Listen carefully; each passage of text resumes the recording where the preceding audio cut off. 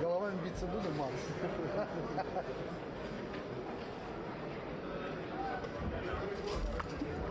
Макс. Вот так.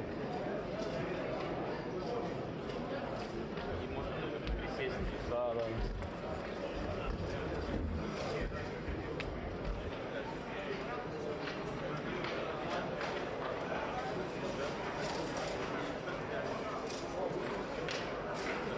Спасибо.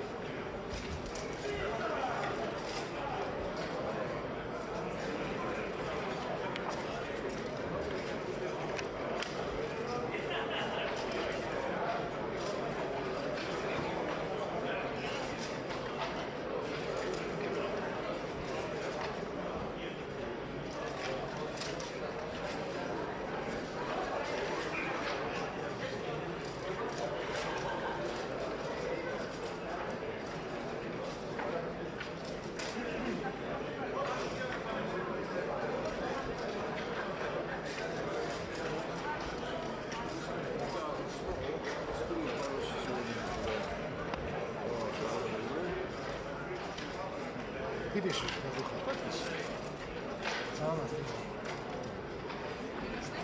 Опыта больше. Я не знаю, это не нужны таблички? Нет.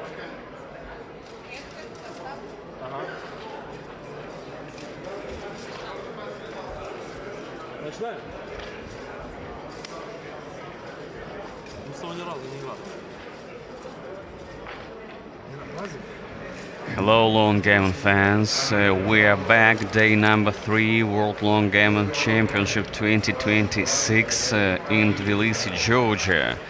So we have a great matchup between two Russian players, Misa Gevorkyan and Max Oleshenko. So actually I would like to provide you with some of personal information about these two great Longgammon players.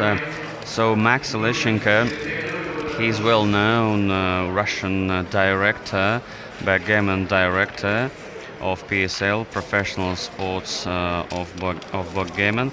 So actually he is running a lot of great tournaments in Russia, especially high rollers.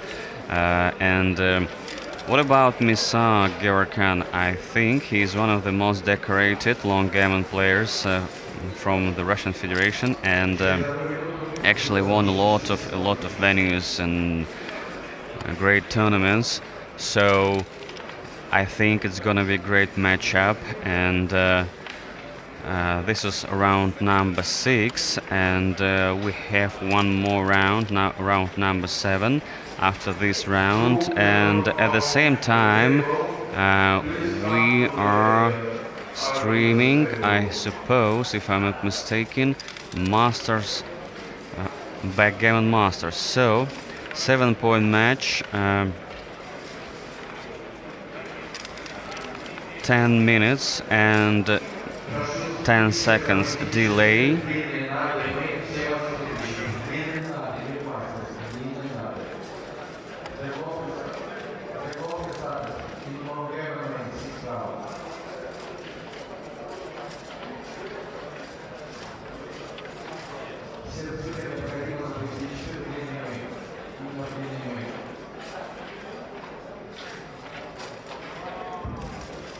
Good morning, folks. We are starting a new day in our championship.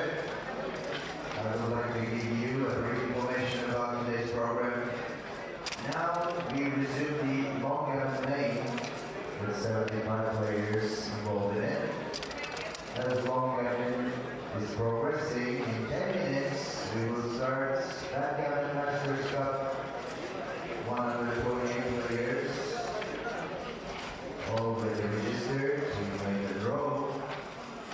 We can check our table numbers of the information system.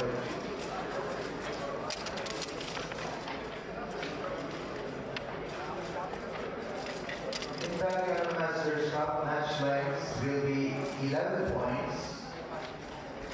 Clock settings are 22 minutes. Time and 10 seconds. So we're back. Our plan is passing 2 rounds of Masters. So we have a question from the audience. Why do they only stream Longgammon? Actually, I will try to answer. So actually this is the first World Longgammon Championship 2026, and that's why a lot of Longgammon events are being streamed right now.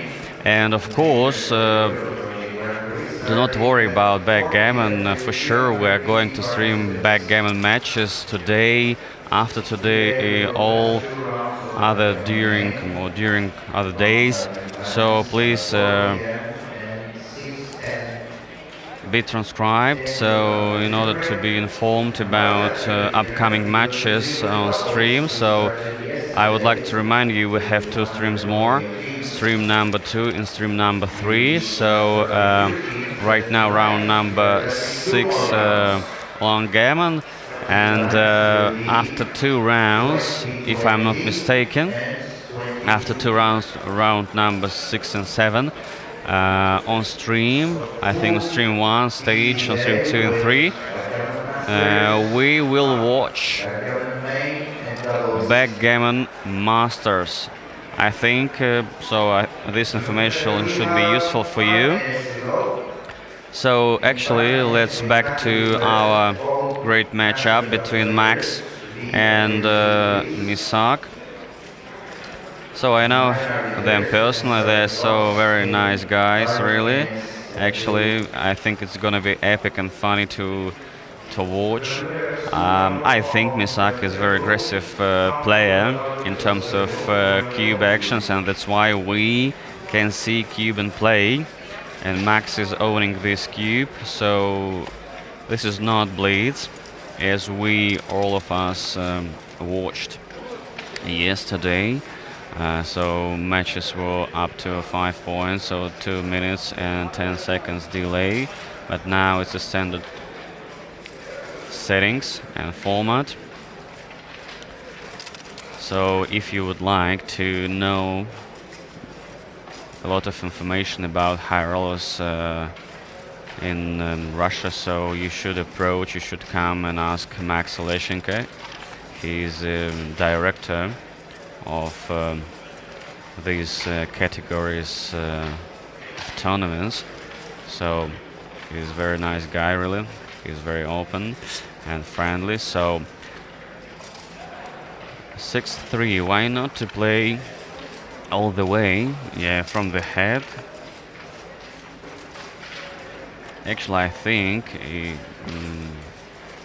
it seems to me Max is a little bit ahead in the race because he has only 2 checkers back on 24 point, and now step up by ace, 1 checker less on 24 point, and Misak making the 5.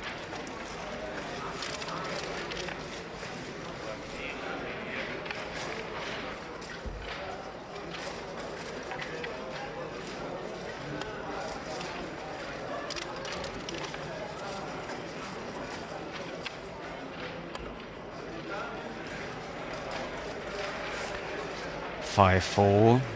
What about this play by Misak? The same rule by Max. I think he's running. Yeah, no need to stay back really, because he's ahead of the race. Actually, this might play.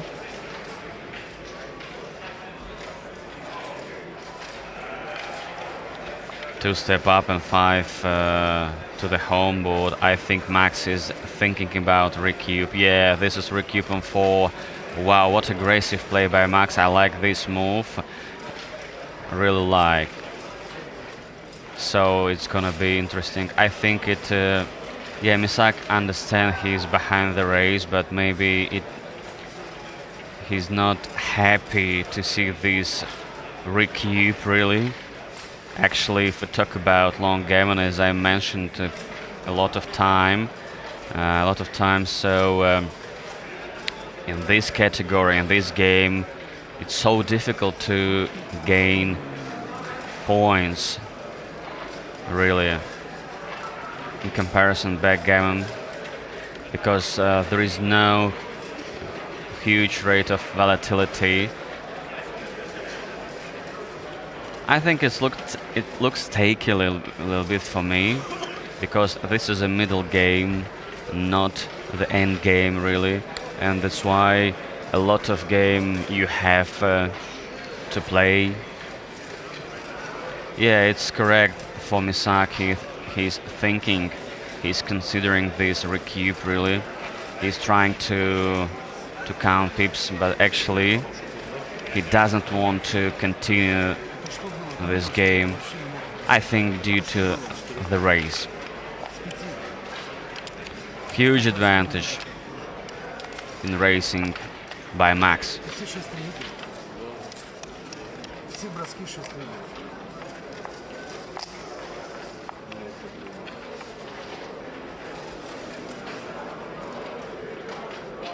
Перед этим броском хотел позвать, по-моему, мало. Сейчас 3 там Game number 2, 2-0. 5 away, 7 away. 1 minute to start. 1 set start. 5 all the way. Double 5, nice roll. Aggressive one. Making 2 points in front of opponent's head. Aces and 3s blocked. So 2-1. You can step up, but actually why not to play from the head and ace step up. This is my play. 4 down from the head and 2 step up, making the mid. So in the opening, almost all moves are forced.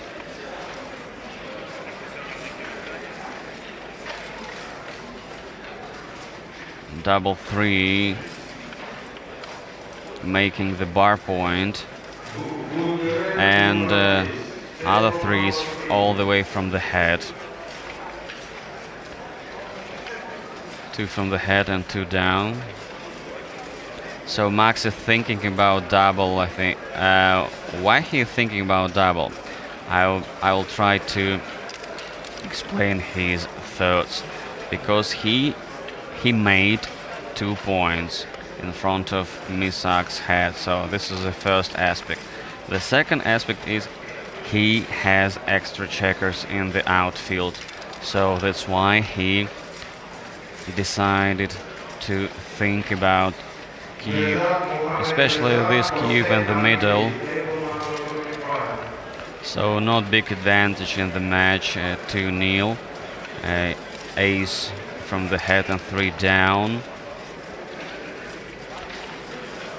Aces by Max, not good, really blocked from the head, so I think there is no potential for cube by Misak. Maybe a little bit in future if Max rolls something awkward or something bad, aces or deuce. 6-1. Yeah, making the bar point and 6.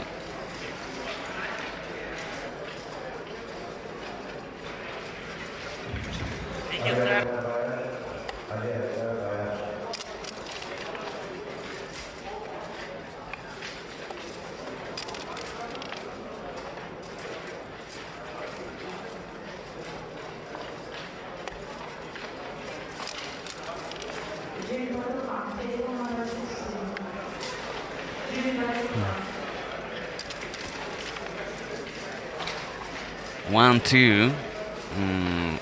The same not good roll by Max. Aces and twos blocked.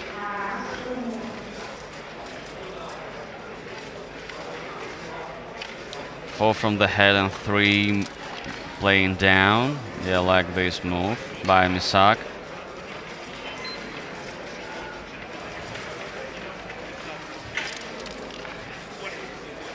Double four.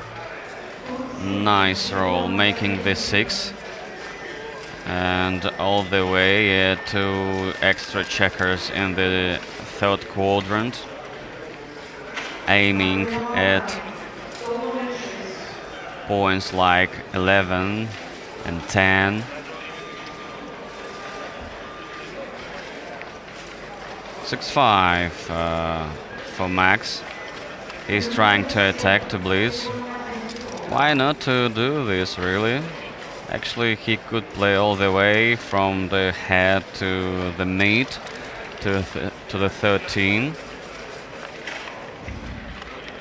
Now all the way making the 15, and Max is trying to make all points in the outfield, leaving only the 6, only the bar point.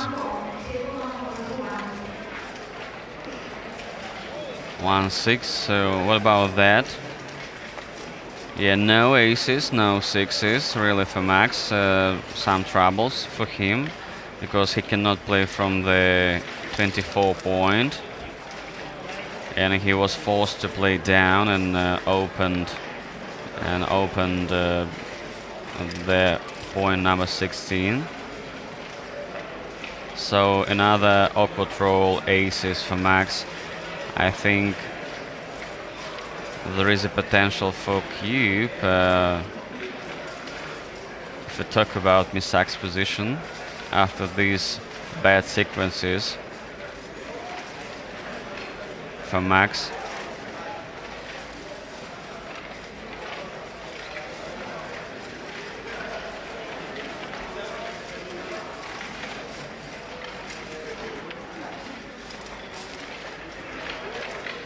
Yeah, he was forced to play.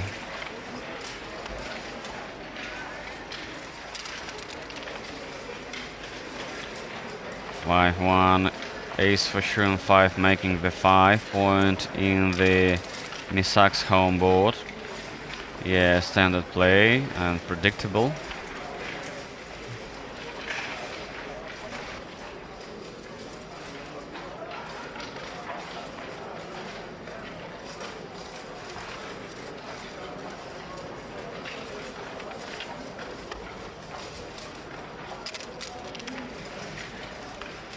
One four, I think all the way, making the 19. Or he can step up from the 23 to 22 point.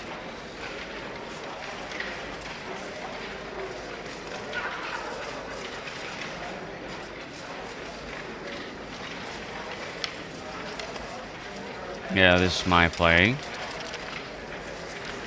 Box is a nice roll, actually at the same time not good, because he cannot play from the head and he was forced to open another important point in the fourth quadrant.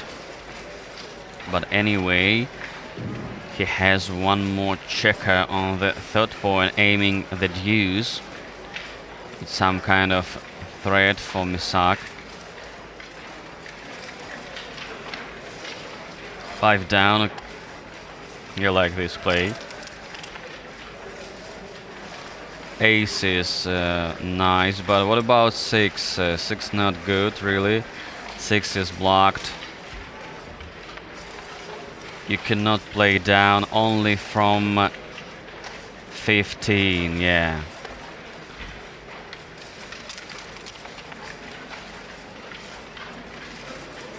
Five two, not good roll for Misak. He cannot make one more point in his inner board right now, especially from the 11.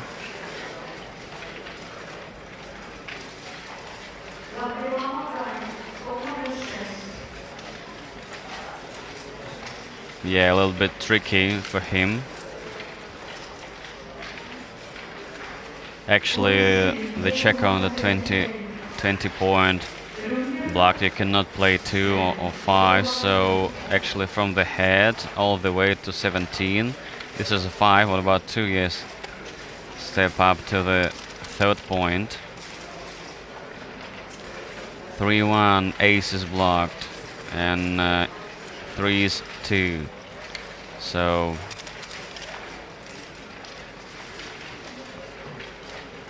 3-2, not a big number for Misak. I think he's unlucky a little bit in terms of sequences of rolls.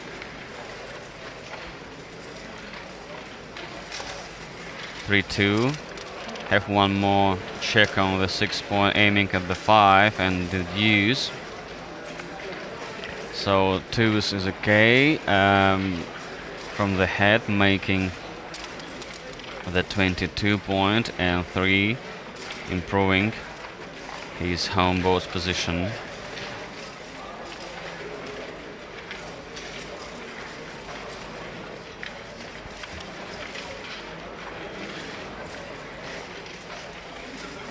Five, 4. You cannot play from 20. Yeah, you should open. Or you have to open 16. Double 5, nice roll for running, but actually he couldn't play all 5s. Only he had 2 5s to play. 1, 2. Trying to step up from the rear. 6-2, nice roll all the way from the 18. Yeah, why not to play from 18? Actually, I do not see other options to play, really. Aces, awkward roll by Misak. So right now Max is thinking about double, or it seems to me he's thinking.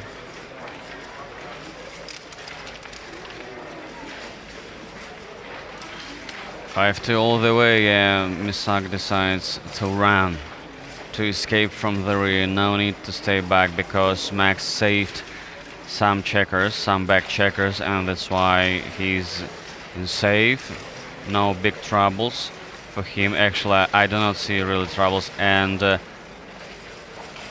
this score, Max is thinking to double. Yeah, nice cube, especially when you play against a pretty solid player like Misak is. I think he's one of the most decorated Longgammon players, in my humble opinion.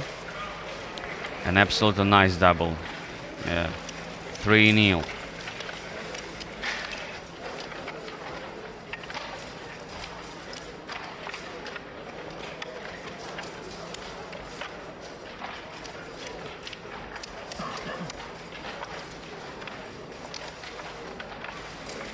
I think Misaka is going to take a pause, to take a break. Alright, so 5 minutes break for Misaka. I would like to remind you that each player has a right to take 5 minutes break. Alright, so break, we will come back soon.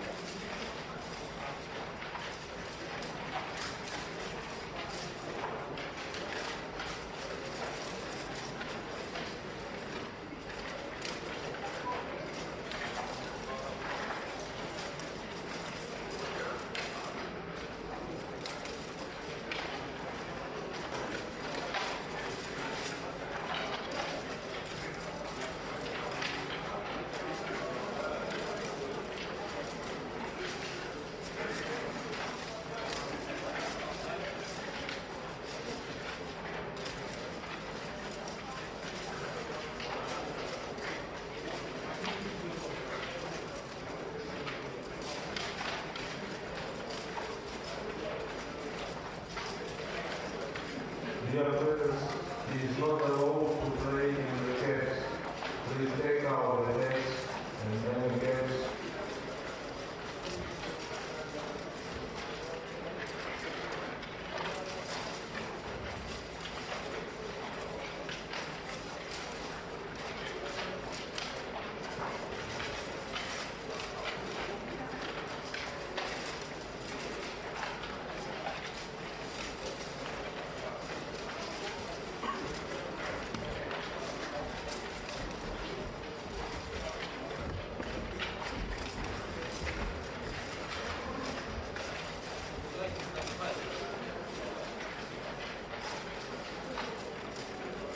Поехали, Макс.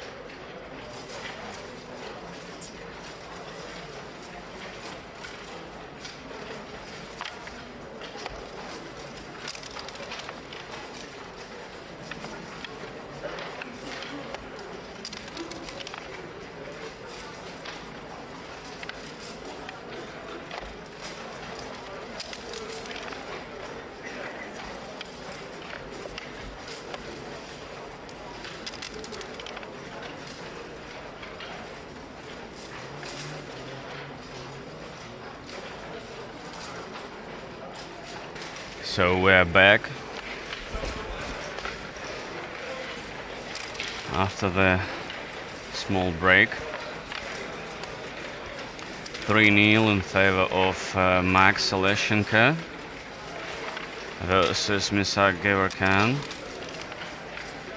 6-4 all the way. A lot of, not a lot, 3 checkers on the 18 point. A little bit stacked. I think it's time to unstack. Yeah. 6 down and ace from the head. No, double 2's not good for Max because 2's blocked. His position is being crunched right now, and I think Misak is trying to play on gammon. Yeah, making the first point on his home board. Making the 4 point, one of the best points in terms of bearing off in Longgammon. If you have opportunity, you always should try to make the 4 point, not 5, not 6, because it would be much easier to bear off in the end game. So 5 nice for sure from the head, from 24 and 4 down, aiming at another point. Point number 4, 3. Ace 2 not good for Misak. For 1 aiming, yeah, why not to make the 4 point? Actually, I think he wants to play safe. Double 4 not good. Actually, he cannot play from the head and stack the 24 point.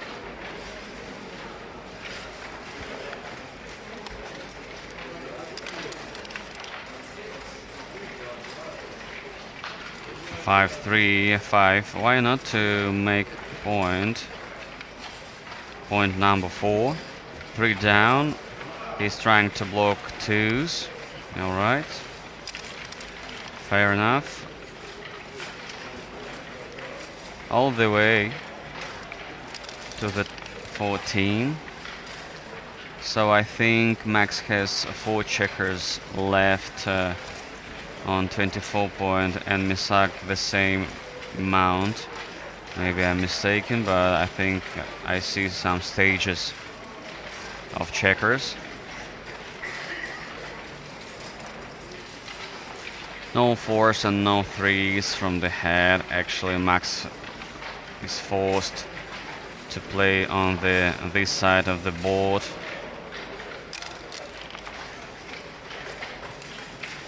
The same row for Misak it was on the previous turn. So 4 have 1 more checker on the 4 point and 6 from the head. 2-3 not good roll. Only 5s, only 6s needed for Max to escape from the rear. Actually cube still in the middle. At this score I think Misaki should play more aggressively because his chances not so high in terms of match equity table. Yeah, making the deuce and making the mate. Lovely one.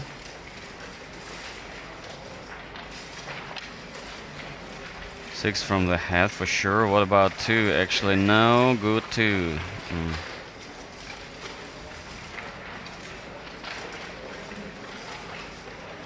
No need to open. Maybe step up to the mate. Actually, why not to play from the 11 to 9? Ace is a bad roll for sure. 1, 2, 3, 4. Yeah, was forced. 4-2.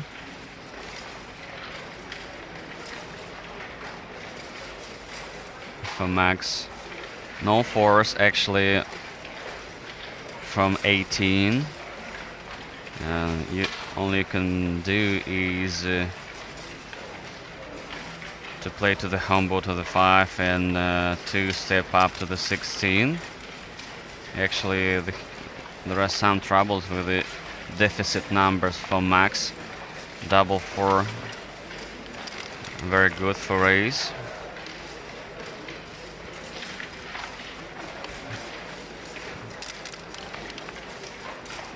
Double 5 all the way. Yeah, nice roll. I think it's time to think about cube for Misak, really, especially this score. Yeah, right now he's thinking about double. Why not to double, really? Actually, no need to be afraid of something really bad because you're behind in the match. So I think cube potential was very nice, was higher.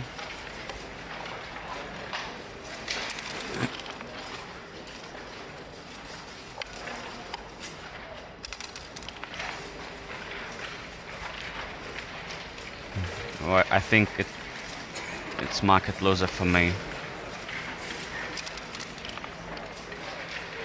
So look at the Misak's home board, 6 checkers and versus 3 checkers. Right now Max has 2 checkers more on the 5 point. Yeah, nice roll, double 3.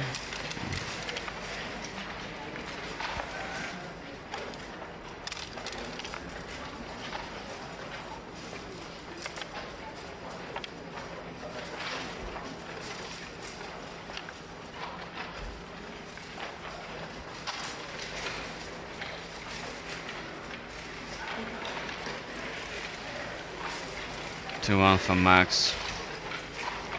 Now Misaka thinking about double. It looks like a market loser for me, really.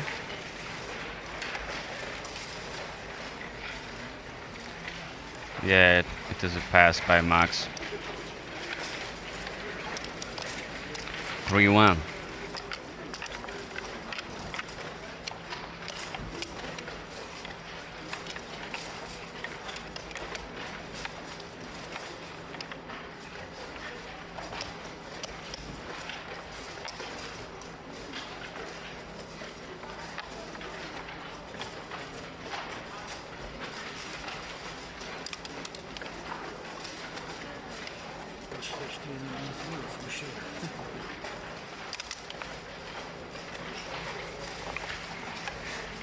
Another game, 5-3 opening for Misak.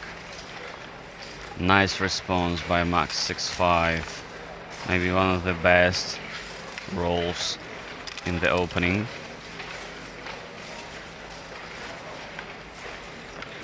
Two down, 4 from the head.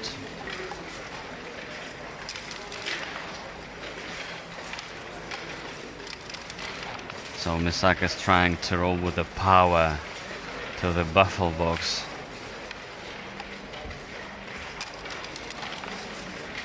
Hoping for something nice, hoping for some jokers.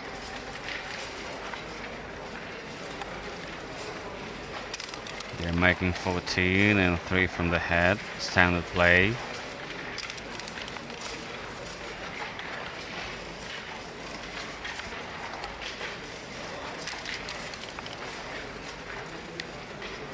All the way, making the barrier. Nice. I like this variation of the play.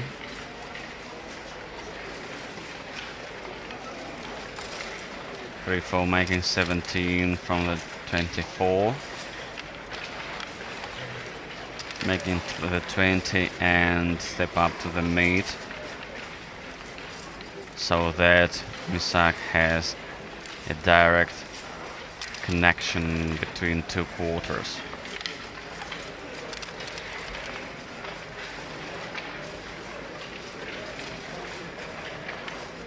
Double 3 nice. One checker down and one checker on the 18 point. So Max has a lot of extra checkers in the third quadrant to play. Now he has one more checker on the 11, aiming at the 5.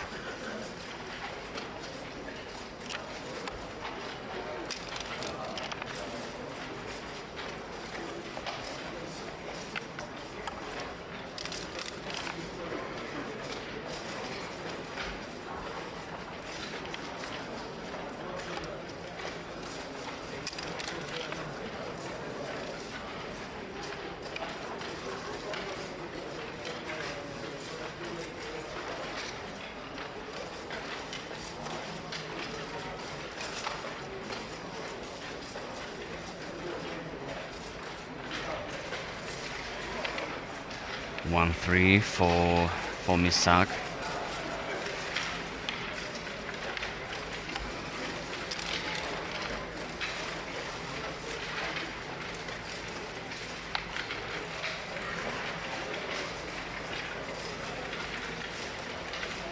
Double 2. Yes, step up to the 14 and 15. He cannot play from 20, or sorry, 21 or 22, because these twos are blocked by white's checker.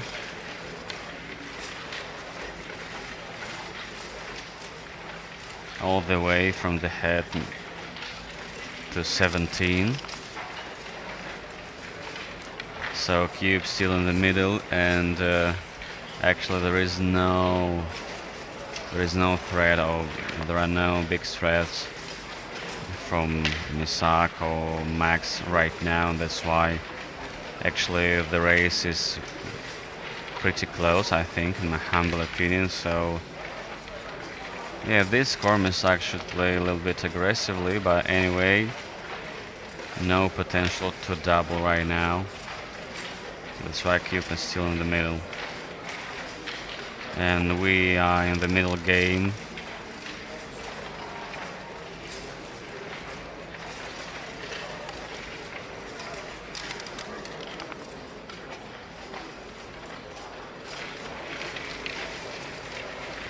6-5 for Misak, I think, all the way to have one more checker in the outfield and have direct connection with 5s, 6s.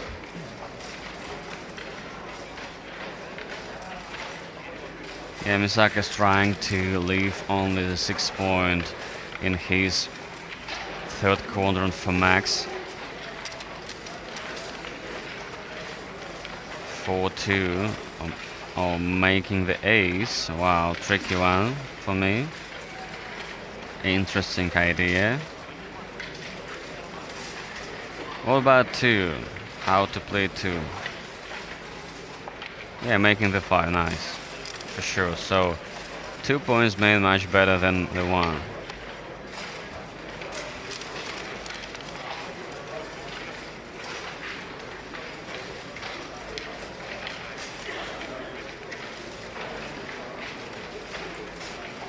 Six, 4.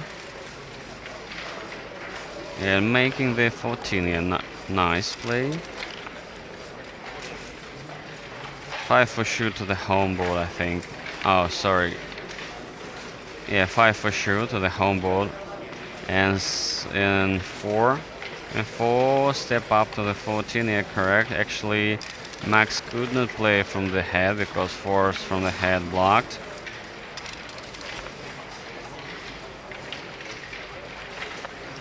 Four, sorry, 6, and what about 4? 4 down, yeah, 4 down all the way from 21.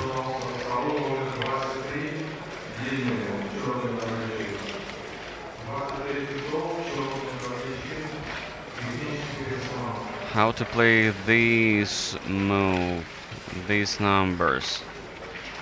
6 down and ace to step up to 20.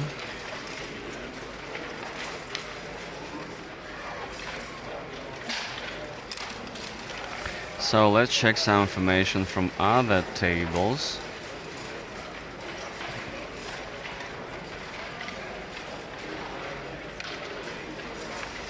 So stream number 2, Livan Gilavian versus Artur Muradan. 2-5 in favor of Livan.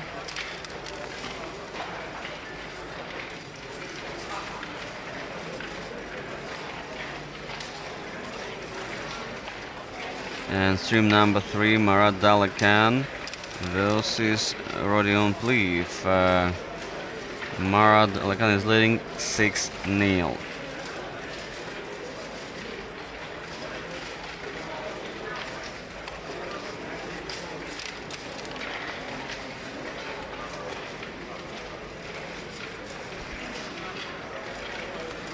(4-2) for Misak. All the way, no need to stay back really.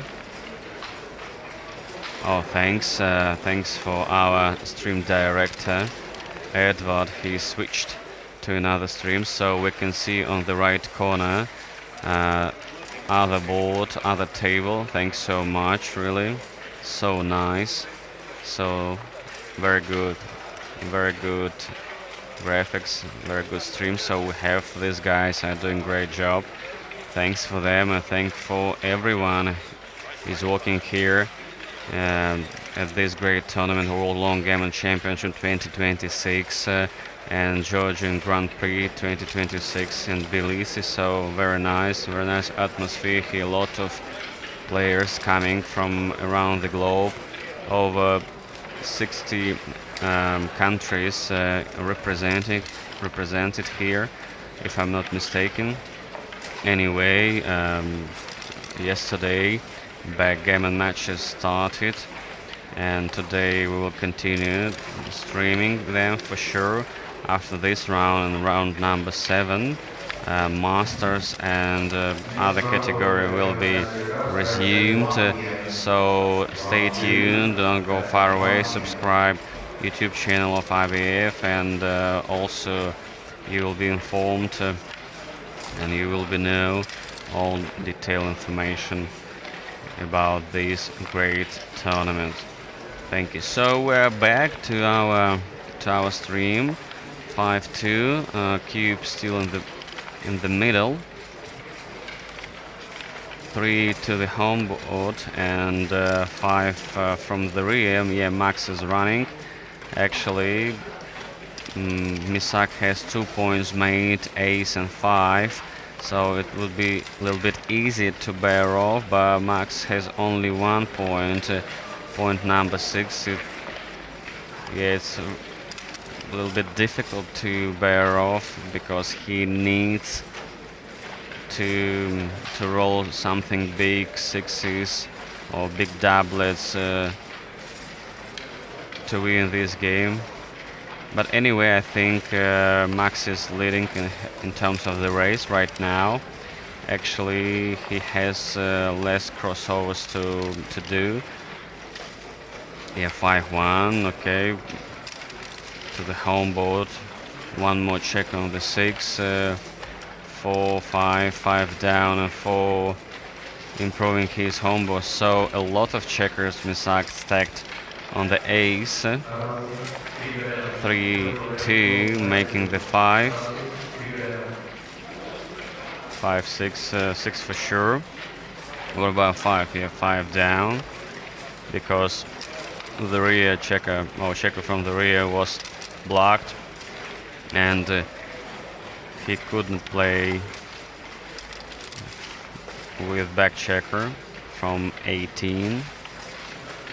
4 for sure. What about 2?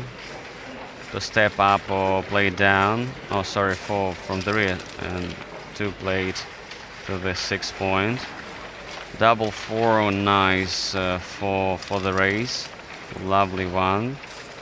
6-1. He cannot play to the home board right now. At this turn, 5-3, 5 to the home and 3 to the ace. Yeah, 2 checkers on 6 point. So Misak has 10 crossovers right now, 9. Max 4. 5-3 effective bearing by Max. Double 3. 1, 2, 3, 4. Oh, double 6, but actually 1, 6 others blocked. And actually Max is not happy about this really, because very nice roll in terms of racing. Double 2, 1, 2, and unstacking the 6, nice. I think it's kind of joker by Max.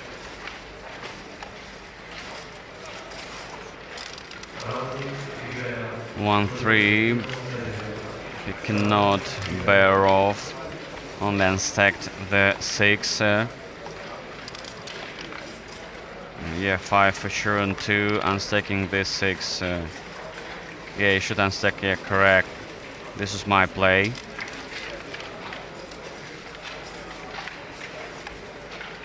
Three, 2 down from the rear. So 2 off, yeah, 2 off from the 4. Correct. To the home board, I'm making the 4. So 3 checkers off, if I'm not mistaken. 4 off, and 1 from the 6. 6, 5 to the deuce. 6, very nice for Max, and unstaking the 6. So Misak is trying to count how many checkers off. So 5. Yeah. Actually no vestiges for Misak, I think. Double 3, nice roll. Nice. It's kind of a joker really. Oh, double 6 boxes. That was brutal really. Another double 3s. Wow. Actually Misak is thinking about double. I think it's a little bit too early. What about now? 5-6. Another great shot by Max. Wow. So 4 checkers left. 4. 5-2 to all for sure. 1-5. So how many checkers left for? Yeah, 3 checkers left for Misak and 2. Wow. What a sequences we saw. So yeah, double pass for sure. Big numbers by Max, really. Good rolls.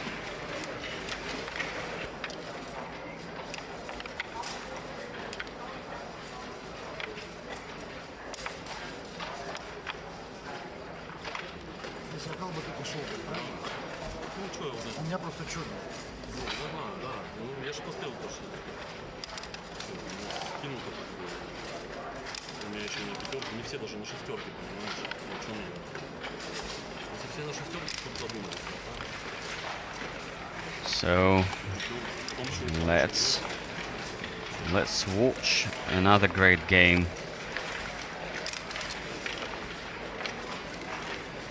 The opening.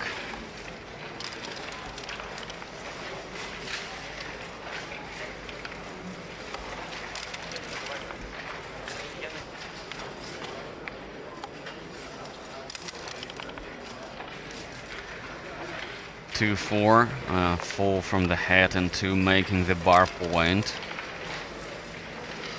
The 7. 4 from the head, 5 down. Pretty standard play. Yeah, all the way making the 16. 3 down, 2 from the head.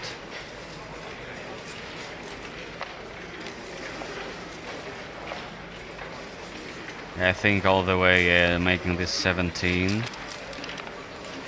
There was another option, 6 from the head, making the bar point and 1 step up to the 15. But I think Max is trying right now to make other points in the 3rd quadrant, leaving only the 6 for Misak.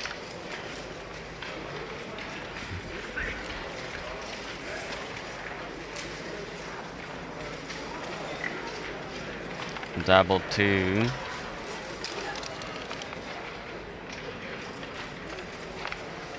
Yeah, 6 from the head for sure, and 8 step up to the 20.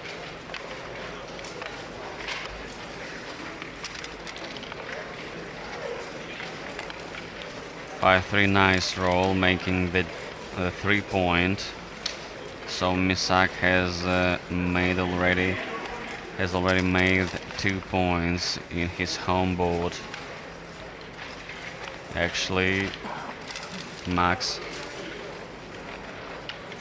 did not make. Right now he has the 5. So at this score, Misak should play much more aggressively, really. If he sees some advantage or tiny advantage. So doubling cube should be turned immediately.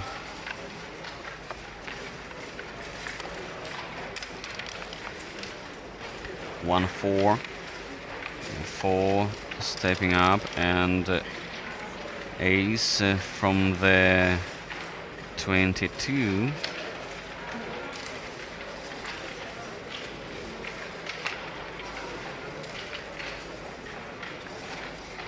You're making the 3. What about ace? You can step up to the bar point or the 21. I think these 2 plays are equal.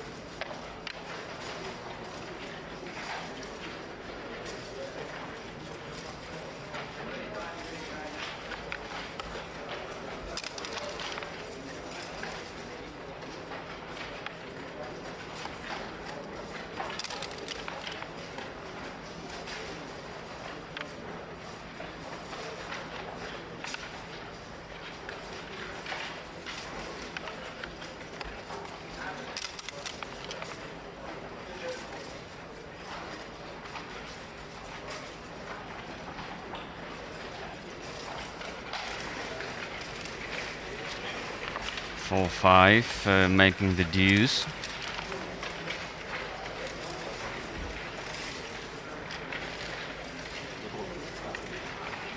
Nice response by Max, double 3.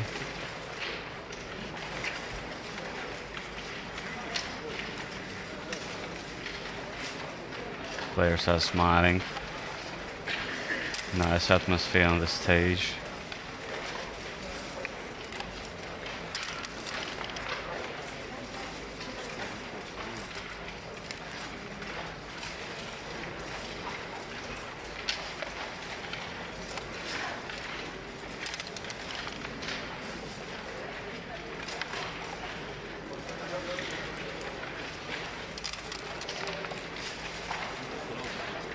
Three, 6 for sure to the 5, and 3 step up to 16, aiming at 11, so that you have a direct connection between two quadrants.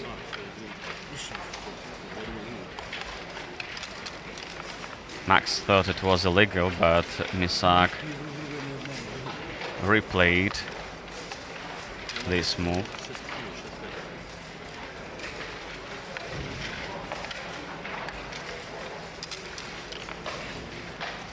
For 2, I think from the rear.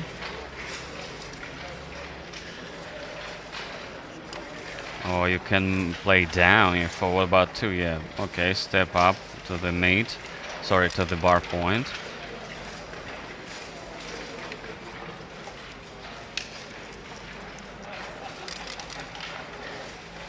Six nice for sure, and 4. I think it's kind of pretty good roll by Max. Double 5, 1, 2, and 3, 4. Yeah, from the rear. I think you should not stay back really. Just try to escape. One more checker from the rear, I think. This is my play. I wouldn't stay back really. Okay.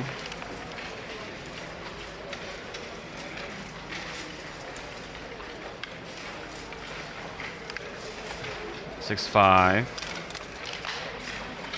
Misak runs from the rear from 24 point. 1, 4, 4 for sure to the 6 and 2 down. Oh, sorry, ace down. 3, 2, 2, unstacking the 5 and 3 from the rear.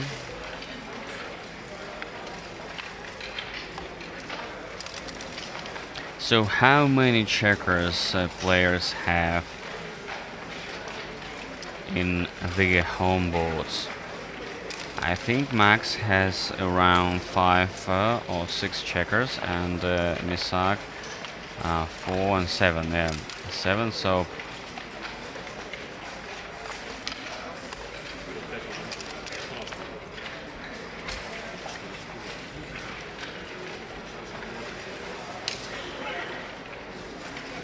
three, 5. All the way from the rear. Yeah, I like this play.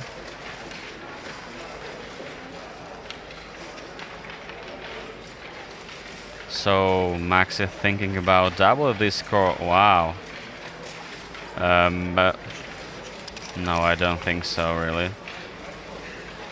I think it's not a good idea to double this position, especially this score,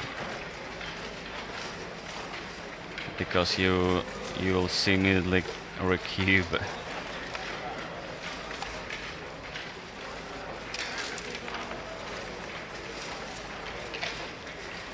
5, 3 all the way from the 14.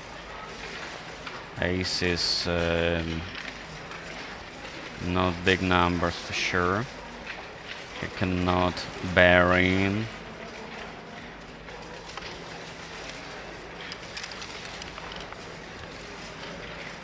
Yeah, and stacking the 6. So what about now? Not good roll. Another bad sequence for Max. And second the 6, so improving the home board.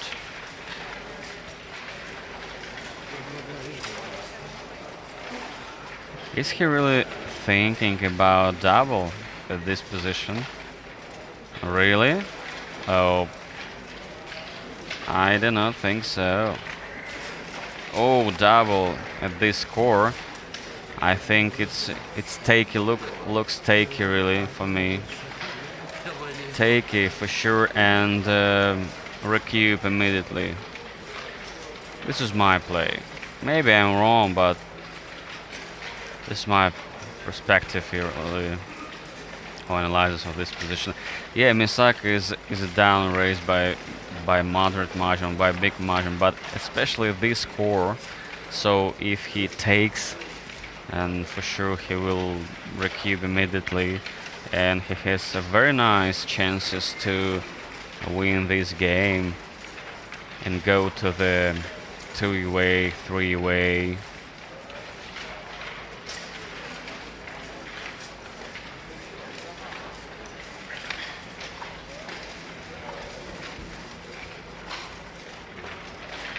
Yeah, tricky one. A little bit dangerous for Max, I think.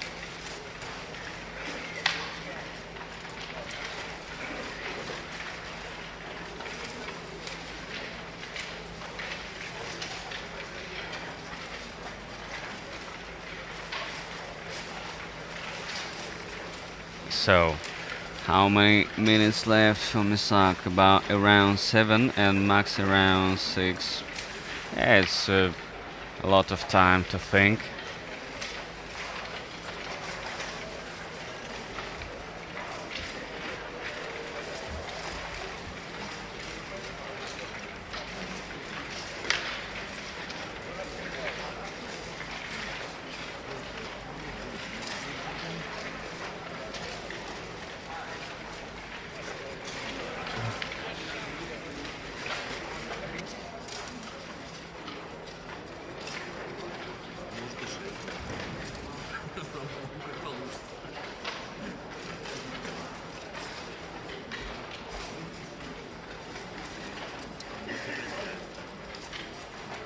Отстаю здорово. So, Я не стал ждать. Да, один бросок. players are talking about this cube, I think, and the potential recoup. 3-3 проходит, 4-4 проходит, ладно. 4-4 не играет, это не играет, 1-4. Yeah, difficult decision for Misak, obviously. Смотря, сколько сможешь держать.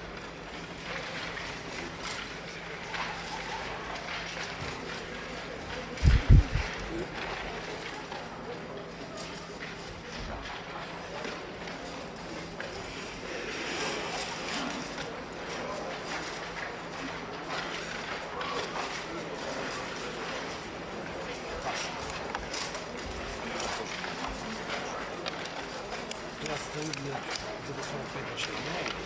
So, Misak passes.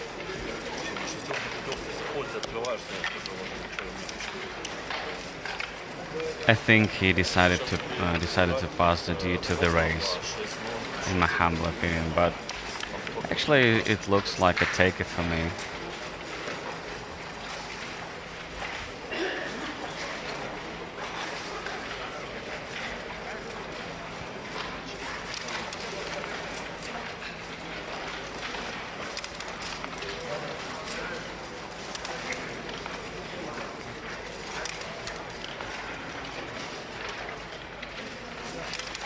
Five, 1, 2 away, 6 away.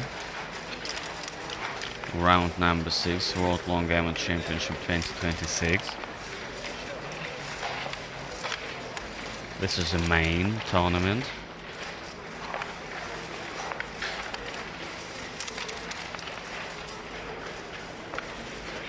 Three down, 6 from the head.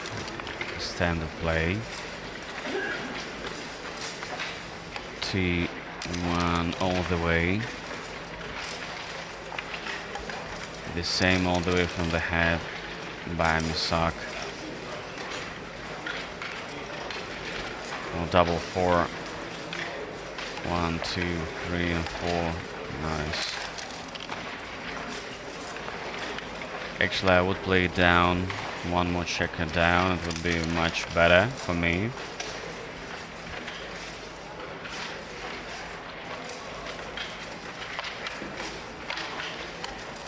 Yeah, 3 to the mid and 6 from the head. Step up to the 14. Aiming at 11 and 10.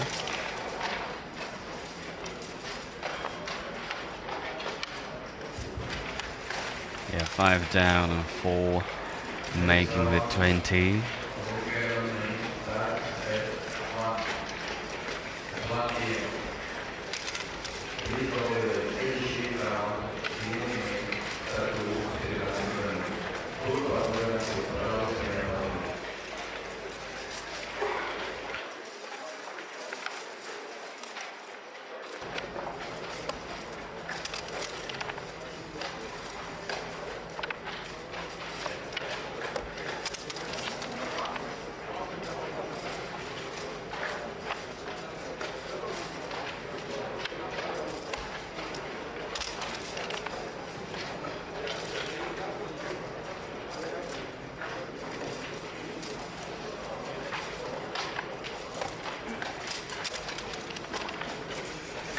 So guys, we have some information about other results.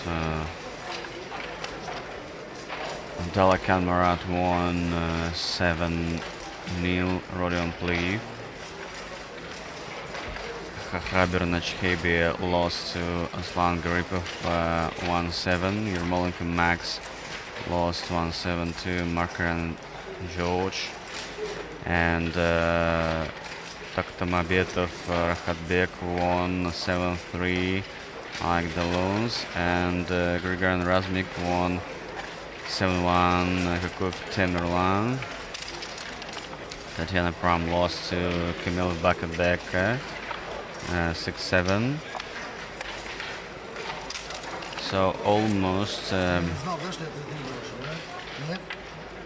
50% of tables finished.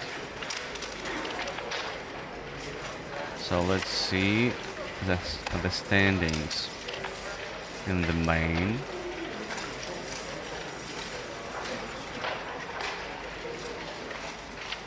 So Mara Dalakan 6 wins, no losses right now.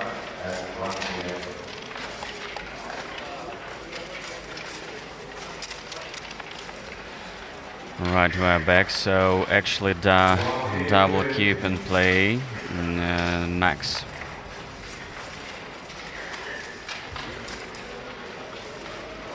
Max is going to win this game and the entire match if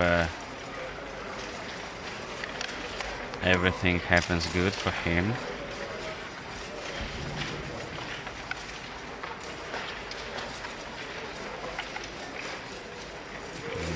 Making the bar point 6.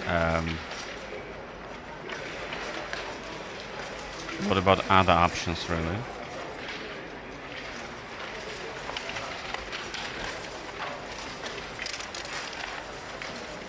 T1 all the way from the head from 24 points.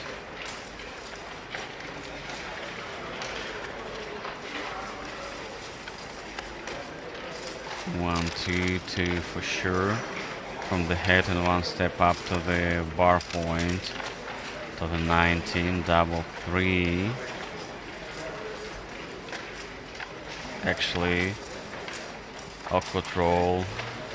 Max position is being crunched right now. Really not good.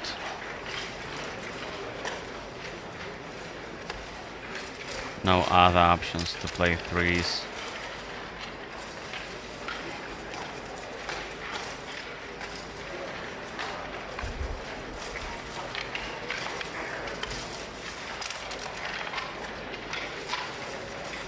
5-4-5, nice, lovely one, making the mid. What about 4?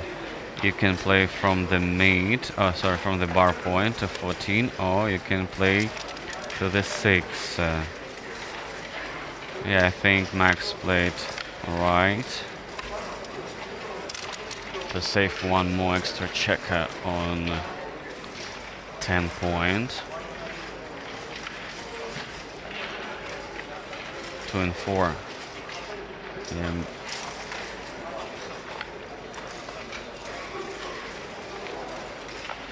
Yeah, all the way, yeah, correct. No need to stay back because you have a lot of spares in 20 and 19, so you should unstack these points. Your task is not to lose the gammon at this score, so that you should try to save the gammon, and if your strategy goes well, so why not to think about the win in this game?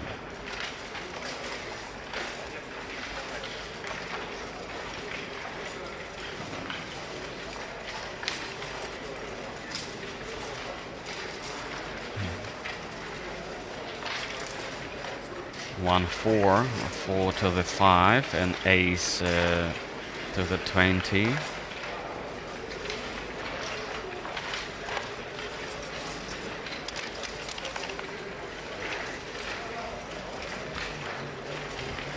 Four, 6, nice roll all the way from the 19. Yeah, this is my play. 3-2, you cannot play from the rear, yeah, only play down. 5 for sure, and ace. So I think max position stabilized a little bit.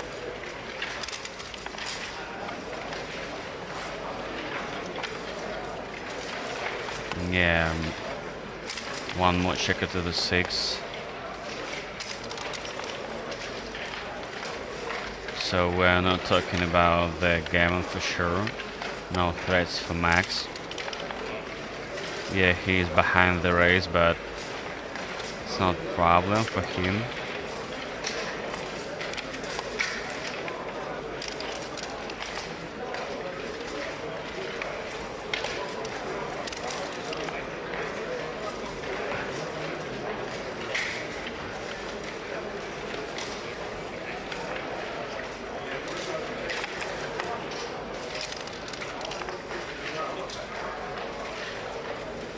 Five, 4, 2 checkers go to the home board to the 5 and the 4 points. 4-3 for Max all the way from the mid to the 6 point. 6-5, nice response from Misak. Yeah, no need to stay back really, just raise.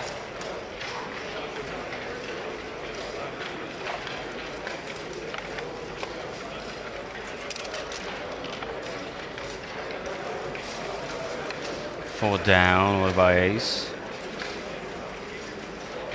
You can step up to the mid, correct. 5 for sure from the 24 and 3 down. You have to run. Ace is not good for Misak in terms of racing. 6-4, nice, yeah. Just run from the rear.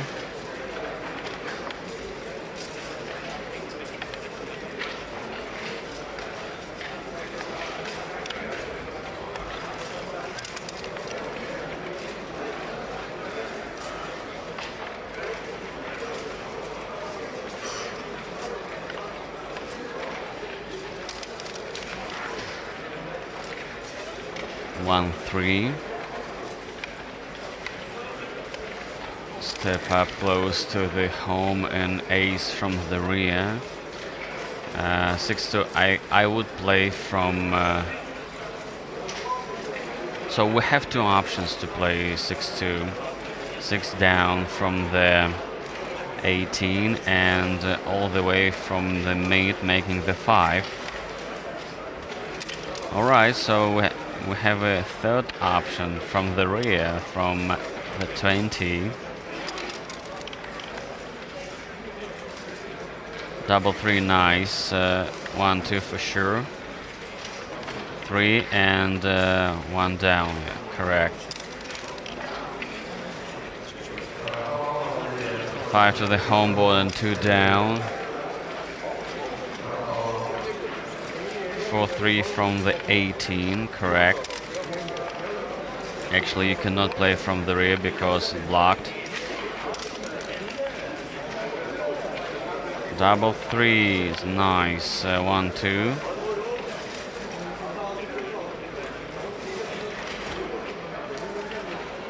I would play from the 14 because you have to open something. You have to open a point, mid or 14. So, what point? Yeah, 14, correct. This is my play.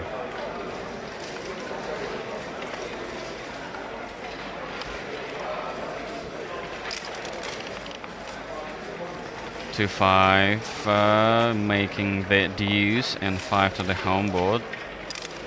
Predictable. 4-2. Yeah. Both checkers to the 6. So aces and 6s, or 1-5. 1 for sure, and 4 down. Alright, so Misaka is going to make the ace. Oh, but anyway, Max needs 6s or 2, 2 nice. 2 is okay, and on second the 6, yeah, correct. So atmosphere is going to tense a little bit. 2 for sure from the rear and 3 to the home board. So it's gonna be interesting. So the end game technique in action. 4 down, and actually I would unstack 6, yeah, correct play. It looks more balanced for Max. Oh, double 6, 1, 2, 3, and 4 off, nice. So actually Max is going to win this game and the entire match, and advancing to the round number 7. 6, amazing. What about 2? Actually I would unstack, correct. Oh, 3s. Amazing roll by Misaka.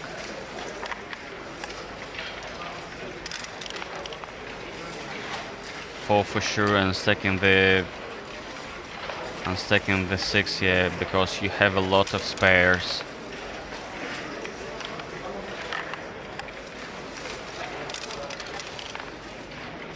Double 2s, 2 off from the 4. Oh, double 4 is nice, but actually wastages for Misaka. 6 nice, and then stacking the 5. Actually a lot of checkers. 6 checkers on the 6 point. Only doubles, big doubles right now for Max. 5. And stacking the 6. 4. 4-1. He decided not to bear off 2 checkers.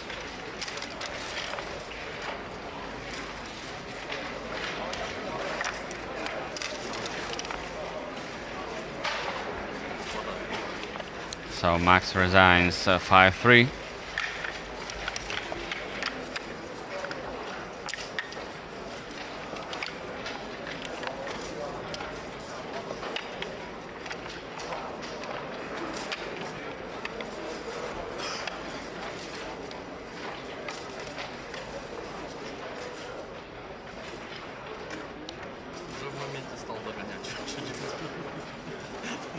сумасшедший скилл. Я думал, это повторение того предыдущих геймов. Сейчас.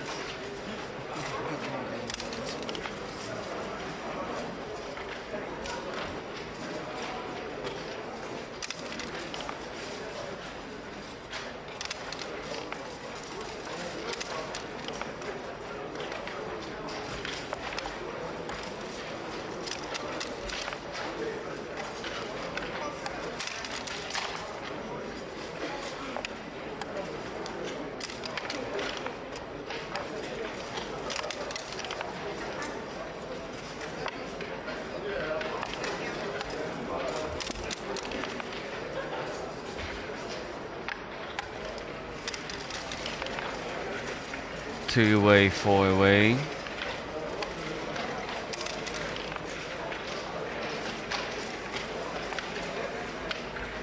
Four from the head, two-step up, making the bar point, blocking the fives.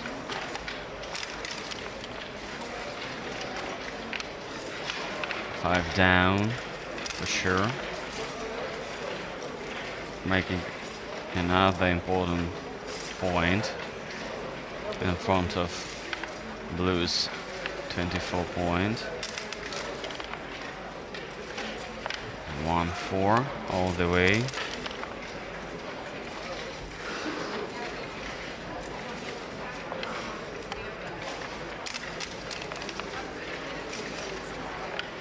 Double two from the 20 all the way, making the 11. Aggressive play, so at this score Misak should play aggressively, no doubt. Not only checker play, but and cube action too.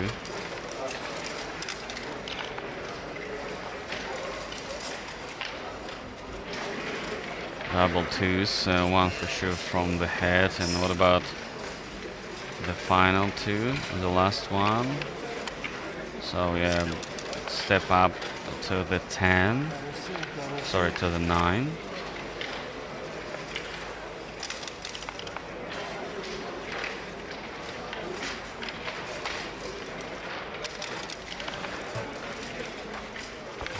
All the way to the 17.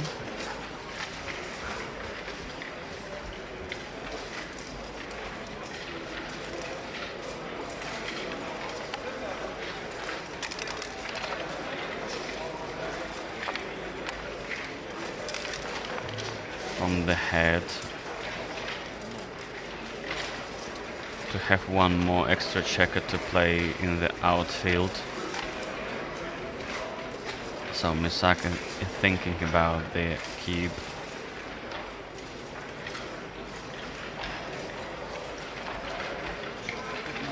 Yeah, this is a double. Yeah, tough decision for Max. Actually, I do not see gammon potential and no threats in this aspect of the game. Yeah, Misak has made 3 points in the second quadrant and has 3 extra checkers to play in the outfield. So I think it's stake here.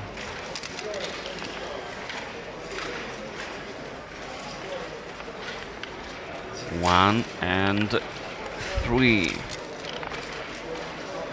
3 down. 6-3, 6 for sure. You have to play from the head in order to have one more extra checker to play in the outfield on your side of the board. 5-1.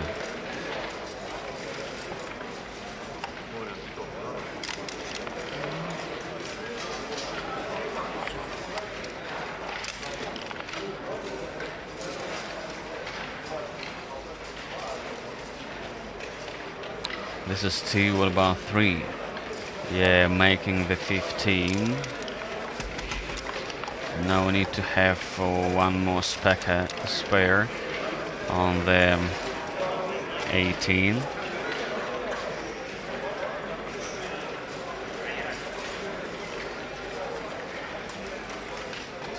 So this game can be the final, the last one of this match, or we will go to the DNP. So we can see a lot of players in the playing room. So most of them are backgammon players, because right now the Masters resumed. The first round, I think 11-point match in the Masters Cup. So actually I see very famous backgammon players. So a little bit noisy right now in the hall. It's ordinary when a lot of players, several hundred players, play right now at the same time. So nice atmosphere, really. Thanks for warm hospitality and organizing this great tournament, really. So double 6 boxes for Misak, yeah, from the rear all the way all over the board to the 5-4 from 24 for sure, to have one more spare. And the same roll all the way. No need to stay back, really, because you should bring more checkers in the third quadrant to have a direct contact with the second quarter.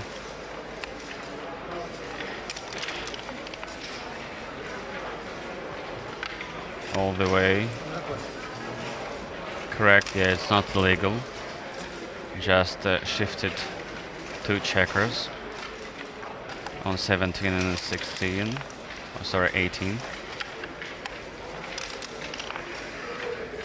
I would like to remind you that after this round we have one more round number 7, Longgammon main, and after the lunch, so backgammon matches will be resumed.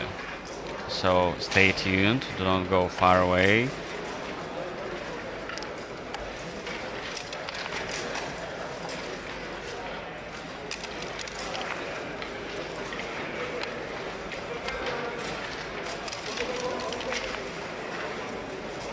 Six, 3, yeah, just run.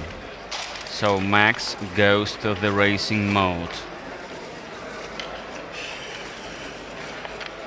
5-3 from the mid. 6 to the home. And 5 from the rear, nice. Oh, double 6 is nice for the race. Mason with us. No, not yet. Actually, after this round in round number 7. So, as I mentioned previously, after this round number 6, we will have one more round, Longgammon main, and after round number 7, we will stream backgammon. Good morning. Good morning from Tbilisi, Georgia. So Mason is one of our viewers.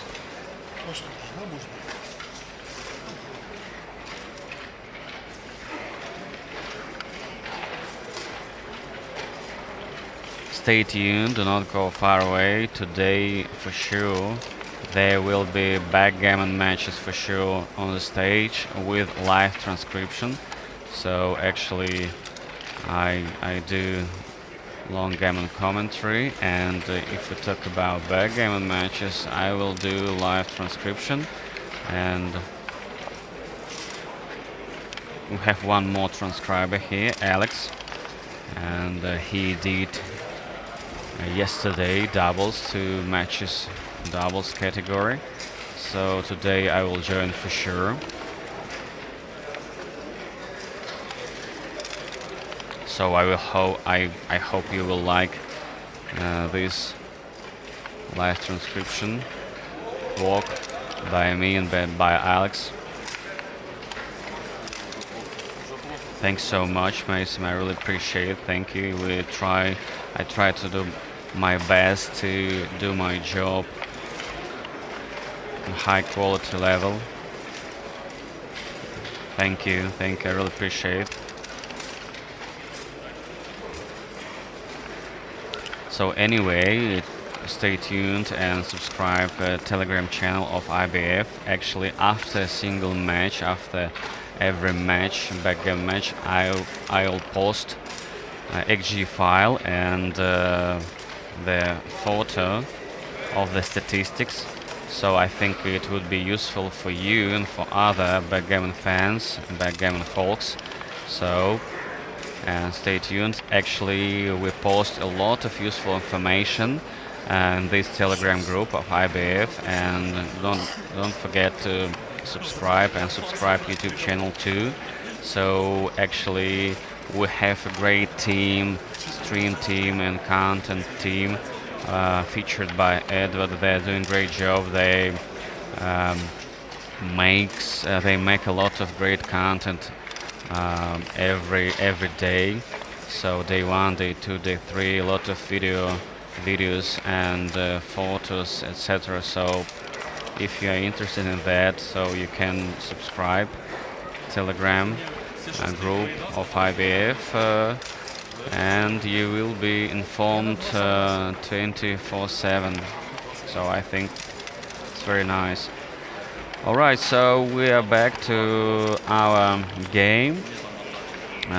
4-3, 4 checkers off by Misak, and double threes. I think we're going to DMP. The score will be 5-5.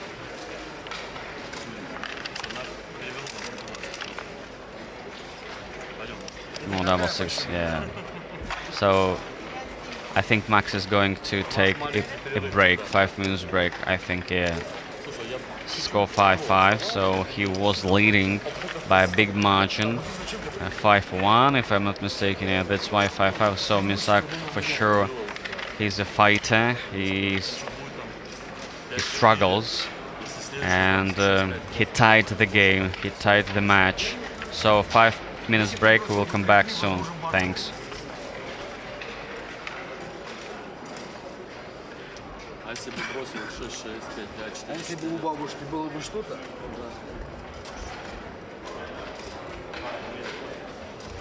Бэчик. по времени проиграю, представляешь?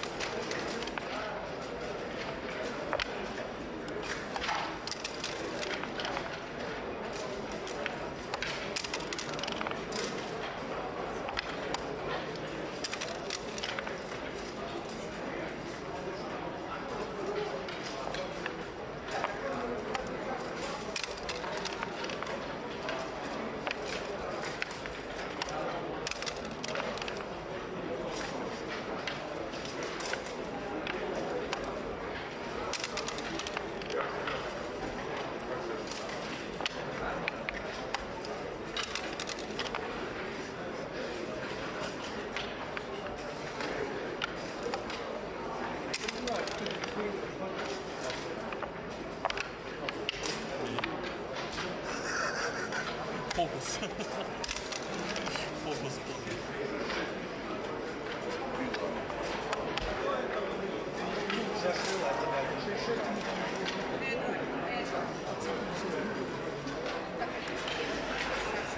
Hello, we're back. So guys, we have an updated information about the next round on stream stage. So actually we're going to stream round number 2 Masters Cup backgammon. So this is updated information for our backgammon fans.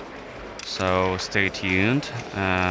Next round starts at 1 p.m. and 20 minutes approximately local time, Tbilisi time. So stay tuned, do not go far away. Backgammon matches will be resumed soon after this match. So we're going to watch this match. So 6-5, 1 away, 2 away, Crawford game. Misak is leading.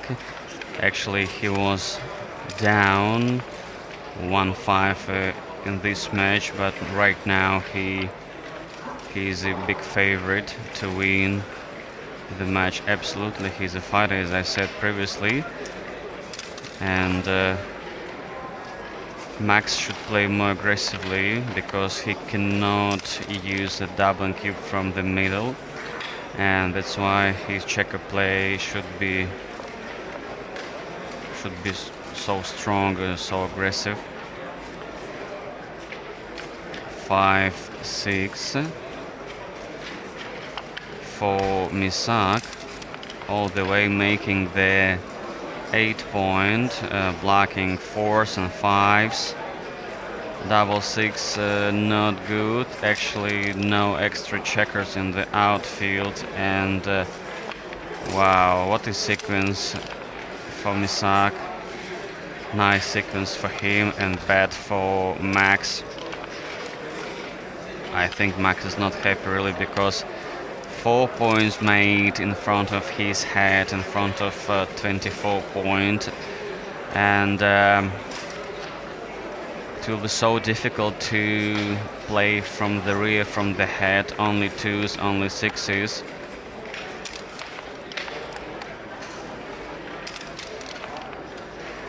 4-2.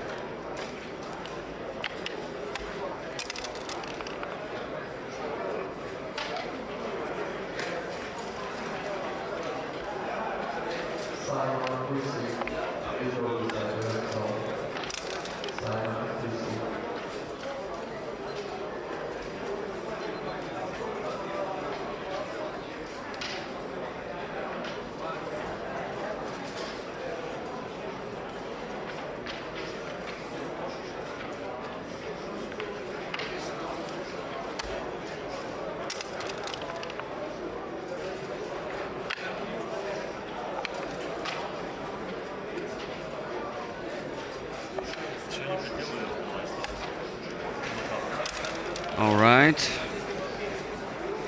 I'm back. 4-3 all the way, making this 17. 3 for sure and 5 making the 3-point, 3 from the head. Actually, a white structure of checker looks very nice, looks more smoothly to play, and of course Max is not happy for sure because he was leading by a big margin, but right now actually he's down, he's behind in the race, so his potential to win this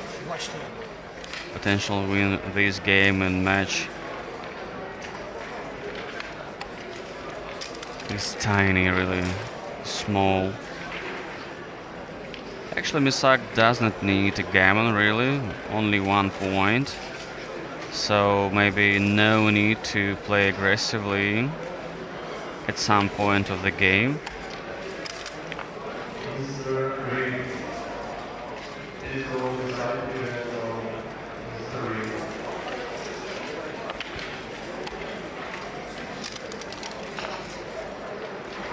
Two, 3.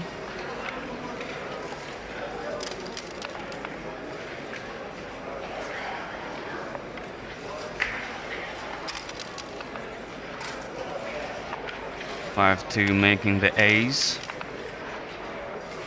So Misak is going to make the 5-point prime or 5-point corner prime between 2 quarters. If you see on the left, in the corner on the left, you will see 3 checkers made, 3 points made, and the 24-point.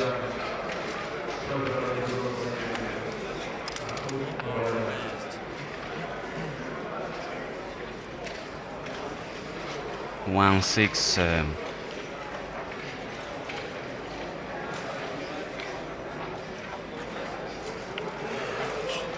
Yeah, 6 for sure from the head, and ace step up to the bar point to the 7.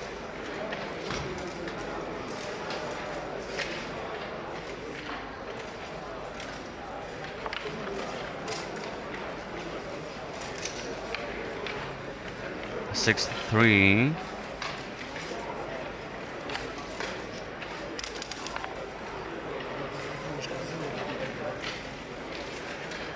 Nice response by Max, 5-6.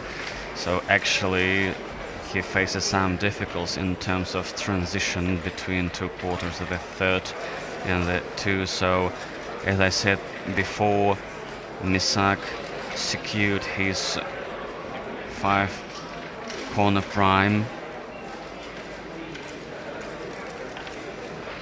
Max needs to play to 17 in weight, only 6s. Actually 4 checkers left, and I think 4 checkers left for Misak too on 24-point.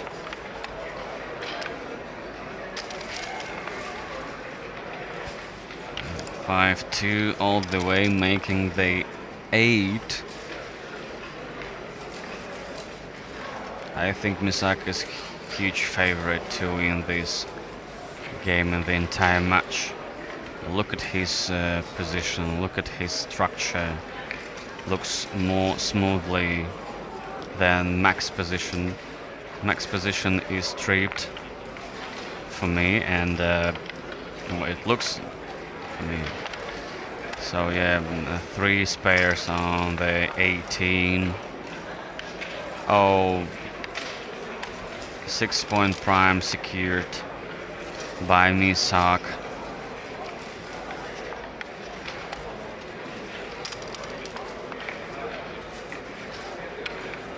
All the way from 17 to have one more extra checker to play. 1-2.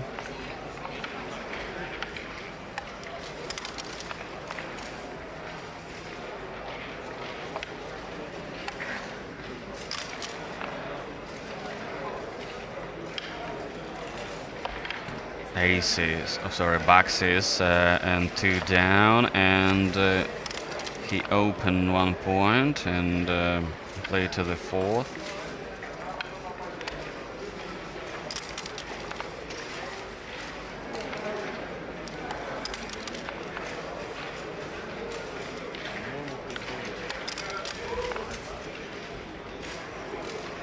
Six-2. Yeah, making another spare on the deuce. Cannot move.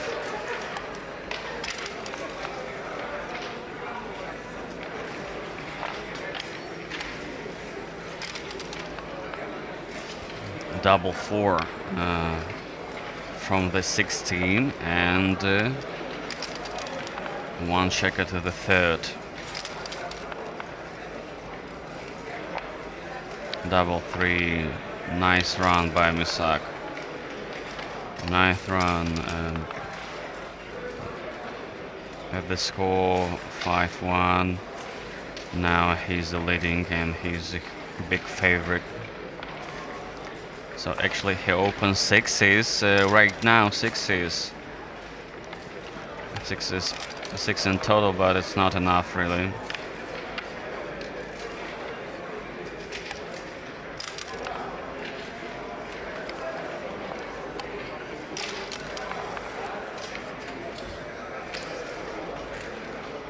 Кино и немцы, Макс. 2-1, Misaka smiling. He cannot escape, he cannot play from 16 or 15. I think 2 down. Yeah, 2 down. This is my play. Alright, so he played from the 16 all the way. Another 6, grade 6. Making the 6 point. Yeah, nice. Double 2, awkward roll, 1, 2, 3, 4, yeah, running. It's time to run. 6 to the home board. Sorry, no, you have to play 2 numbers on the dice.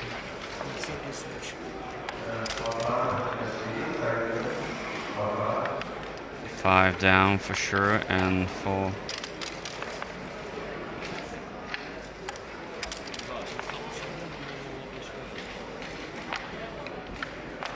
Two checkers to the home board for sure. 6 down and 2 close to the home board, making the 8.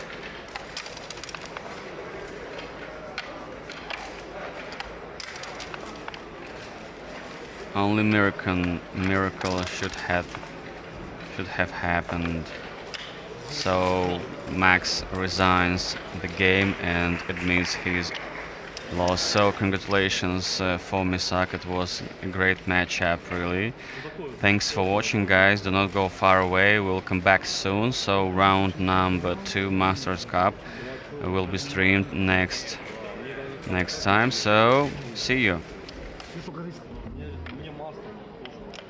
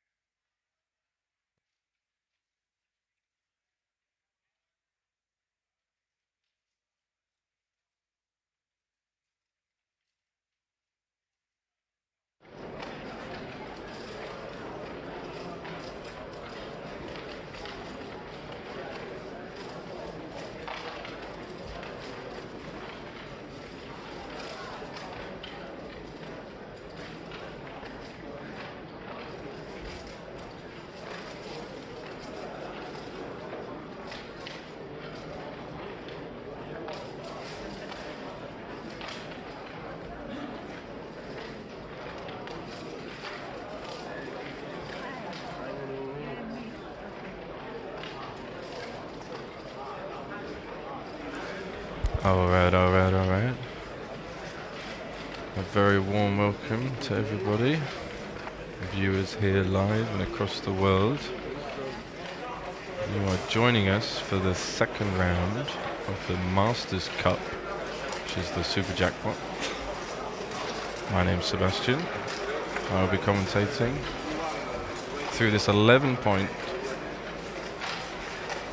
epic confrontation here. We have Akiko Yazawa from Japan, the top of the left of your screen, against Lev Rosenfeld. Yeah, Ivan just confirming legal moves as he'll be transcribing. I believe we're going to have the XG feed pop up on your screen in a second. So hello to everybody. If you're live in the chat, don't be shy, say hello. If you're watching sometime in the future, I hope everything is going well. Backgammon never fails to disappoint with excitement. I'm sure we're going to see lots of action here. Two very well-versed players. Akiko's going to be playing the blue checkers. Lev on the bottom of your screen. He'll be playing the white checkers.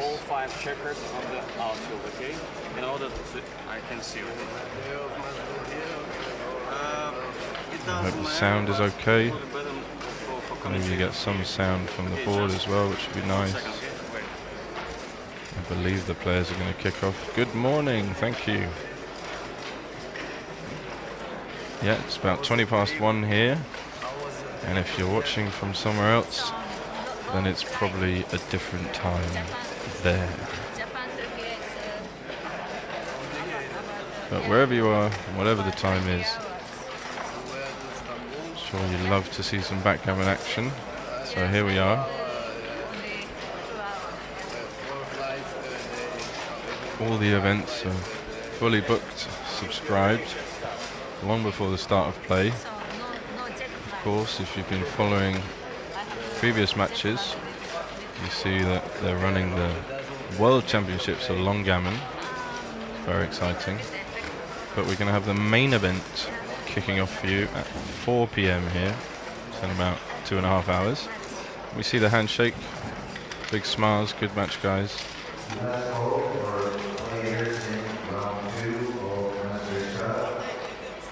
So Lev with the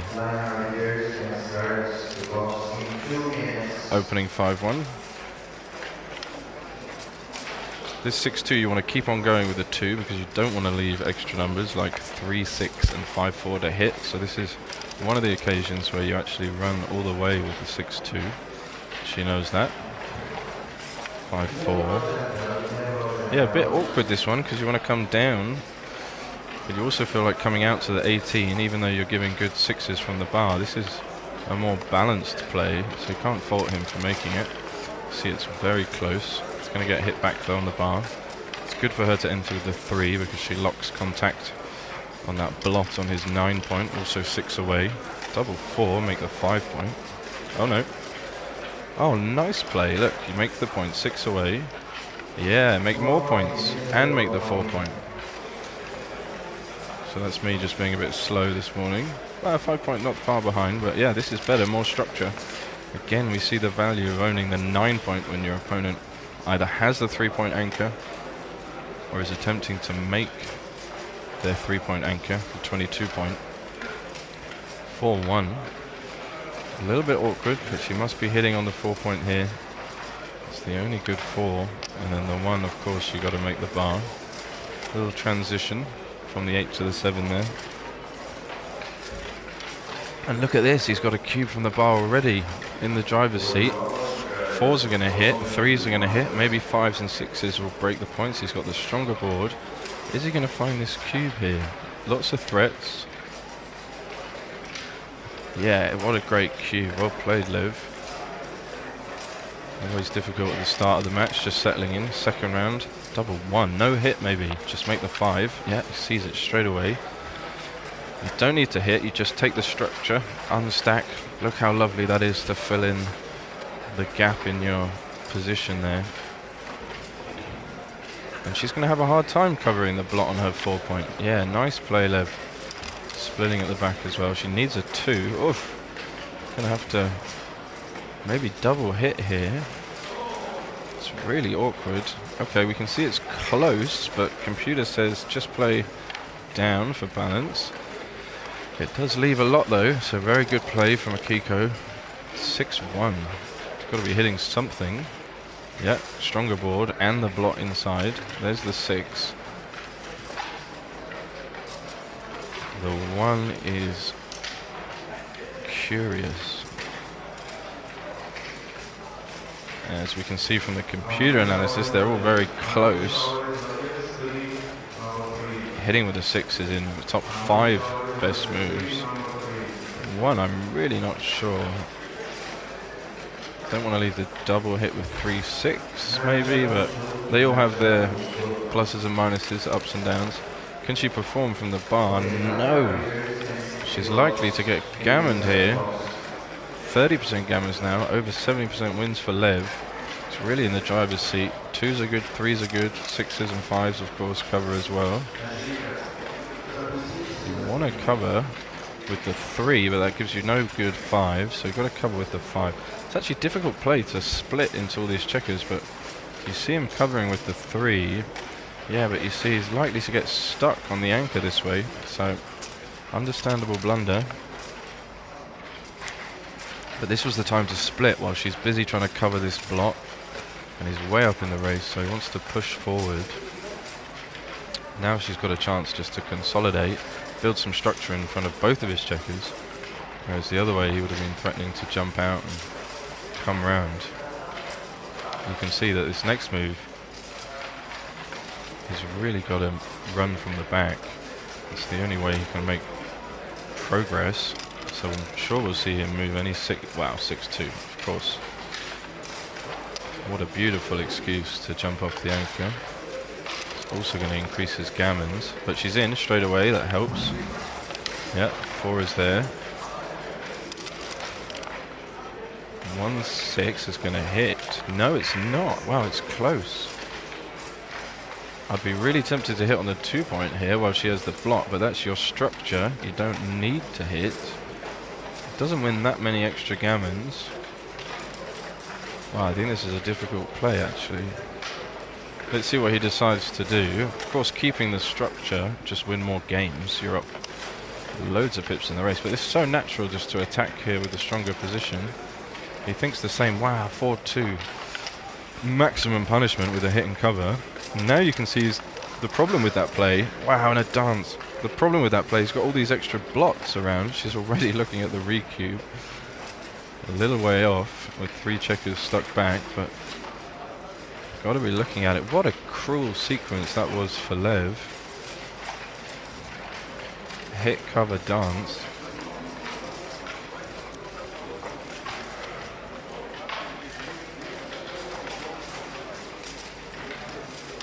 Yeah, she does decide to roll. 6-1 will hit from the back. Yeah, once she plays this 6, she'll split because then you're linking up. Although she might be thinking about pushing forward and giving herself another 6 to hit. Yeah, this is the way to get out of being primed. So Lev needs to come in with at least 1 here. Yeah, great performance there. Would have been getting worried about the re-cube. A much closer game now. Yeah, 50-50 as we can see. 5-1 will make it. That's why you split, so you could link up next row like this. And she's gone from 3 checkers trapped to just 1. And Lev has no real threats here. 3-1 is just going to have to swing this check around. You always feel more confident leaving blots in front of stripped points because they're going to have to break in order to hit you, and that will leave you with some chances. Oh, he goes for the hit again, really close. Nice play, but no direct covers. Wow, maximum punishment again. She performs from the bar with arguably the best number. Maybe double 2 was better. Wow, the 3 much needed. But what is this? She's going to look at it. Okay, he's got both the anchors now. So yeah, this is a cool play. Jump out with a 6. Come down for an extra builder for the 5. I'm sure she'll find this one. again, he's got the strip midpoint, so even if he hits, well, 5-6 is duplicated, but maybe 1-6, 3-6, not that bad if you are to get hit. You really want to get 4 builders for the 5 point, fill that in. You really want to jump the 4 prime, and this move allows you to do both of those things. So yeah, there's the 3. And there's only one good 6 after that. She's reaching for it. Good play. Yeah. Alright, Lev, things have gone south since you've doubled, but still got good chances. This is a good play. You pressure the blocks. Maybe she rolls a 3 or a 4. She doesn't really want to hit loose against the 4-point board, although she will. She would. Like this, for example. She can just clean up. The 1 is really nice to turn those 2 blocks into an asset. Well, Lev has 5 checkers back now. It's difficult to maneuver. If she does hit, it's just too loose because there'll be blocks all around the board. And he has the stronger position, so got to use the 1 to make the 10 point. And once you've done that, there's only 1 4 left to play. Also kind of duplicates 2s, gets closer to home. If your opponent does hit, now they're hitting in front of your point at the back, your 17 point, as opposed to behind it with a 6. So you have even more return shots.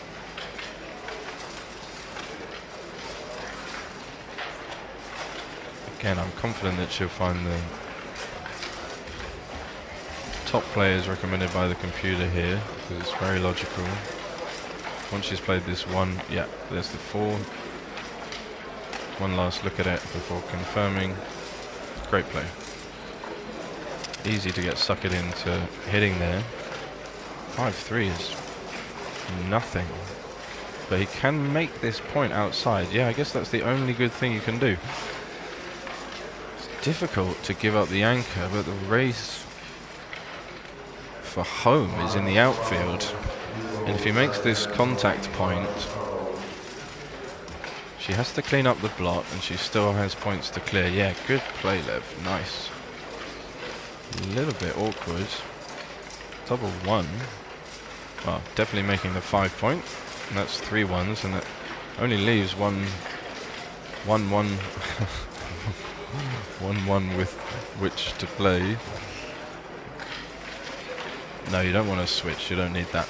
So when you're playing against the 24-point anchor, building this solid structure in front of the anchor, it's just so strong, so powerful for the long term, because you're really blocking your opponent in.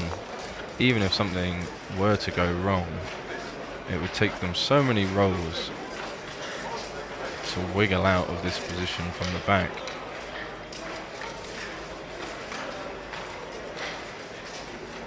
And again, all the points are stripped, so if she does get hit with a 1 or a 5, she's going to have lots of return shots. So this is a very clear play. You can see the difference is enormous between the best play and any alternative. Oh, she's worrying me now. But this looks so bad. What are you going to play after these two? Just have this gappy, open 5 and 4 points, really weak position this way. No, she's not going to do this. You can see hesitancy in her hands and scratching her head. It's an ugly position. You don't want to create that when the alternative is such a solid and strong position.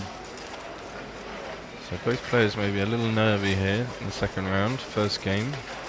A lot at stake. There we go, she's going to play this.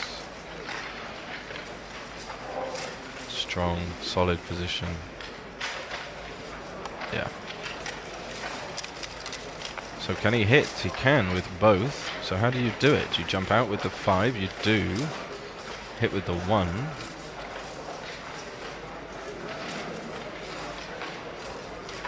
Okay, oh well, they're very close. Natural 5 seems to be jumping out, but you really want to leave that checker there so you could roll a 2 and improve the anchor situation. So actually, hitting and slotting the bar, duplicating 2-5 as well. That would come in and hit. Then you have a good 6 to make a solid 5 prime as well. So definitely some benefits to this. Can he find it?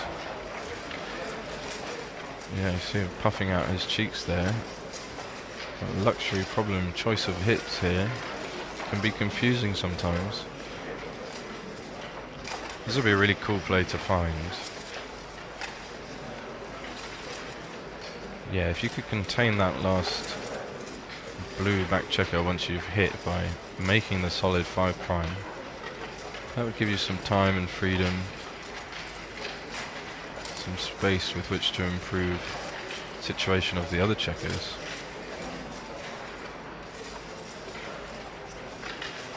Okay, so if he's hitting with the 5, where's the 1?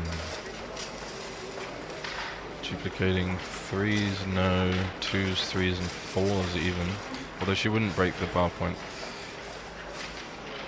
Yeah, that was really difficult. I think XG actually liked that play. She's looking at a recube and we see that it's not far off at all. She's got almost 30% gammons. Lev's got a few gammons of his own.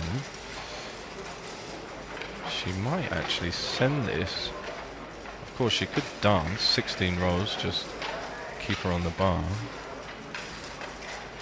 But any hit dance sequence would be a big market loss. She decides not to. Now where's this 4? Just into the 6. As I said, she can't afford to break the 7 point. It's just such valuable structure against these 3 back checkers. She'll look at it, but if you get hit this way, it's pretty much over.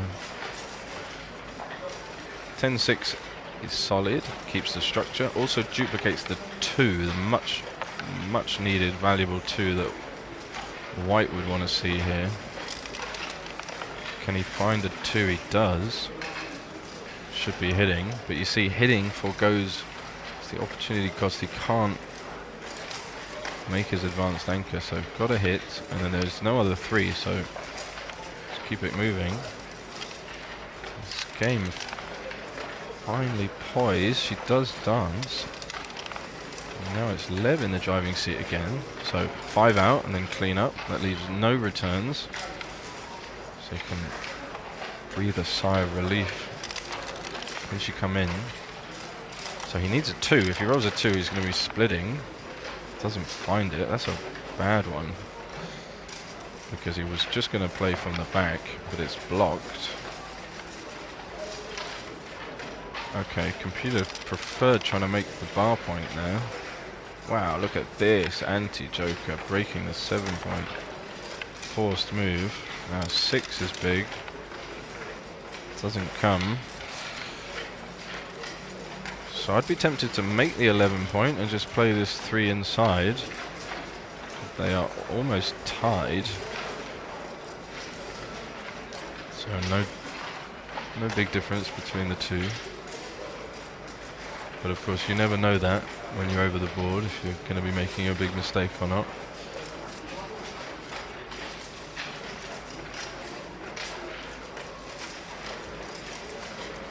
I like how both players take their time, consider all the options. Saw a lot of fast decision making yesterday, and it generally results in suboptimal decisions. Both players look natural. Yep. So she's going to want to run and also clean up this checker. Wow, that covers. Got her prime back. So 5s and 2s for Lev. 5 is good. 4 down as well, maybe. Wow, look at this. 6-2. Look at this recommended play. Yeah, this is natural. Try and make the bar point. Who's going to play 6-2 there? That's a cool position. Would have worked out perfectly. Another 1-5. What a nightmare. Doesn't get the 6 again, but he's going to set it up. Oh, sorry, he does get the 6. 2-4. Saw a 2-3. And now she's in real trouble. 4 checkers back, lots of gammons. Can he make the bar point or the 2 point? I think the bar point is stronger against all the men on the ace. It's close again. Similar number of gammons, but just more wins. He'll be tempted to make the 2 though. And once she comes in with a 1, she's going to be threatening with, you know, double 6 and any 6 to escape. If he makes the bar point, it's really difficult for her to win this game. Of course, it's difficult to win either way. Yeah, this just looks really solid. 2-6, of course, available. 2-1, but no time for a back game. 6-1, yeah, off the anchor. 6-5, probably. Extra builder. So Lev looking really good again in this game. Can he make his 2 point? He can. It's going to stop double 2, 2-1, double 1. All these numbers that would have helped Akiko improve.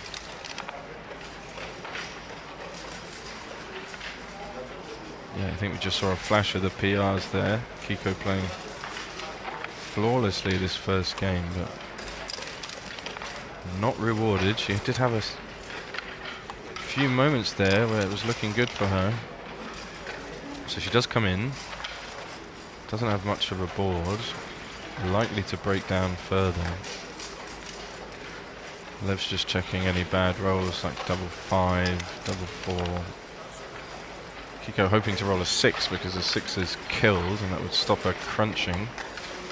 But she keeps a 4-point board. Now she's killed 5, so she doesn't have to play 5s either. Roll like 6-5, wouldn't move at all. This is the technique when you want your opponent to crunch their board. You stack your 7 points, so you stop moving. And you try and give them as many rolls as possible to weaken their position. 2-3 is going to set up a lovely distribution, yeah, and he does that. She rolled a nice 6-1. Can she find another 6? Can't. But now the 4-point board, well, 3 dead checkers. So lots of gammons here, 55%. Wow, double 3. So he should bear off really aggressively. Just go for the win. Keep the 5-point board. Yeah, you don't want to do this. You don't want to give 5s, let her run with 5s. It's safe, or it feels safe, but even more backgammons. She doesn't even roll at 5. Wow, breaking the board further. 2 men off. I just rip all the checkers off. Just take them off, try and win a backgammon. He's playing a bit safe here. Look at her board. Yeah, you don't need to do this, Lev. You want to... Hello, North Carolina. Lovely to see you in the chat. I hope all is well. Thank you for joining us. Warm regards from Tbilisi, Georgia. This is the Grand Prix, second round of the Masters Cup. Great contest we have for you today. And the main event, don't forget, will be kicking off at 4 PM local time. Stay tuned for that. Yeah, Lev was a bit safe in this bear off when he should have just been going all in. I would have wanted a backgammon from that position, but definitely a gammon. And now you can see she's making progress. Is he going to give a shot? Double 4 was pretty nice. Always like taking 4 checkers off in one go in the bear off. And 2-1's not going to help her, so 85% gammons now. Is he going to roll a 2? He doesn't. So still some backgammons. She's probably going to have to run 1 checker from the back here. You can't stay there. Yep. Computer agrees, which is nice. So what does he roll here? Double 1. Oh, so switch with 3 and 1 off, I think. It's the only safe way to play it. He's going to find it because it's safe and it takes a checker off. And if she enters with any other number, she's losing for sure. Actually, it gives 100% wins with the crunch board and the block. So when he sees it, he'll play it. No need to leave anything here. Yeah, 1, 2, 3, 4. Good play. Doesn't want to dance here. So she will play with the 2, hope for a shot. Not to win the game, but to save the gammons. See, the computer says she has 0% chance to win, although we know that's not true. 6-1 is 2 off. And now she should probably run because the backgammons are a thing. So she should probably just run, yeah. Concede defeat and 4 points. What a tremendous start for Lev here. First game.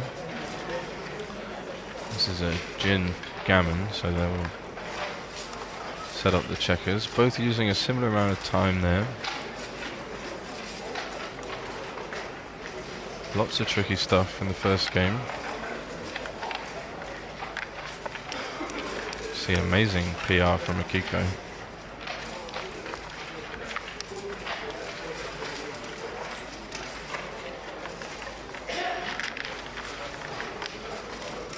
So the room here alive and buzzing, filled with backgammon players from all over the world. It's always great to see high level competition. Backgammon bringing everybody together. As they say, sport transcending all other things. Alright, Lev rolls to 5. Just going to make the standard split and down opening. So 4-0 up, he'll already be playing a little bit more conservative, especially with the cube. Double 4 is a great response, one of my favourites. So now that she's kind of ahead, you want to come in with the 1, take the anchor, and you want to try and make some structure yourself. It's tempting to come in with the 4, but you don't want to go into those stacks of checkers. She's now got 10 in the zone, as they call it. So good play, Lev. Same idea when your opponent rolls an early double 5. You know, you're losing the race, so try and deny your opponent's access. Try and build some structure. This will run a checker, fighting against Lev's plan of containing her, duplicating lots of 3s. 4-1 will make the 5. So he's got something going, but clearly losing this game. And this is a nice play. Yeah, tempting to bring another checker down, but you leave a lot of shots. You strip the midpoint, and you're just winning. So really, if you clean up, then all you have to focus on is running the back checker. Yeah, it looks a bit stiff, so you see she is tempted. Yeah, understandable mistake. But 6-3, double 3, 6-4. And it means if she rolls a number like 6-5 next turn, and safeties that man from the back, she's still got these lingering liabilities, I call them, which need cleaning up. Whereas if she leaves a clean position with no blots, she can just focus on running that back checker. Interesting play from Lev there. Computer recommended going all the way. This is a double hit. She should have cubed. 4-0 down. Yeah, lots of threats. She was up 10 pips. So missed a small double here, but finds the best checker play.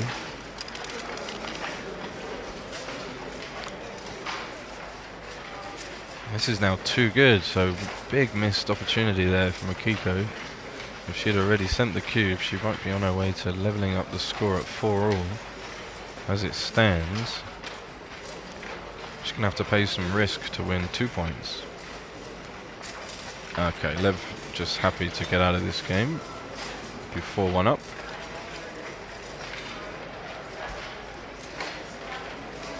Terrible sequence for him. If he had come out all the way with the 6-2, actually, he would have been missed and he would have caused some problems for her. So another small inaccuracy leading to a devastating result.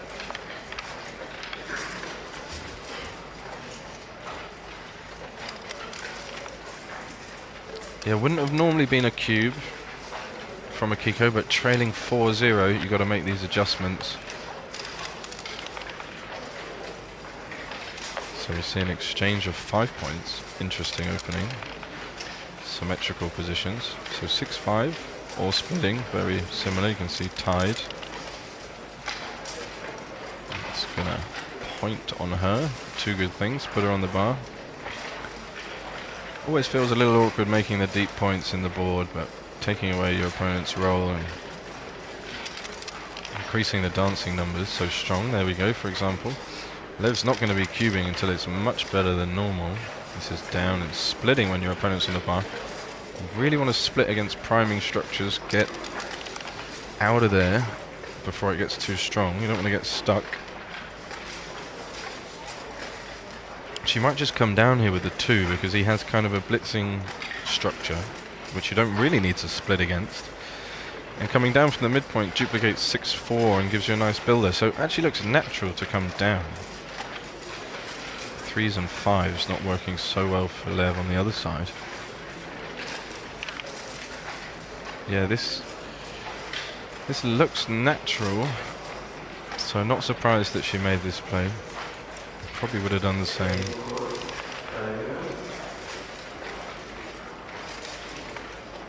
He runs one of those back checkers to safety. Double 2, fantastic. Now she can advance the anchor and make the 4-point. Lovely. And now she's the favourite in this game.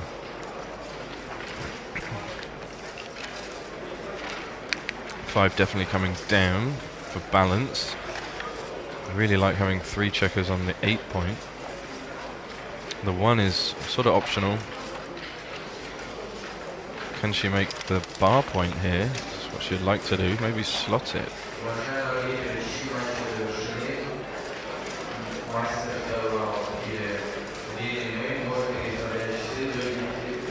Okay, we see the recommended player. She's looking at it because it's natural just to sort of brute force the prime. Computer is saying, let's just play 13-10. We still get 4 builders. We still cover 6-2, and if we are hit with 6-3, we get double return shots. That's not good because now 6-4.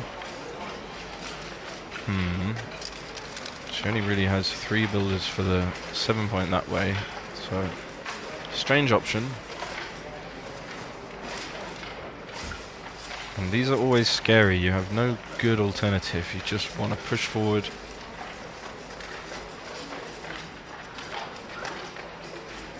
He's going to be up 20 pips after this move. The only way he makes progress is to get that last back checker into the race. Yep, you can see reluctantly, but good play. Does get hit.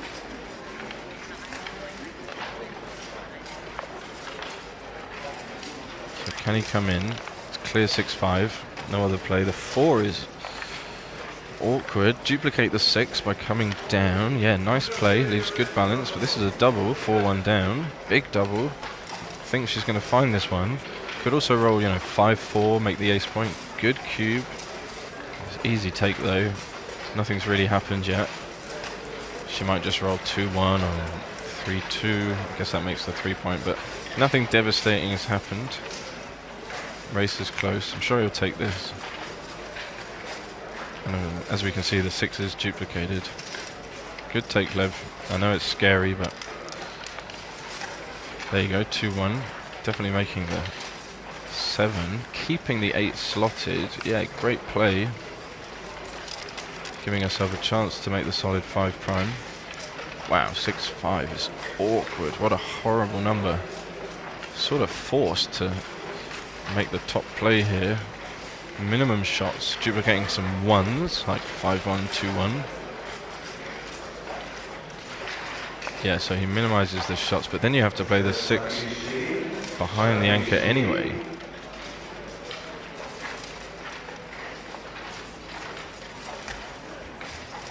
Okay, good play, Lev. Thank you, Mrs. Bubbles. Hope all is well. Good to see you in the chat. Lots of backgammon action coming your way over the next few days. This is the second round of the Masters Cup, or the Super Jackpot. The main event will be starting at 4. Wow, look at this play. Because he's got the block, to stop him being able to cover this, just go into blitz mode. Yeah, she sees it. Many more gammons. Doesn't win the most. The first play she looked at coming down would win the most games, but this generates a lot of gammons.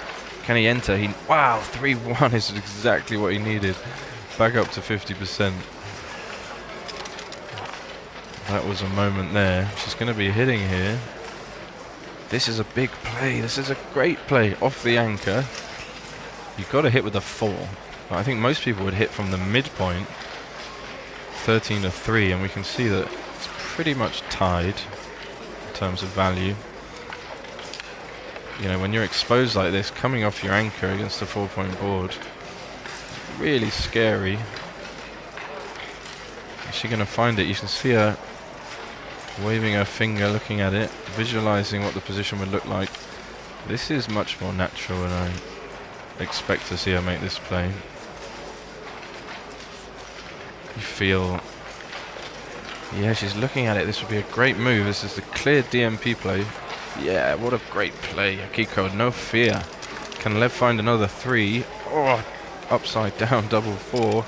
She is justly rewarded for her brave play, and she'll cover now. But still 4 blots. Any 2 is big. No 2. So can she close him out? 3-1 is just going to tidy up as much as possible. Yep. Turning 2 blots into a point. And then just 8-7. Yep, 5s don't jump out from the back. Now you give yourself a good 5-2. Wow, 5-2! I was talking about it. What a roll. What a roll. And she dances. Unbelievable. So normally this would be a great recube, but leading 4-1 in the match is not what you want to be doing. You're going to kill your gammons if the cube's on 4 and give your opponent access to the 8 cube. It's actually not that far off, so wouldn't be terribly surprised to see it. But wow, confidence of Lev, I love it. He put it on 8, sort of preempting. But this is a gift really, because you can see he can't attack her at will in board. She's got a 5-point board of her own, so he doesn't want to leave any direct return shots from the bar. This is more about the race and his ability to run home. But he's only up 6 pips. He's only up 6 pips, and she is favourite to enter. Oh, he got the pass. What a play. That's a great steal there. That's a real steal. Put the pressure on. Great recube, Lev, as it happens. Very difficult for Akiko. Of course, the position looks bad. You're on the bar, and can't fault her for passing, but the problem is, passing puts you 6-1 behind, and that's not a very good spot to be in. If you took and lost, you might be 8-1 behind. You know, it's not guaranteed he wins the gammon. So 8-1, 6-1, quite similar. But any good sequence for Akiko, she could be cubing to 8. She could be 9-4 up after that game, or better. But we'll never get to see that. So of course, both the PRs suffering because of that. Okay, standard opening. We saw 6-3, 5-3, and now 4-3 around the corner. Natural, creating builders, cleaning up. Always nice to escape one back checker. Now, when your opponent's got all these builders, it's tempting to slot, but you don't need to do that. Just split and try and make your own advanced anchor.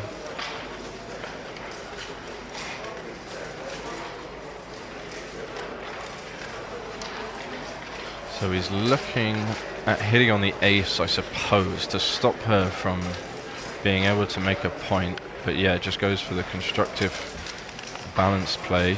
Good. Much more likely to make these plays leading at a score like 6-1.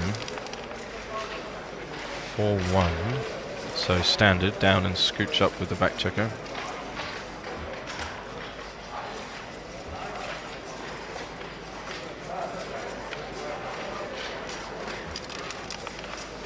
Good play by Lev. 5-2 is a double hit.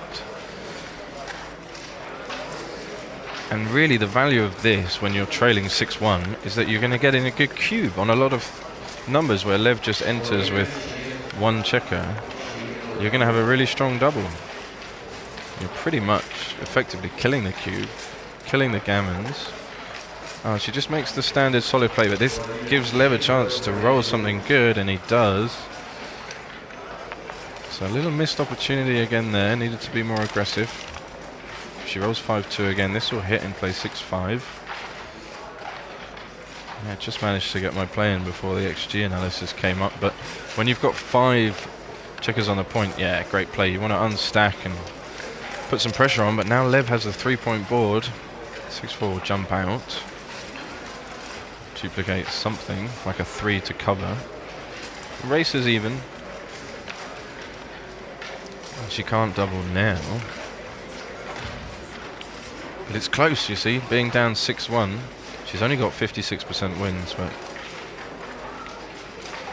she might send it. She's looking at all the hit and cover numbers, so 2-1, 3-1, 5-1, 3-2, 3-3, 3-5. Of course, there's other numbers which are good as well. 6-5 and a miss. Decides against it. 4 looks really strong. Can she find this play? What a cool play. You make the 3-point and the 4-point, but you leave the blot outside. Yeah, if you start with this, you'll never find the top play. Another cool position for you.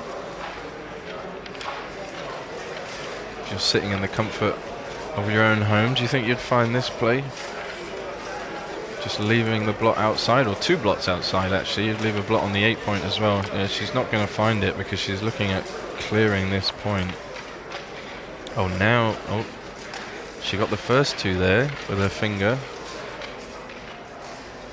But then she was looking at hitting on the ace. It's such a strong play when you see it. Not easy by any means. I actually feel like she's going to opt for the solid 5'. And how could you blame her for making that play?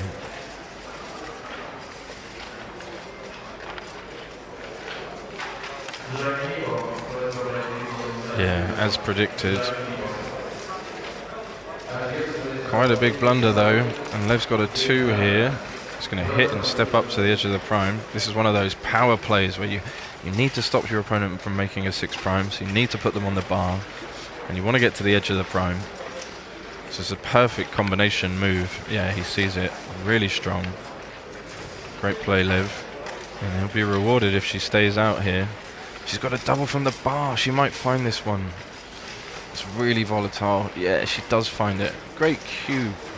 Love to see that. Lev, of course, he takes. He's got loads of winning chances here. 2-6 is not what she wanted. Well, at least she's come in. But now 2 blots in board behind him. He wants a 6. 2-1. Is that going to hit and cover? Oh, yeah, I spotted it. Is he going to spot it? She's got 2 blots in board. Still don't want to let her roll. Something like 2-1 to make the 6 prime. Yeah, he sees it. Come on, Lev, you can find this play. You got to play this. You just got to play this because you got to put her on the bar. You know, what can she roll from here? She can hit you and cover 1, maybe 2-1, but even then you could roll a 4 and you could anchor. She could dance and you're in great shape. It's just no good alternative here. That's the play, Lev. You've looked at it. Yeah, you can see him thinking, well, there is no other play. Nice play, Lev. Love to see that. The 3 is good, and the 1, she's going to clean up both these blots. Give herself a threat. Wow, looking at the hit at the edge, but that's too rich. Lev still wants a 6. Now he can hit and cover again. Look at this. Look at this. He's got to do it because he can't just let her point on him. She's got 5 builders aimed at the 4-point. Yeah, that's it, Lev. You've got to do this. Amazing, these 2 plays back to back. We found the one before. Well played. Oh, punished. 5-1 double hit. So he's going to need a 4, otherwise he might be getting gammoned here. Oh no, not a dance. So Akiko back in this match. Maximise the builders.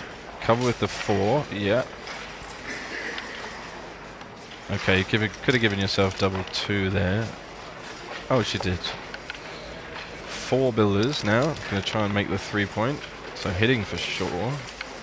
Computer likes to keep it going, keep it clean.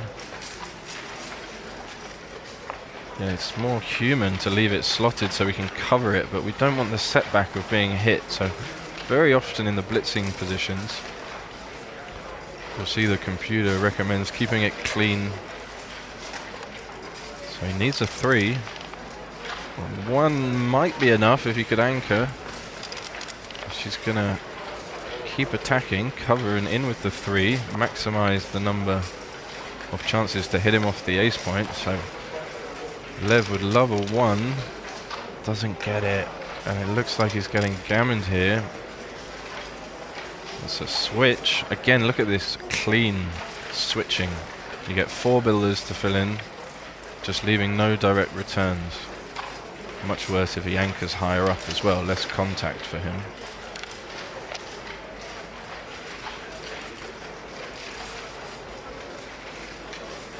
Again, she's looking at the pure play, but this is really bad if he rolls a 1 and double 1.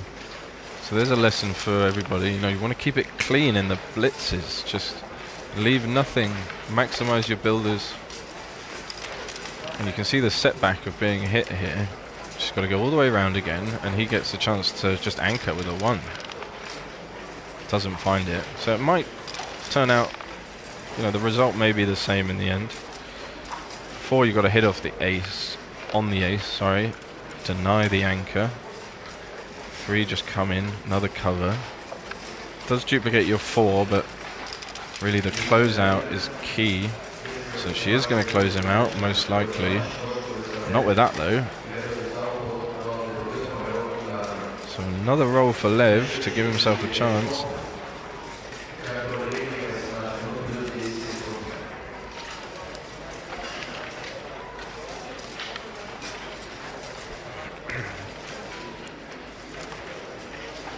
Can he find it? He cannot. And that's probably all she wrote for this game. Covering and hitting another checker. Backgammon's up to almost 6%, so she could take a 7-6 lead after this game.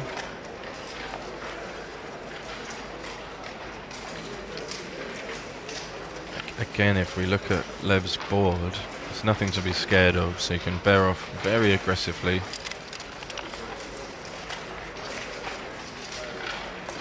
But great plays from Lev in this game, the checker plays. He found both of those little shifting moves, which are very uncomfortable, but informative, having to take action, denying our opponent the chance to improve on their side and giving them some bad numbers. So yeah. Oh wow, you actually clear the 6 point here. Yeah, I would have made her play and just go for the backgammon, be greedy. But clearing left it even at the back perfectly. 4-4-2. Strong formation. Okay, so 6 goes a long way to saving some backgammons. And there are some shot levers. A bit awkward now. But again, if he hits a late shot, terribly difficult to contain with the structure. So he'll be hoping she rolls the same. She does leave a shot. If in doubt, clear from the rear. Easier to clean up next roll. Doesn't leave a gap in your structure. Less chance of leaving more blots later on. Yeah, we see her opt for the 2 off play. But you see, this is difficult to clean up now. She's likely to leave another one. She does. Of course, it would have been the same the other way. So a 3 doesn't come. So it's a gammon for a Kiko. Great fight back.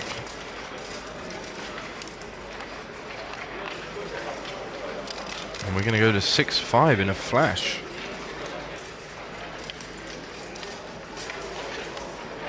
Okay, Lev getting some PR decisions. But very irrelevant here.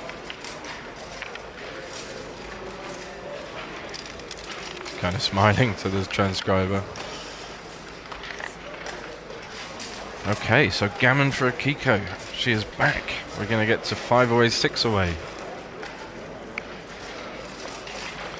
All to play for. Looks like they're going to make a short break.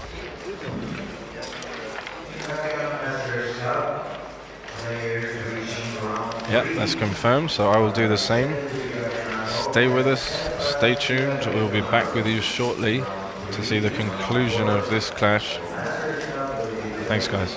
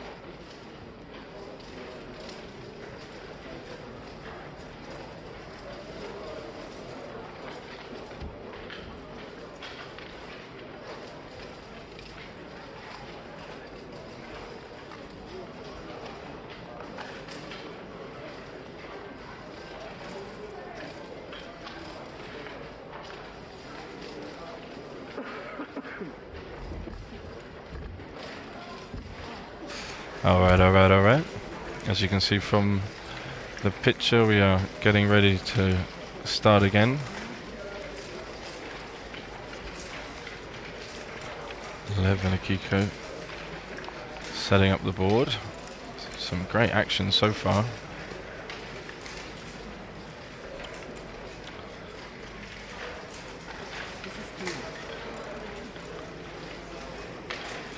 Hopefully get this horrible little boy out of your picture.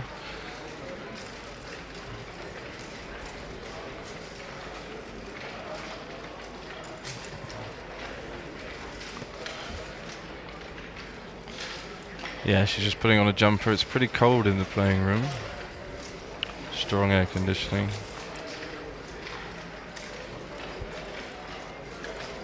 So players were ready to resume.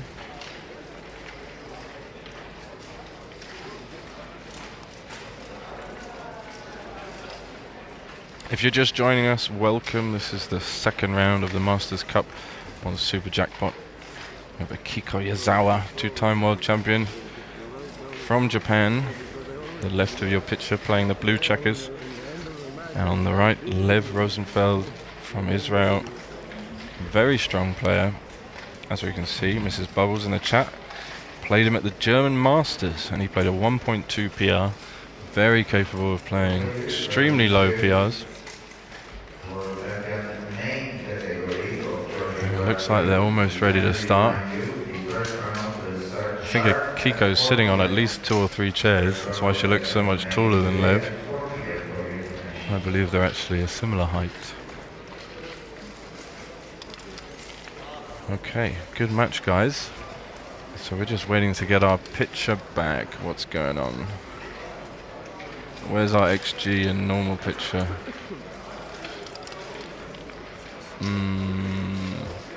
What's going on? Can't really see what's happening from this angle, but he's split and come down. I'll do my best with the picture we have, I suppose. You can only work with what you've got, right? And this is what we've got for the moment. It's a nice look at the playing room. You can see how many boards and tables are set up behind them. So she ran that 6-4, it has to be that she's played there. And he's rolled something. 4-2, I guess, bringing 2 down. Hitting and making the 9. That looks natural. Okay, we can follow it as best we can. It's kind of a cool shot of the dice going through the baffle box. 5-4, making the anchor. Lev with some cleaning up to do. The 3 I can see would make the 21 point, his advanced anchor. I can't see the other number, but I'm sure we'll... Oh, it's a 6 if he's playing it like this. 6-3, making the 18. And she'll hit with a 6, breaking our anchor. I can see a 6 there, so... Awkward to play the 2 because it's blocked, so what do? Just slot the 5, no hit. You come out with both.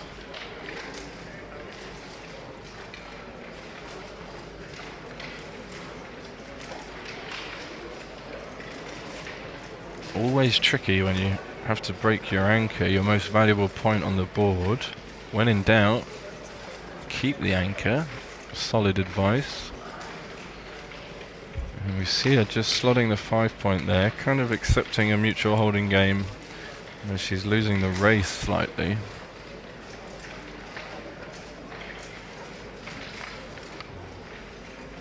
No, she puts it back, looking at the hit. You can see her pointing with her fingers. She'd have to come out with the 2 as well, which would leave a lot of return shots for Lev, who has the better structure. So she decides against it. 3-1, he could make the 10 point and just duplicate the 1 that she's going to need to hit and cover. I think that would be my play, especially when we've got the 18 point. Yeah, more of a priming structure in front of her. 3-2 continues the construction process of the board. Double 3. Oh, we're back to the top view. Lovely. Yeah, double 3. Winning the race, clear the 18, come down, clean up, and then only one more 3, and it goes there. Lovely. So we got XG back. We can now see the board again, although that was a fun experience. Little experiment there, seeing the Dice run through the buffer box.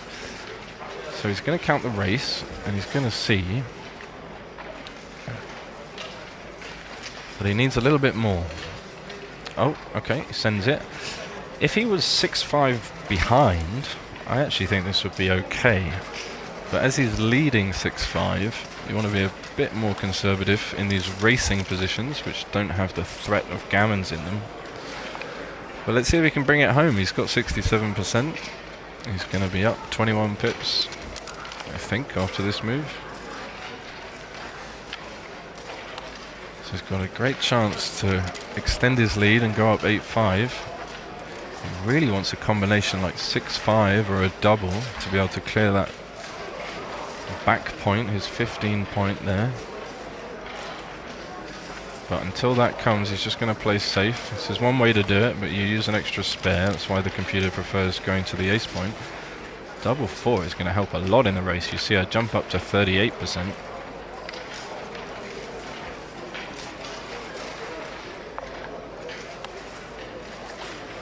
Nice little improvement for her threatening home board. This makes the ace, not wasting any of those valuable spares in front of the anchor. See him touching those checkers. Instinctively he knows. Good play, Lev. She will continue in the same vein as she has been. It's got an eye on the race though, it is close. 5 pips now, I think. Yeah, 5 pip difference. 4-1. Same idea, don't break. This is one of your landing spots. It's tempting to clear this, but you can still play safely the other way. Yeah, he sees it. Good play. A little bit awkward now, only 59%. So it's not gone well since he's cubed. She can make it. She's got a very strong board. So can he clear this point? That will clear the 9 point. Also makes the 3. This is the only play. Highly recommended to not leave any shots when your opponent has a 5 point board. Yeah, 6-1 is bad, but she's still going to get some shots if Lev rolls 6-1. So best way to do it is to minimize the hits.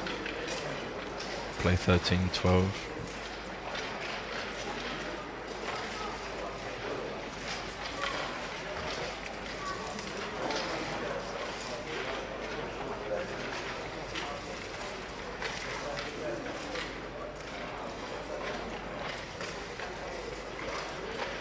She's looking at it. I mean, you have to break the midpoint, and you're not going to come off the anchor. You don't want to give him numbers like 3-1, 5-1 to point on you and make a 5 point board. That would be devastating. So very natural just to play 13-7. Oh no, don't do this.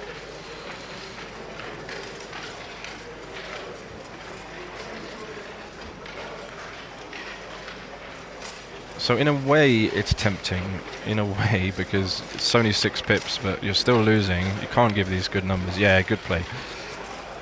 So he still has awkward ones. You're still going to get some shots. And even if you get hit, you have the contact from the anchor and you have the cube, so he has to get to the end of this game in order to win it. Lovely hit for him here. Sort of locking up the race. And double 5 doesn't hit back. Double 4, he can safety this checker. He will be looking to clear his 10 point. So that's probably why he's thinking about not stacking another checker on. But it does just clean up one block nicely. Can she come in? She can, that's forced. And a 3 of course, keeping the 5 point board. So can he bring it home? Double 2 is interesting. Doesn't safety the block.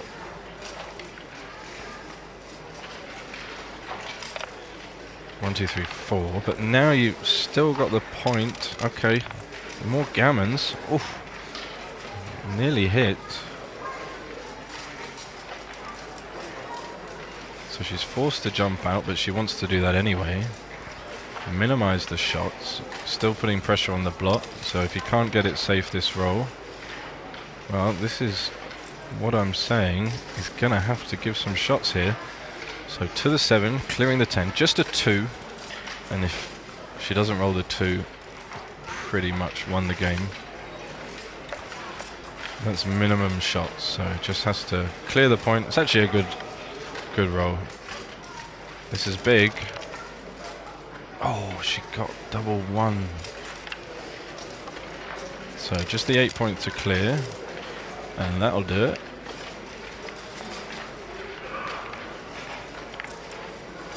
Up over 95% wins. So could have gone either way, this one, as you saw. Some opportunities there. 6-5 still bad. Take 2 off maybe. 1 off, 2 off, very close. Difficult for her to win the race. It's going to have to hit 5-4. So that was the problem with not preparing the 6 to clear. And now extra bad numbers. 4-1, 5-1, 6. Oh, she can't stay. Forced to run. It's actually not what she wanted, because very tough to catch up in this bear off, and it's pretty much gin now.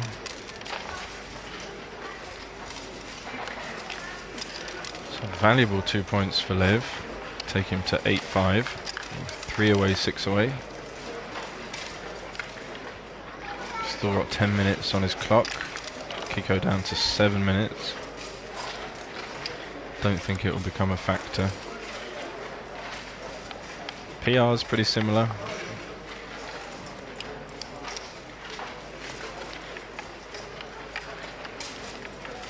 Of course, it's all about the win. So we'll set up the checkers for a new game. As the 3 away player, Lev is going to be really slow in doubling unless it's a gammonless position, like a race or a holding game.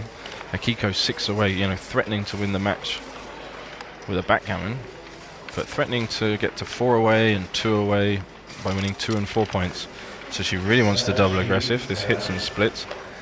You know, she wants to play with the cube on 2. She wants to kill the value of the cube and kill Lev's gammon value. Double 5.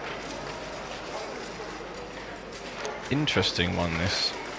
Would make the ace point. Put pressure on her to cover this blotting board. And then the last one, I'm not sure whether to come in or to come down. I guess with the blotting board you could come down. Usually would come in to leave a clean position with less return shots, but seeing as the return shots don't really hurt you this time, you can come down. Yeah, nice play. She needs to come in and cover. That will do. That's 1. Cover, and then you can hit loose on the 5. What a great response that was. There's not too many ways you can play this. One is forced from the bar. Second one you must cover is almost forced as well. Yeah, see her reaching for that checker. And once you've done that, just natural to hit on the 5 here. Good play. She found it.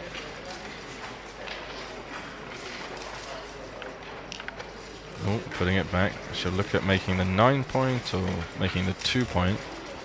But it just leaves all these good numbers. This way he could dance and she could have a double if he danced. So he did dance. And now she has a cube. And it's a pass. And that's why the hitting play is so strong.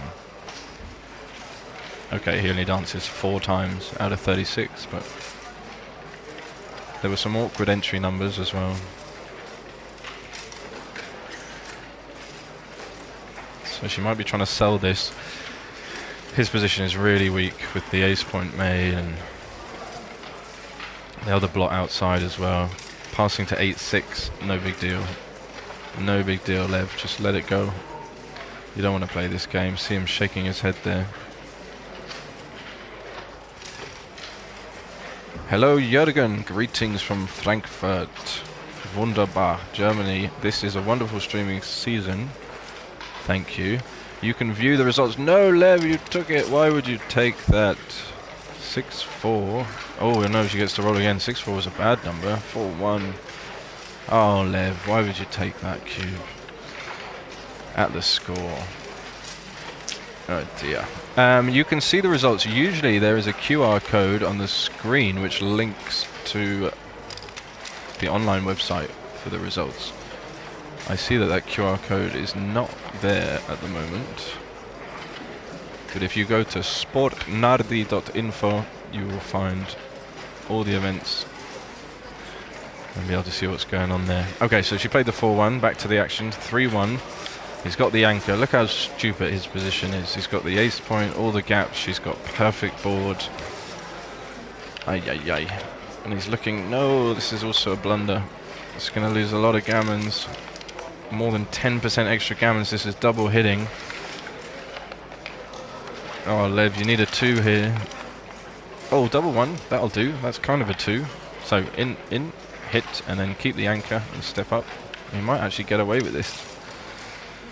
But theoretically, that was a poor take, because passing so that she's 5 away would have been a much better decision. And he's under pressure here. Hello, Mr. B. Always such a pleasure to see you in the chat, and more so to see you in person. Champion, Mr. B. Hope you keep winning. 4-3, what a cool play this is. Look at that 6-3 the computer recommends, with the 3 there, slotting in front of the anchor. And this is an example of how awkward Lev's position is to play. Okay, he rolled a bad number, 6-5, but it's so difficult to develop into something strong. 5-6, forced to hit on the 2-point. I'm almost happy to push her forward. So she gets the 2, and he's in world of pain here. I know he has the anchor, but it's likely to get gammon. Even if he loses 2 points, she gets to 4 away. That is a great roll. Take the advanced anchor. No, no, no, don't hit. Do not hit, just take the anchor. Race is close. You're going to have the 3-point anchor forever. You got to take it, Lev. You can't be hitting here. Yeah. This is solid, right? She doesn't want to hit behind you. Now you've got contact on the blot outside on her 9-point that she'll have to deal with. It's a really good roll, 3-1. Still got 35% winning chances.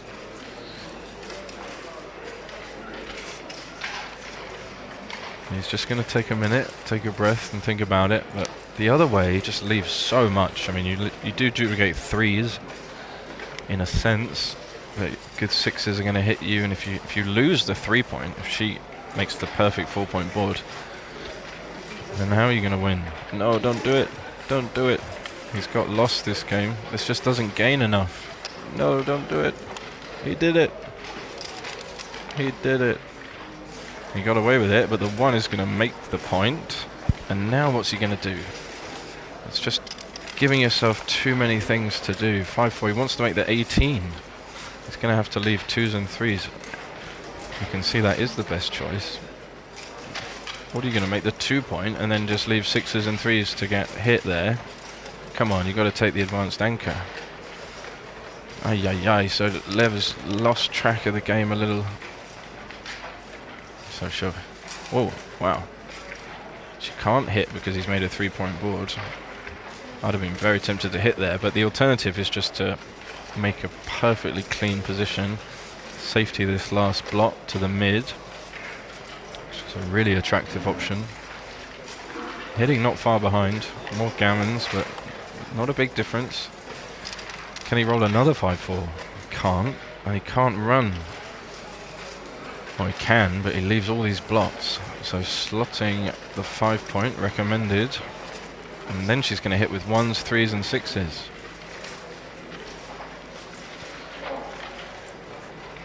Oh dear, it's not getting any easier.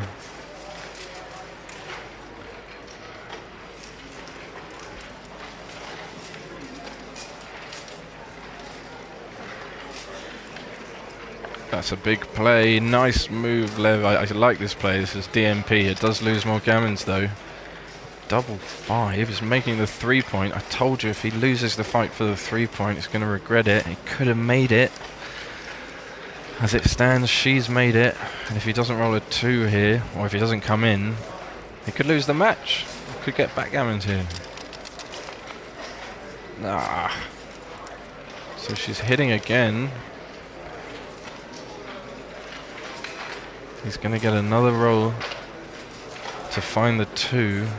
That's really important. Otherwise he's going to get closed out. Of course the idea is to bring in another builder, another attacker. Put that checker there. You don't need to do that. That kind of leaves double 2 and double 1 as numbers, not double 3 though. Yeah, you don't need to move those back checkers. You see she would have been hitting with the 3 at the front. That's where all the focus should have been. Should have been loading up the threat. And then you could always run those back checkers later. No stress. Another chance to roll a 2. Doesn't get it. He's disgusted. Flicks that checker in from the bar. He knows he could be going 9-8 down here. 6-3.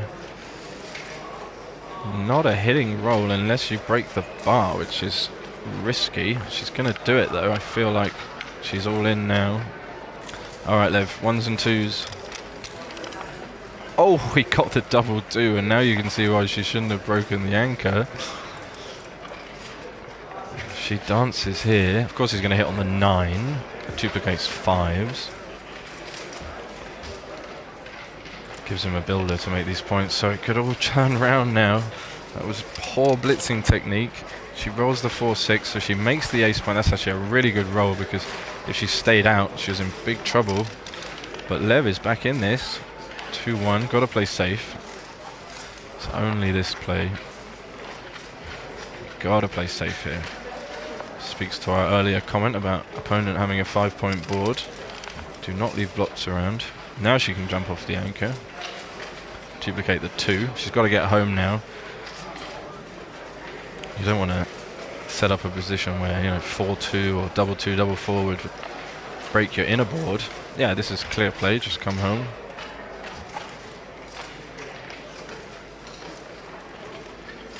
Good play, Akiko. Alright, Lev, can he continue the fight back? This will hit and keep going. Safe, but making progress. Saving some gammons. His win's on 33% now. Same move, duplicating the 2s. No. Oh, it looks close. Yeah, duplicating the 2s. Makes sense. Can he find another one? So this will play safe. Oh no, he can hit and, yeah.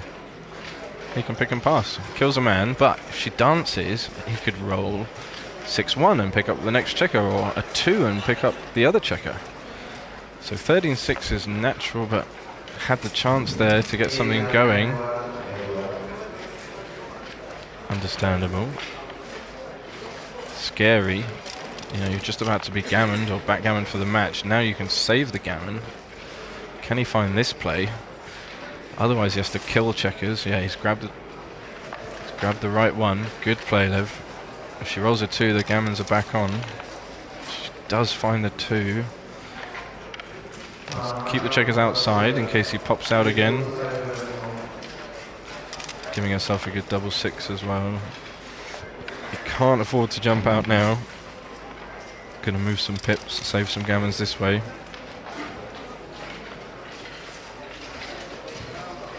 (2-1). Cleaning up a little bit. She's probably going to play, yeah, 6-5. Seems natural. Can he jump a checker out? He can't, but he's got a semblance of a strong board now. Almost 5 points. She'll bring this checker in. Might be tempted to bring them both in. Give a bit more coverage. Yeah, decides against it. Okay, double 5, so she would have been hit if she'd made the other play. Wow, look at this move. You jump out with all 3 and keep it going. So she's got a bad 6-1, a bad 6-2. Can he find this play? There's 2. You're not going to get gammoned anymore. Okay, you lose the game 93% of the time. And you're going to go 8-7 in the score. Oh, that must feel so good compared to the position he was just in.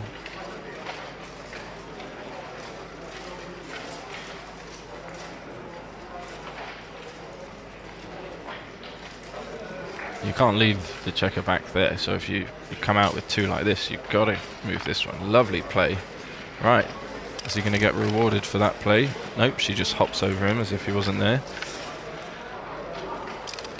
And we're into kind of standard running home. There are a few gammons, 0.2 if she turns on the turbo boost.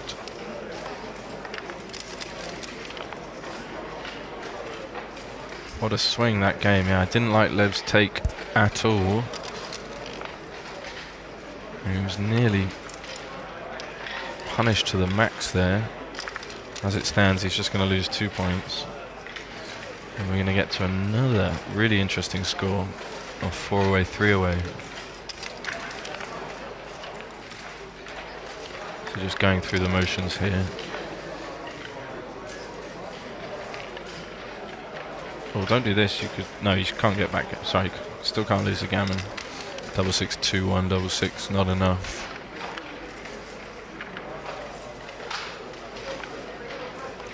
Very exciting. Lots of volatile games.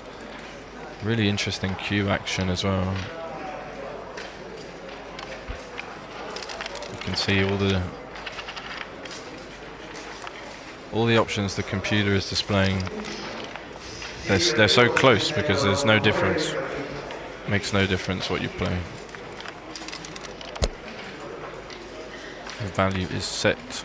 I know both players would have liked to have played a better PR, but it's been fraught with tough positions and tough decisions this match.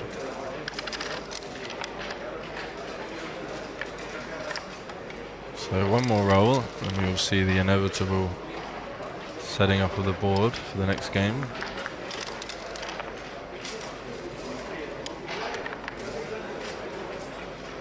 One more roll for good luck? No.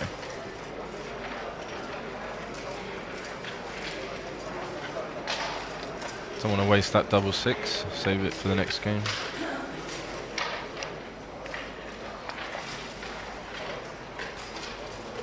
Okay, I can see a few of you just joined us. Welcome to the live stream from the Grand Prix here in Tbilisi, Georgia. Sun is shining. This is the second round of the Masters Cup, day 3 as you can see. They're hosting the World Championships of the Longgammon. This is the Super Jackpot equivalent. And we have the main event starting at 4 o'clock today. So she goes for the 2 point, the aggressive gammonish play, 4 away, as she should. 5-1 forced to slot. So she's within striking distance here. She does hit with the 4. She'll be looking to send a nice early aggressive gammonish cube and give herself a chance to close out the match this game. Lev would love an advanced anchor. She's not going to allow it. Oh, important hit back there. Nice to split as well, giving yourself a few options to improve next roll. 2-2 is a fun one. Just make the 4 point. You could hit, but it leaves lots of returns. It's a blunder to hit. Yeah, she's looking at it. Good play. And then there's only 1-2, which is splitting after that at the back. Yeah, difficult though. Whenever you're just leaving your opponent good numbers to improve. She does find it. Lovely move, well done. And he'll take a 4 or 6 here. Well, 4-2. Can make the 4 point, so. Could also make the 20 point. He might look at it. But I think hitting and making the 4 point, even if he gets hit back, he'll be favourite to anchor, which is some consolation. Yeah, good play, Lev. Can she hit? She can, but do you? You do. Don't need the 8 point here. It's going to leave a lot of returns, so huge volatility in this game. That hits anchor and hit. Nope. He's pointing at it, but that's not the way to do it. Take the anchor. Yeah. Duplicate the 5. She'll have a good 6 anyway to make the 7 point. There it is. So locking in his 2 back checkers. Should be happy with that. He needs something like that. Make the 3 point. Again, 2 good things. It's a nice structure to have against her back anchor, but can she roll a 5 here? Double 1. Very awkward. She was so happy just to make her 7 point, and now she has to give it up. And not only give it up, but slot the 5. What a cool move. So she's going to think about shifting and then stepping up from the back. That keeps all the structure up front. I actually think she'll make that play. She might even shift 6 to 5. Switch points that way. Yeah, you can understand why she's done this, but you want to be more flexible at the back. Very difficult to find the top play there. 6-5 comes round, not bad. So she wants a 3 here to improve the back checkers and to stop Lev from making the 5 point. She got the 3, and the 2 comes down. A little bit of coverage, possible builder as well. Double 4, fantastic. Yeah, take the golden point and take the 9 as well. If you keep going, your opponent can start making a strong board and really threaten you. If you make the 9, you have more structure. Yeah, and you've got contact on this block on her 11 point, which she has to do something about. Good play, Lev. Hit the clock. Well done. It's just under, dipping under 6 minutes. 4-2, 2 down. Or you could make the 9. XG likes my play, but says it's slightly better to make the 9. Can't see why.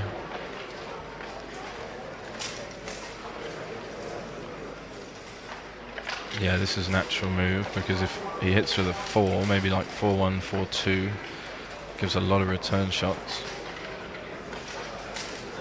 So he's going to think about the cube, but at the score, you want to be careful. You can have a 40% recube take point, one of the highest recube take points. He's going to look at it. She has got both anchors, and we've seen him be really aggressive with the cube so far. It does have 4s to hit. Her board is in bad shape, seen better days.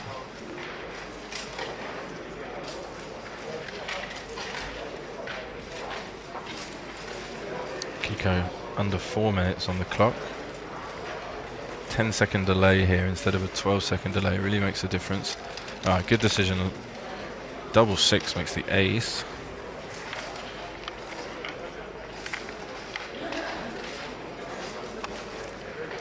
So, what does she do now?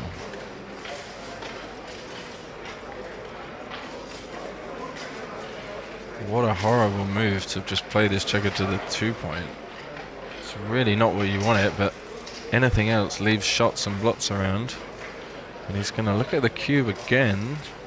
I think it's even worse now because you don't have the threat of the hit. Need to escape a checker first.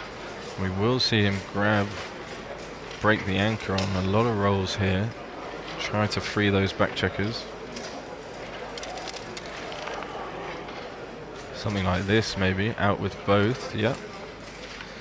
As predicted, you're not going to clear the 8 point, that's useless. Happy in the knowledge that getting hit is really not that bad against this board. But 2-1 double hits, can you believe it? And a 5, and now she's threatening. 2s, 4s and 5s.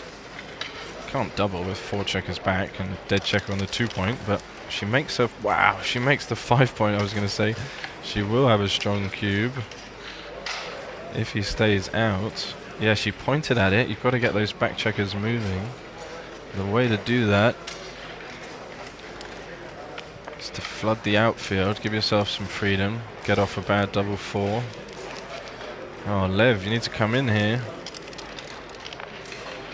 Okay, is that enough? It's definitely a cube. Oh, she grabbed the dice quickly. This is a huge moment. Massive double, so volatile. Huge take as well. She's 4 away. She could win the match here, but Lev could also win the match. She's going to hit that second checker on the 4-point with a lot of numbers. Yeah, easy cube. Yeah, Lev hates this. Can't blame him. Shaking his head. He might even pass this. Easy for us. We can see he's got 43% wins. And she's still primed, sort of, back on the 23-point. She's going to have to hit loose and get missed and cover. She's only got 2 checkers with which to do that. Can he find the take here? No. Very scary, 4 away. Not surprised to see it go double pass.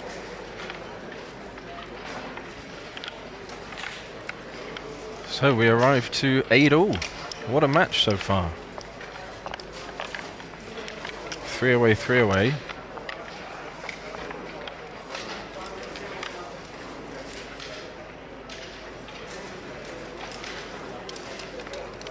Anything can happen. Alright, another 5-1. 2 good things. Unstack, split. Really efficient to split with a 1 in the opening. Look at this. 2-1 response. You can slot, but actually it's the only time you play 24-21 is responding to 5-1 with 2-1. You should know all your opening rolls and responses. 5-1. Again, interesting. After she's played that 2-1, it's probably unfamiliar for Lev to see that position. Of course, she makes her bar point. Now he can play from the back. Standard players to make the anchor and slot, but he's got these big stacks here already. He can just play from the back. Difficult play to find though. There's the 1. Can he push? Yeah, good play. So pretty 50-50. That will make the 4-point. And we have a new favourite in the match after she was down 6-1. Of course, she was favourite a couple of times in those blitzing positions where she could have won the gammon or the backgammon. Exciting stuff. Good play with the 4-1. Tempting to hit on the 2 just to stop things, but you want to split into this priming formation. She almost has a double. You can see her looking at it. Both players have been really aggressive with the cube. Wouldn't surprise me if she does give it, and she does. Easy take for Lev. Can she back up the cube with a good roll? That's a double hit, I think. No. You just make the 8-point and hit. Oh, it's close. Tempting to double tiger, as it's called, but this is solid. I've seen a few examples like this, and often they're close. But keep the structure. I think she's going for the double hit. A lot more gammons. More wins this way. Not that many more gammons. So 3s and 5s for Lev. That's a great number. And he needed it. He needed it. So he has got the cube. She's going to come in with a 4 and hit with a 1. El que la persigue la consigue. 5 is big, and where's the 3? Yeah, she's going to have to slot. And if he slots from 6 to 3, it's safer. Oh, this gives good 6s from the bar. Interesting. Yeah, I guess this is indirect, but actually you don't want to strip the midpoint. So tricky one to find. She makes the best possible anchor with that roll. But he makes it. Yeah, you don't need the anchor now because she's got no extra spares or builders attacking you. There's no threat. No threat there. So you can just make the 4-point happily. Yeah, good play. 3-2. Probably just take the second anchor and see what develops. You're really locking up all those spare checkers. If you hit, you have to break a point. I mean, it gets complicated. It is tempting to hit though. Yeah, I don't like this play when you're down so much in the race. Why don't you just take the Why don't you just take the anchor and see what happens? But you can see what she's thinking. Get a checker to jump out with, to play with. Didn't have too much time to deliberate. Yeah, 6-5 is really interesting. Hitting on the ace, the computer says, so tough to find those. 6-1 is awkward. Few good options. Really, yeah, I want to spring this checker. That's why she put it there. But Lev is doing well now. 5-1 is really not what he wanted. Just wanted to be able to safety this blot and play with one man back. You know, he's up 43 pips in the race after the move. He's just going to play 9-3 because... Oh no, he's looking at the top play. That's such a cool move. He's thinking if I can push her forward, if she comes in high, I'm going to have a lot of free space to play behind her. Great play. And that is often an idea of high value. Give yourself some safe landing spots. She comes out. Cover the outfield. He'd love a 9 here, but 6-3 variety. Now he's not hitting anymore. He's up over 40 pips. All he has to do is build his board, which he can start doing with the 5, turning that liability into an asset. Very awkward structure, but still have a 3-point board that way.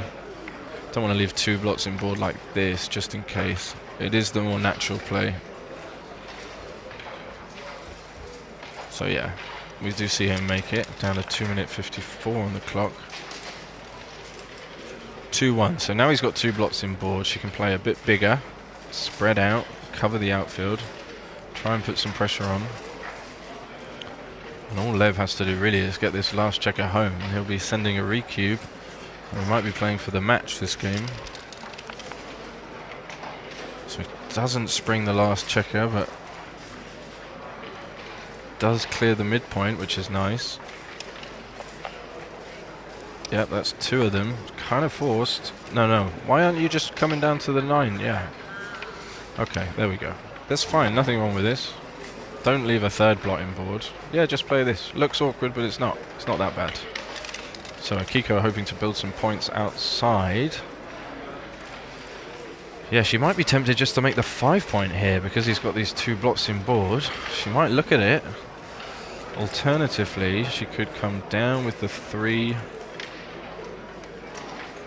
But the computer light's slotting the back. What a cool play that is. He only hits and covers with 6-2. If he doesn't roll a 6, then she can prime him. There we go. I said she'd look at it. But the other way, you actually get a stronger blocking position. Is she going to look at the top play? It's a really cool move. I love these ideas, you know, when our opponent has big weaknesses like 2 blots in board. Wow, she's looking at the anchor. This would be terrible. It's down 50 pip. No, what is this? Oh dear. Oh dear, that's not the right idea. So he should probably just make the 5. Wow, I was going to say ignore her and just play safe. Wow, she left the anchor. I can't believe she made that play. And now, how could he just make the 5-point here? It's such a cool move. Well, we've seen him find some great checker plays in this match so far. Can he find another one? I mean, just hitting cover like this is a way to hit. He's even thinking of not hitting, which is my first instinct, which is really wrong. You have to hit. It's too easy for her to contain. So the time's ticking. He's down to 1:50. The pressure's on. What's he going to decide? This would be a big blunder not to hit here. Yeah, he does find it. Not the best play, but good. 3 is huge. He finds the 3. Wow, what a sequence. Should jump out, of course. Doesn't want to get hit again with 1s, and he'd have to break these outside points. Very awkward. 5-2 would be nice. 4-1's just going to go all the way. Yeah. Yeah, you can't stay back on the 24-point there. Good play. Now Keiko's got a chance to win the match here. 3-1. She would have been hoping for something else, but she can consolidate outside, clean up these 2 blocks. And she'll be threatening next roll if he doesn't roll a 2. But Lev still monstrously up in the race in terms of pips. 6-5 gets safe, I guess, with one of them, so that really helps. Now only 1 checker to get home. She'll be looking to make the 9 point. She doesn't find a number. She can make the... Oh, what? That's a little... Whoa, whoa, whoa, whoa, whoa, whoa, whoa, whoa, whoa. So yeah, she was hoping to make that point, but that would have been 6-3, so Lev just corrects there, no problem. We know it wasn't intentional, just saw it differently. But she can make the 10 point, which blocks something and gives you some safe builders for the next roll. Oh, she's looking at hitting. Wow, complicated decisions, complex ideas. That's not even on the list, we can't even see that play. Gets maximum punishment. Can she hit back? Well, if she dances here, it could be over. Oh, she did dance, so Lev's just going to bring this home. He's going to be thinking about gammons here. Any 2, any 3. Almost 50% gammons. 2-1, he picks up all the checkers. Can you believe it? Can you believe it? She's going to need double 2, not double 4 again. Crazy. 6-2, he makes the 2 point. You've got to just make the board now. 3 checkers on the roof. So double 3, really her only roll. Wow, double 5. But double 3 would have come in and hit. Double 5 means he's going to Cuba. Is he going to Cuba? He should Cuba. It's redouble. He instantly doubles. And it's a pass now. Wow, great action. But she saved the match there with the double 5. Yeah, it's close to a take. She nearly has the 25% winning chances that she needs. Yeah, I think she got confused and that led to big blunder. Alright, so Lev goes 10-8 up, Crawford. 75% match winning chances now, theoretically. Great action. Wow. They think it's all over, and it's not. Not by a long shot. Okay, so Crawford game, cannot use the cube. Cube is out of play, but Akiko could still win a gammon and a backgammon to win the match.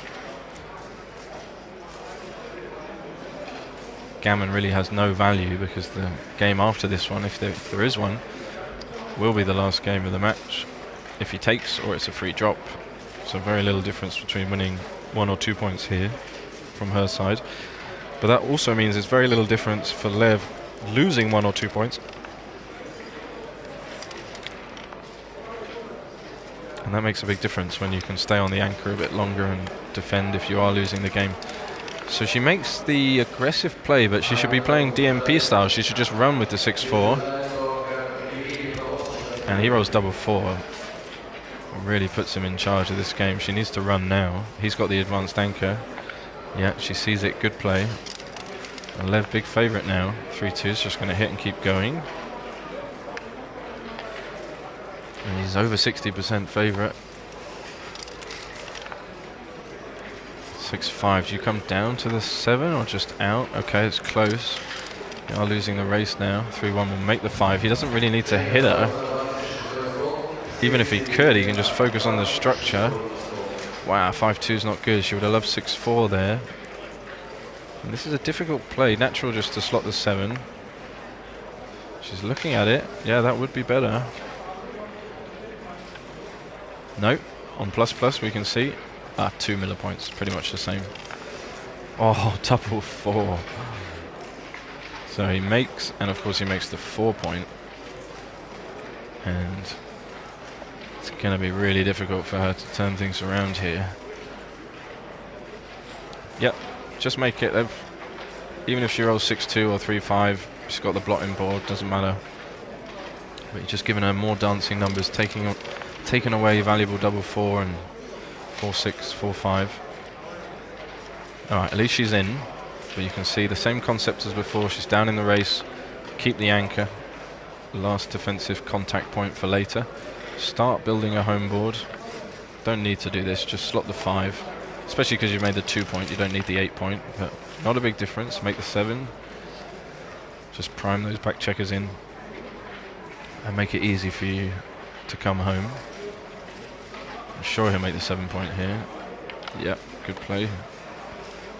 So she's got some chances, but that's not going to help. Could split now. Doesn't do it. This makes the 8 point, so that's solid 5 prime. Things are looking good for Lev. She's going to need double 1 or double 2. Shouldn't split, but it's difficult not to. You can't lose a gammon. You can't lose a backgammon. There's no bonus points for Lev there, so yeah, attack the blot and maybe anchor at the edge of the prime. Understandable. He makes the 3. So she needs to come back in to have a chance here. Needs to anchor, and she does. Yep. Taking the... Oh, he makes the 6 prime. Now he can just play the 2. Okay, you can play that one, but there are some chances of getting counter prime this way. Like this, he can get double hit. He can get counter prime. He could just play the other 2, and he would have had a bad double 4, but that would have been it. Now, can she build a little counter prime and force him to crack his 6 prime? It's going to start like this, and she needs him to come in with a 1. It doesn't oblige, but she could still fill in the 3 point, or even make the 9. She's going to hit loose on the 3. Continue. So she really wants him to roll double 1 here, or 1-5, something like this. 1-6. Yeah, dance is good for Lev. Lev would be happy to dance all the way until she's got a crunched board. So she'll make, and she should start slotting the ace point. But she can't do that yet. Kill 6s. Yeah, bring it in so you start to kill 6s next roll. Stop yourself from crunching. Really instructive, these positions. Perfect for Lev just to keep dancing. Okay, well now 6s are killed, so only 1 to play there. That's what Lev will want her to roll. 5 is forced anyway. Alright, but you can see she'll keep a 5 point board if he rolls the 1. He doesn't, and now it's all but over because she's going to have to crunch. It's going to be difficult for her to win from there. Down to 10% this game. Could slot the ace. Oh, he's got 2 up, of course. Oh, the 4 is bad. She doesn't want another checker sent back. But it's forced, and he's up to 95% win, so it looks like Lev is going to be going through to the 3rd round of this Masters Cup. Let's see him bring it home. I'd be looking to play 6-1 to use those pips at the first opportunity.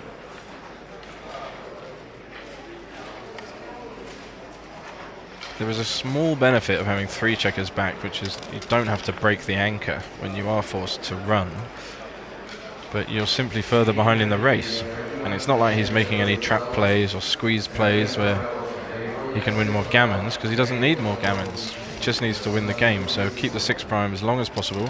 So any 5 or 4 should play to the ace.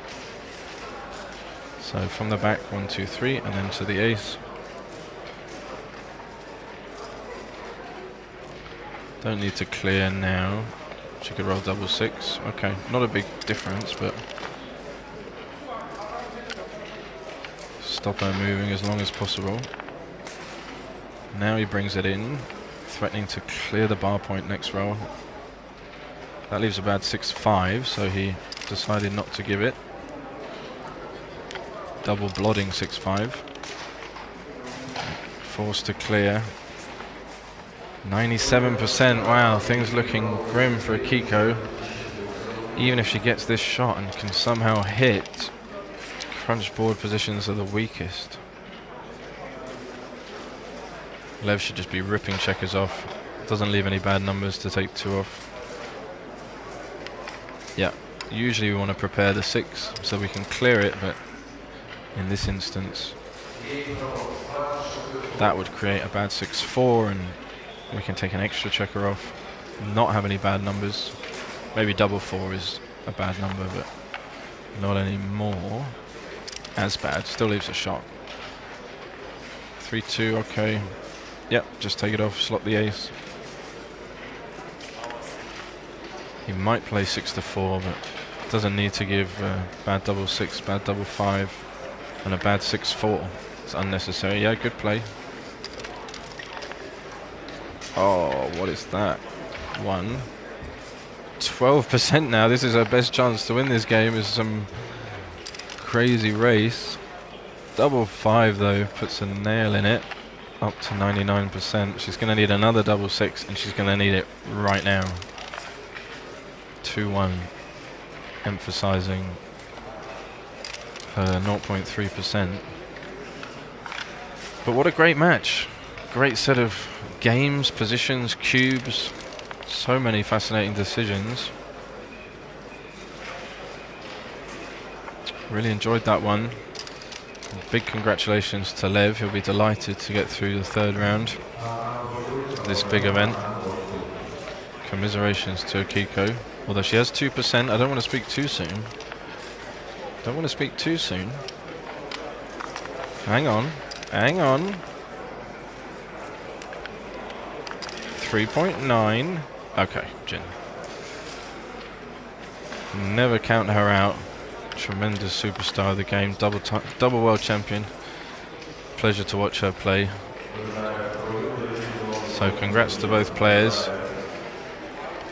Wish them well in the rest of the tournament. Of course, we wish them both success in the main event, which will be starting at 4 o'clock, which is probably quite soon. Yeah, about 50 minutes from now.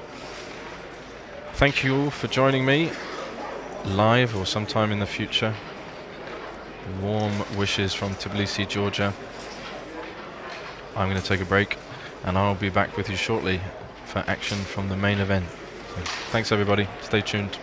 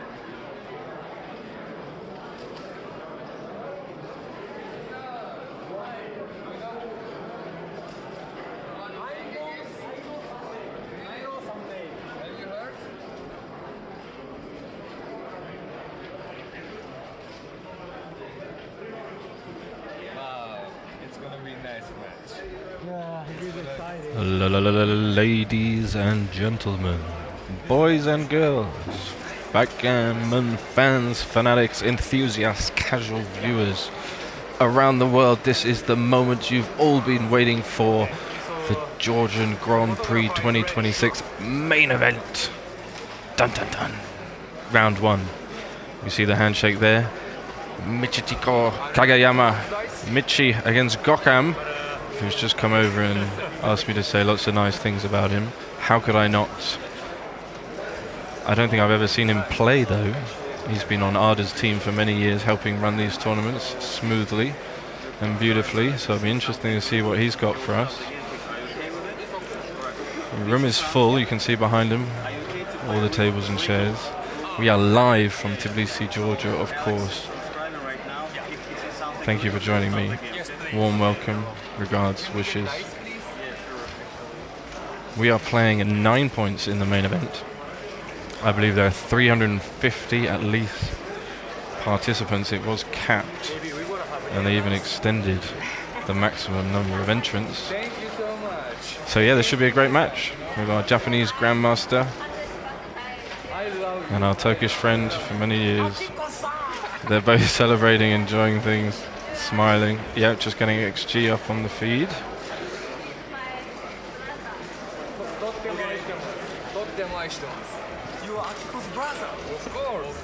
So yeah, great to see Gokham playing finally under the lights on the big stage. I'm at the other end of the room. I think the transcriber is just setting up XG with the names and everything. You might be able to hear great noise around the room, buzz, excitement as this main event gets underway. Arbiter just coming over to confirm the dice and put some flags up. It is a 3 life tournament, so you can lose twice and still be in with a shout at winning this. There's going to be a lot of rounds, a lot of backgammon to come over the next few days. And Michi wins the opening roll, 2-1, slotting, okay, double 2, best response, heading and making the 4 point. He plays it quickly and confidently. This is a good 4.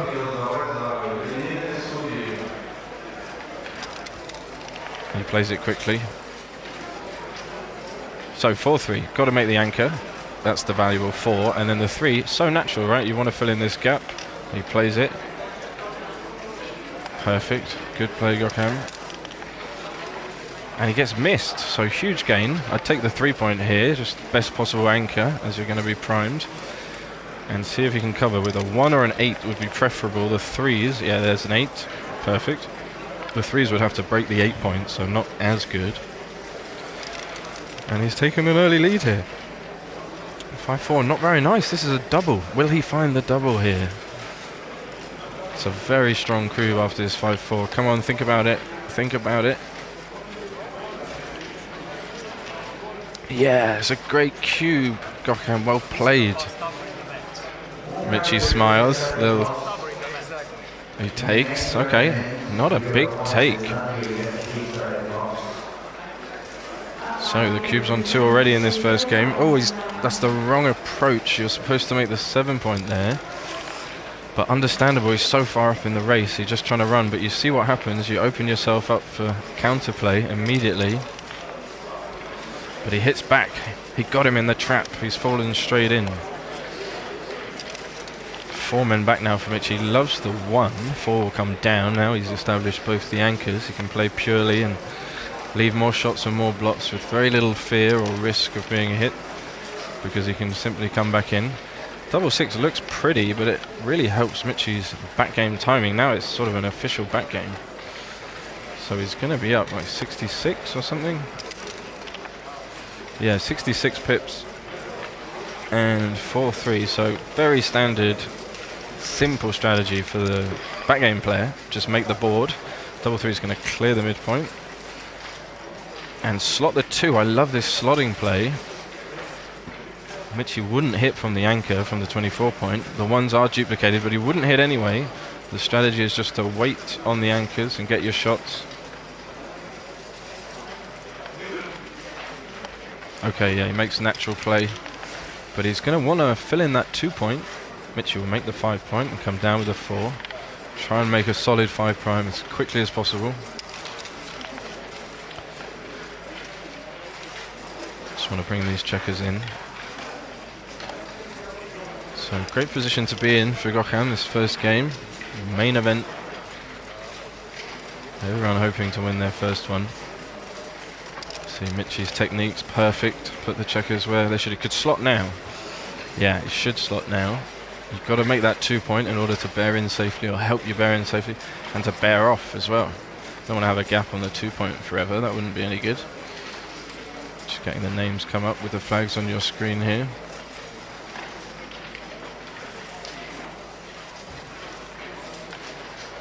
Okay, he's looking at clearing. Hasn't thought about slotting. Yeah, very reasonable play. Maybe he can make it naturally. Just roll the number that fills in the 2 point. But the understanding should be is that Mitchie doesn't want to and can't actually hit with a 1. So here he's forced to slot it, right? 5 goes there, 4 comes in. And Mitchie's not going to hit with a 1 and try and win this game coming forward. Yeah, good play. He's looking at it. Once you look at it, I think it looks natural. Because coming forward, winning coming forward, jumping these 4 checkers over the solid 5 prime. That's a difficult thing. A really difficult thing to do. And that's why it's not the preferred strategy, actually. The best way to win is to stay back, let your opponent crunch, get a shot, and then hit that shot. This is awkward because next roll, what are you going to play? Your 6s are forced to go to the 2 point anyway. So I think he's going to put it back and make the correct move. Yeah, good play, Georgian. Hit the clock. Bravo. Love that. It would have been interesting to see if Mitchie rolled the 1 there. He's running out of time. This is really not good timing for a 1-3 game. Needs like 30 more pips for it to be comfortable. This just plays 8 in. No other move. 6s are going to be forced off the anchor, and then he's going to have 5 builders lined up. You can see there to point on him. Doesn't roll a 6. Maybe he's happy about that. Just slots the points in board. Now Georgian will clear. Oh, that's a bad one. It's a bad one. It's a really, really bad one. It's the worst roll by far. But Mitchie does have these 2 blocks in board. So look at this. He's got 6s and 4s and 5s. 1s and 2s to cover. Can he dodge this? Difficult to dodge that. But he's going to have a double direct shot. What a disaster, that 6-5. Often the trouble number.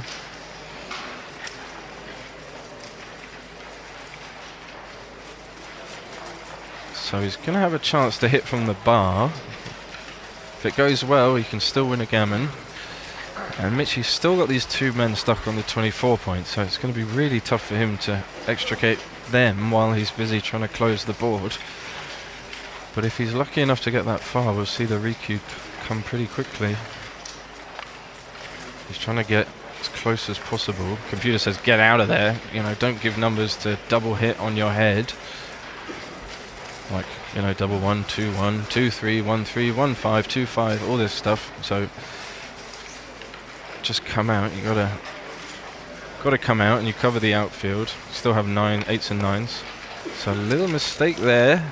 Ah, not punished. Double 5. Now then, this is a recube. He's got 5s to hit the second checker, 4s and 1s to cover, 2s to cover, 6s jump out from the back. Lots of threats. Will he find this recube? Does he want to recube Gokham here? If he does decide to recube, will he take it? He doesn't do it. That surprised me.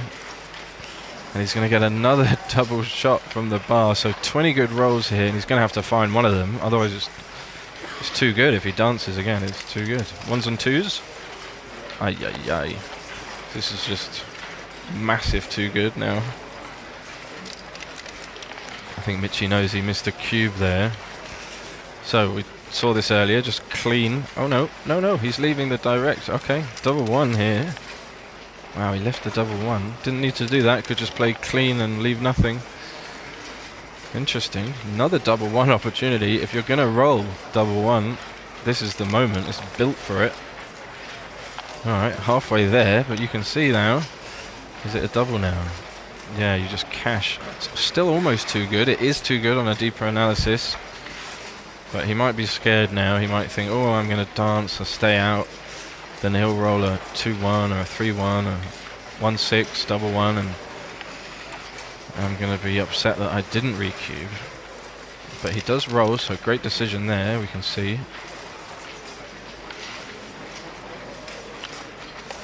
Oh, he gives them the 1-6. That's surprising. Oh, he nearly had it there. You see him nod his head. But he gave the 1-6. He's going to keep attacking and go for the closeout here. Needs another 1. Oh dear, he's likely to get closed out, but doesn't.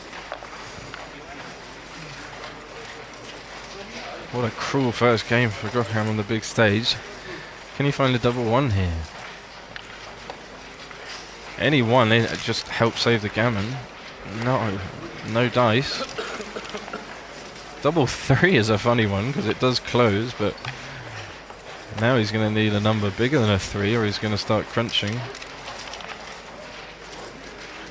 And then he jumps out with both. So 96% wins almost and over 40% gammons. What a turnaround. The power of the back game. Gokham can't be feeling good about that. He had two rolls from the bar where any 1 or 2 would have hit. And he danced twice. It's really painful. So Mitchie just coming round, checking double 6, double 5, double 4. Doesn't take any checkers off, but keeps a closed board. Oh, actually, computer thinks 2 off, going for the gammon. I mean, you are playing on 2 good. That's interesting. He didn't even consider that. Just clearing, playing very safe. But yeah, if you're taking the risk to win the gammon, you can rip those checkers off. Got 1 off. I'm down to 36% gammons now. Can he come in? He does. Will he leave a shot here? Double 4, as good as double 5 and double 6 there. Needs to come in, he does. So it's going to be close, 50-50, you can see from the percentages there, 51%. He rolls another double. Wow, this would be cruel. Cruel turn of events. 3-2, doesn't really help. 72% gammons now. Doesn't roll the 1. That would cause him to miss a roll. Come on, Gokham, you need something big. Just come from the back, and you get double 4 to get off in 1 roll.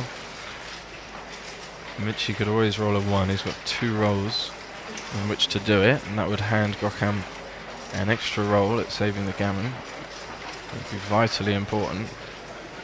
Don't try and be too clever here. Just if you go from the back, then you're guaranteed a crossover with a 1, which is perfect next roll.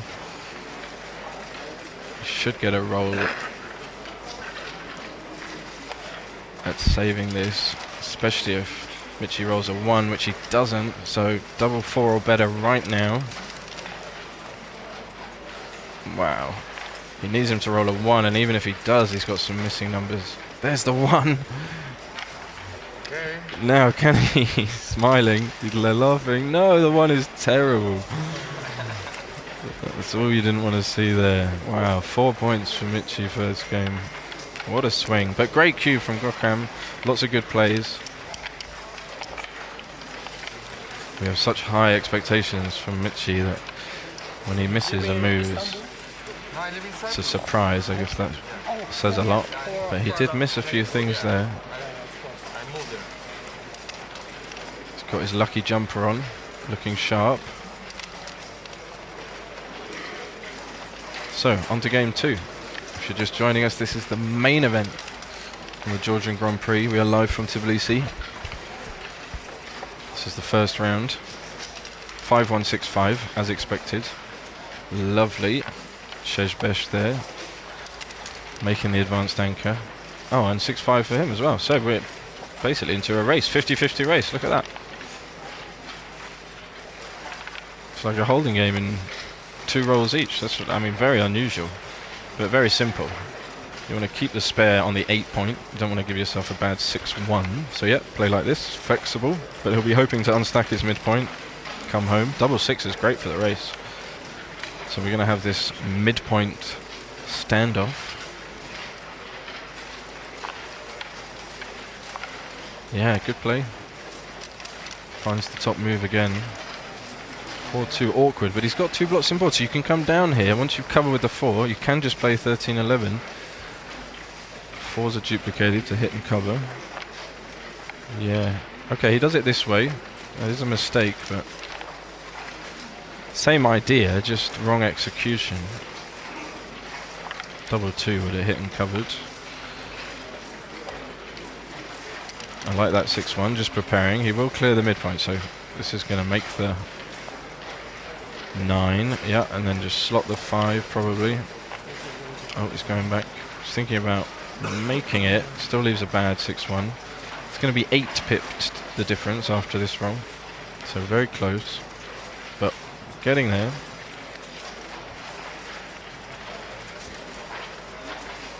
Maybe feels like leaving 2 blocks in board would incentivize Gokham to run off the 18, which is the point he needs to clear to get into this race properly. Yeah, good play, like that. And he just makes the board, I guess.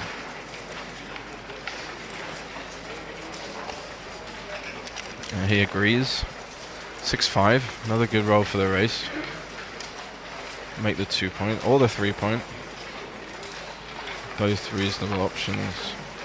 This leaves 2 blocks in board. He could roll 6-1 here, so you just wanted 1 block in board there. He does roll 6-1, so cruel. But now hitting and covering is really difficult against the 5 point board. It has to be like double 1 or 3-1. 4-2. Clearing the 8 point here. Okay, he makes this play. Looks a bit strange.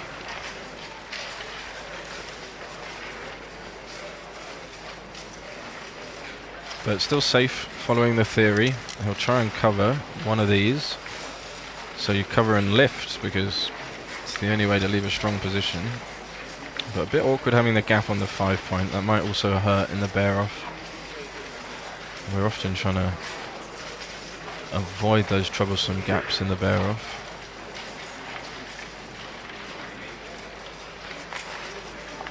Oh wow, he's looking at this. That would be a very bad idea, because then Gokham could just run off his 18 point, which is exactly what he wants to do.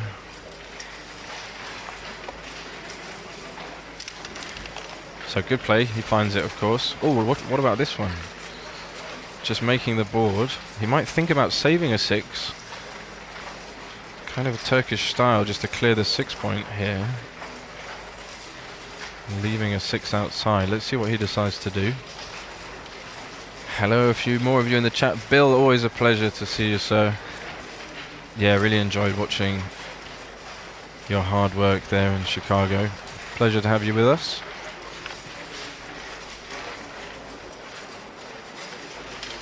So as suspected, he is keeping that man outside, but XG just wants to make the board and break the 6 because it's thinking about the race. Yeah, he's looking at it. 6s will become forced, but good excuse to get into the race. I feel like he's going to leave the man outside and, yeah, do something like this. No immediate bad rolls for Michi. Wow. He's 5 pips up after this, so just go. Look at the wastage Gokama has on the ace point with the extra checkers, so he's even further ahead than the pip count may lead us to believe. This is nothing. You can't do this. Creating your own wasted, creating bad 6s. He's just looking at it, shakes his head. Of course he's not going to do that. Yeah, once you play those 2, bring him in, keep blocking something like this, stop this from moving.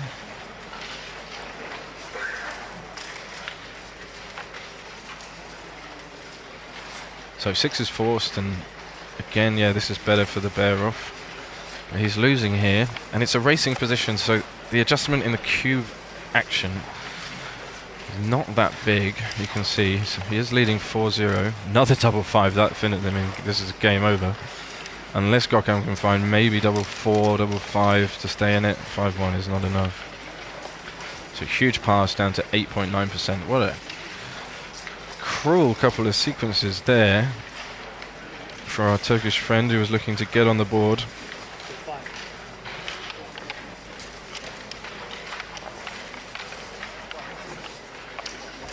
Very important to roll well, of course, in the races, the pure races, big doubles. Very welcome. Okay, so on to the third game. Both playing really well, low PRs. It's good to see. 4-2.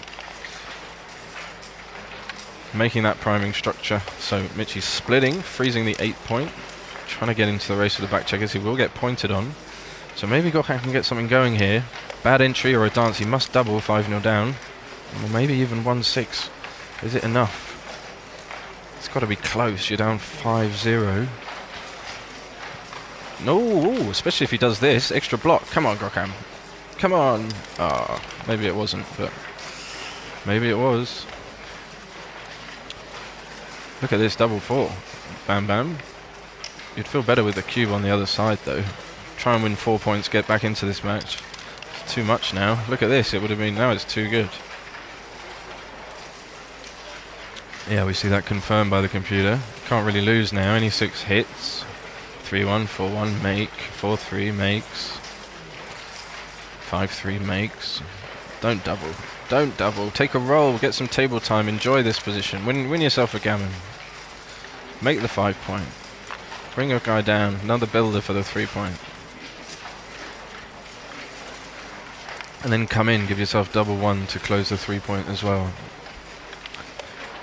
Yeah, he didn't need to do that. Gives him a good double 1 and double 3 for Michi from the bar. Even if he rolls something like this, you can just double, but this is still too good. Any 2 and any 4 hits back. 1-6, of course. Alright, so good to see Gokhan in a winning position. See if he can get some points. Wow, what a performance from the bar. 3-5. And now it is double pass. Now you should double. Interesting. I feel like he's going to take a roll. Oh no, deeper analysis says it's slightly too good. Very small too good. Great decision. Love it. 3s and 5s. Rolls the 5. Sorry, 4s and 5s. So Gammon's still on, but now he has 6 blots. Finally dances. And the 3 will hit. And all his focus should be on trying to close the 3 point. Once he's done that, then he can just waltz home from the back. He played 2 3s, so which is just going to correct him. Nope, he played it correctly. Double 5. 6 will come down. That's another builder. And yeah, just block. Protect yourself against double 1, double 3.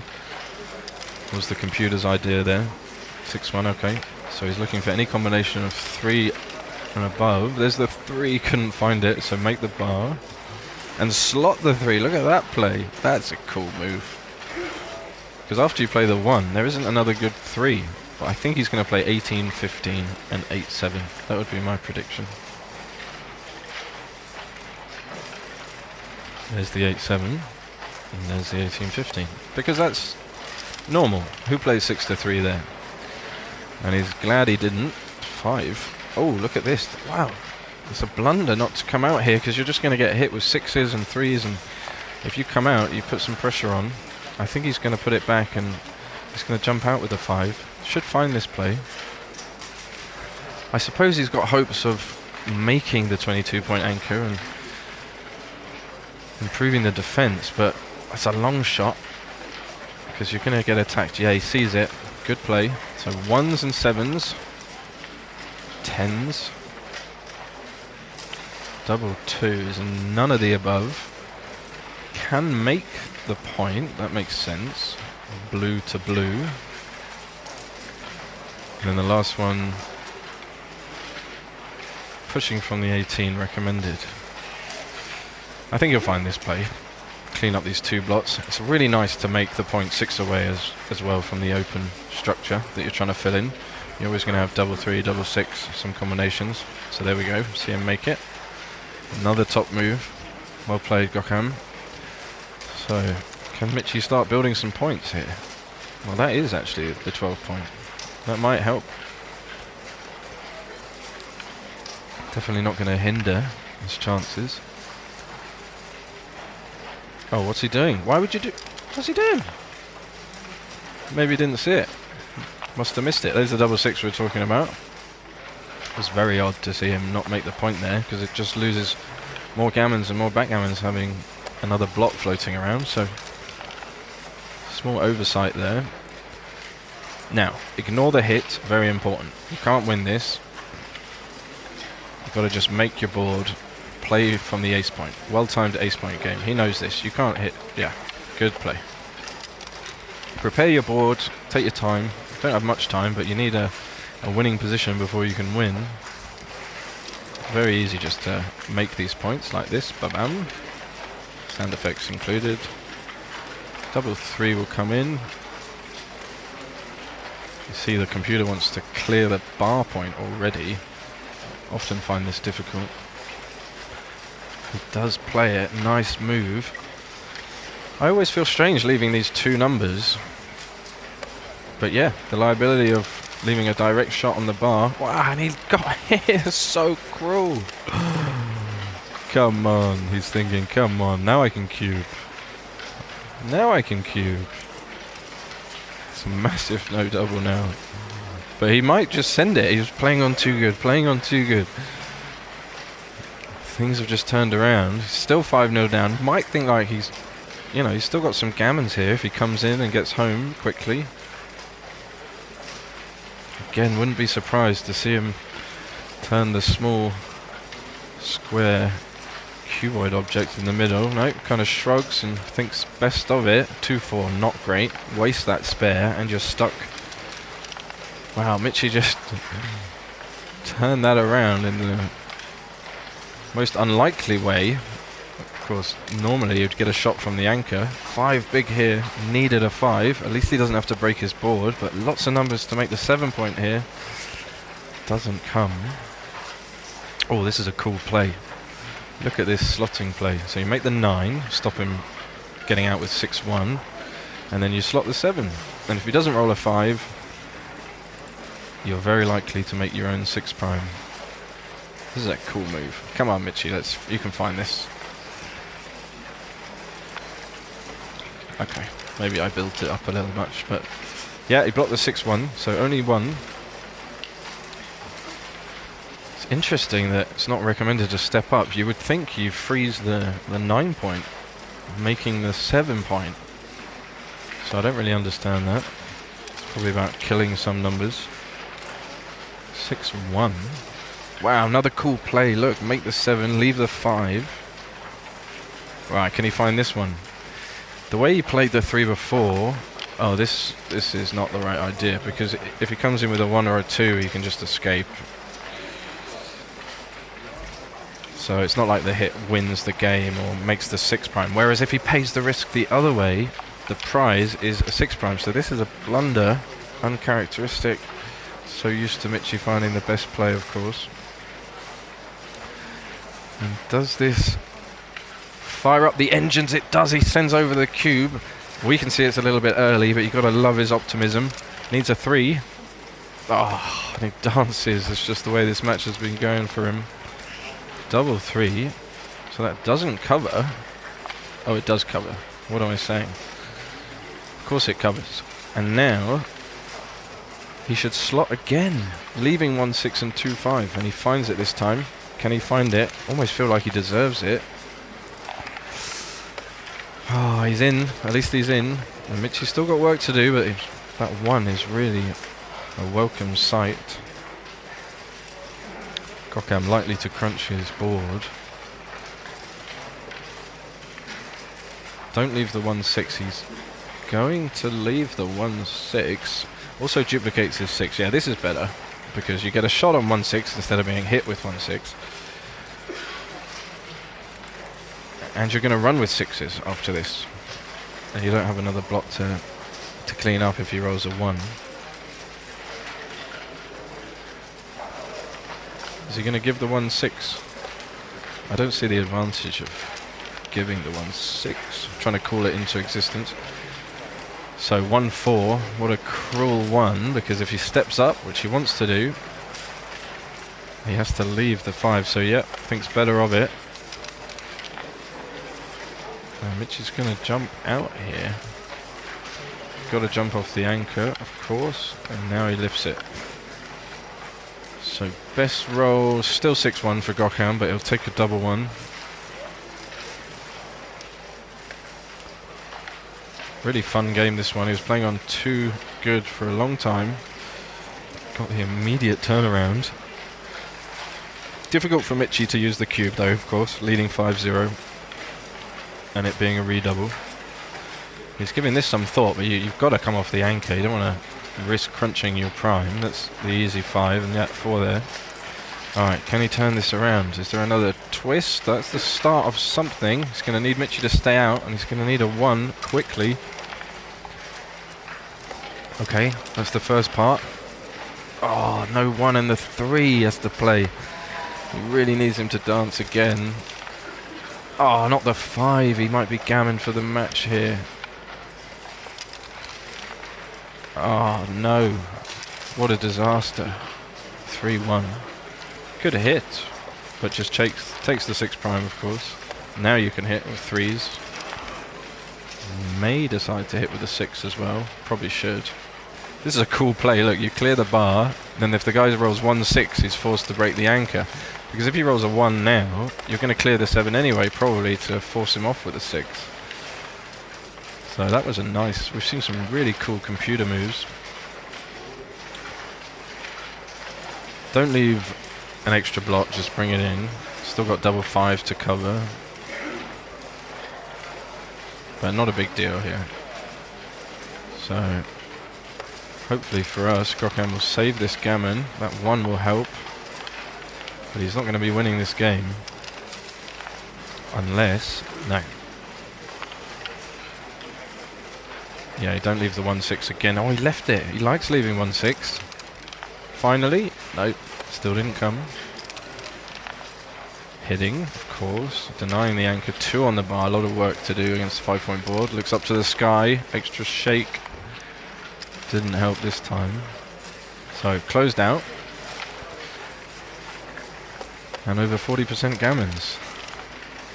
Mitchie on fire in this first round match. This is the main event of the Georgian Grand Prix. We are live from Tbilisi. Welcome everybody to the stream. Send that link out far and wide. I know many thousands of you watch these streams later on when you're back at home. Guess most of the viewers are here. Let's see how Mitchie approaches this bear off.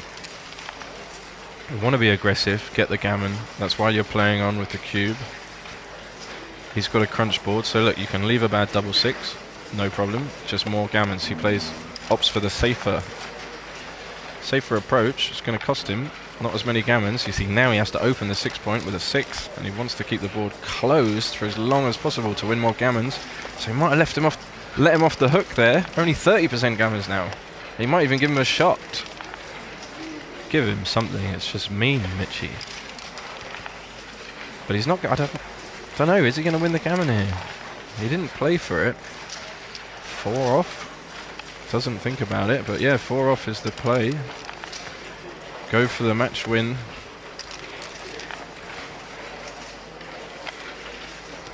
But Gokham's really helping him by not coming in. Finally, one checker.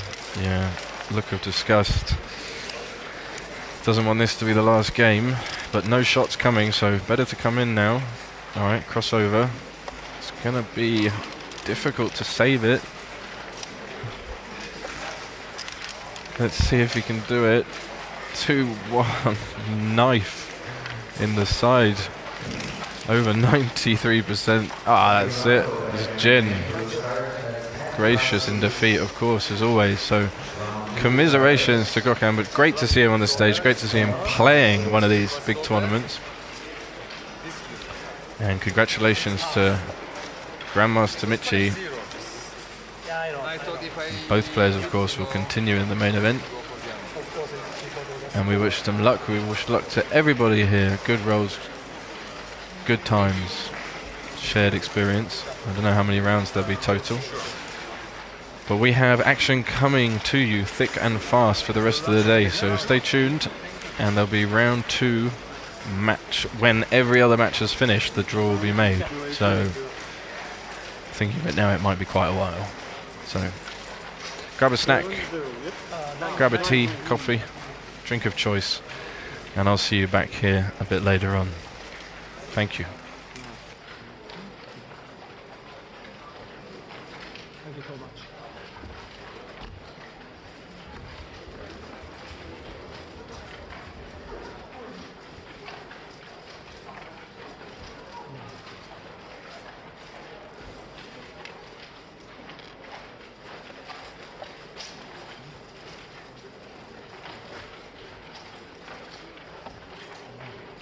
Thank you for the flag.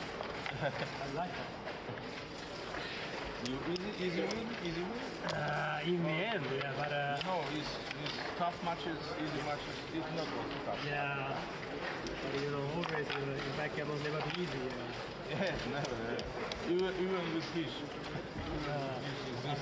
There's no fish in back end. It's no fish. Yeah, everybody is tough. Yes, I agree. You just play distance. You play distance. Yeah. Don't look. Yeah, that's what I can do. I just want to ask you, what is your win rate? How many percent is your win rate, you know? Because I know what is win rate. Really good. Yeah. And it's for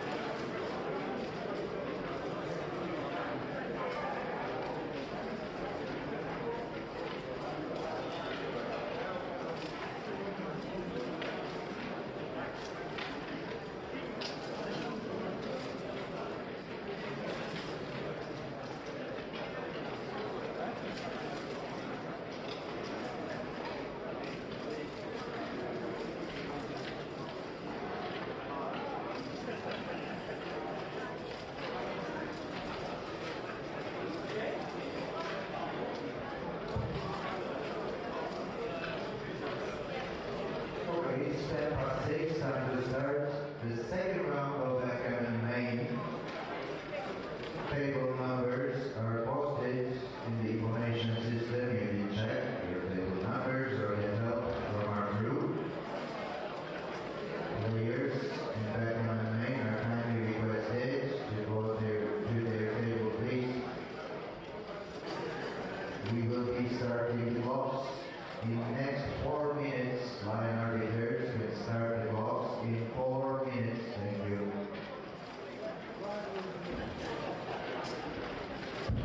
First 132 tables are in this hall. If your table number is bigger than 133, you are playing in our secondary hall. Secondary hall is located in front of the elevators, right behind the back pocket machine. Our colleagues will assist you. Thank you.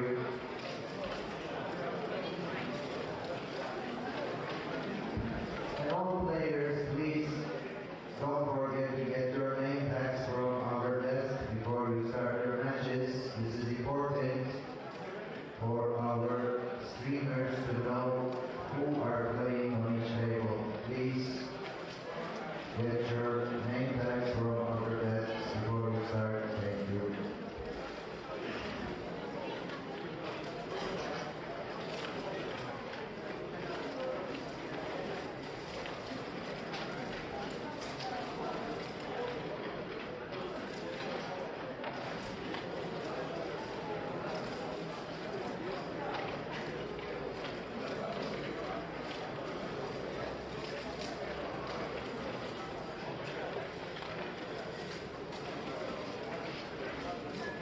Извините, судьи, пожалуйста, руки изведите, подходите, давайте зала.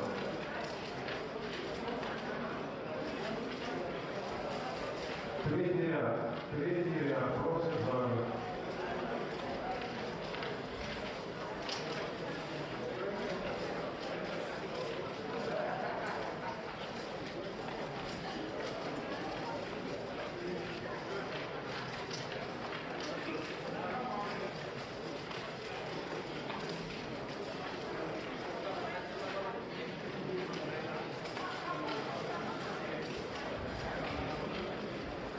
Okay, important notification for everyone. As you know, this is a triple elimination field, so nobody will be eliminated at the end of the day. Tomorrow we resume backgammon main with third round at 4 p.m.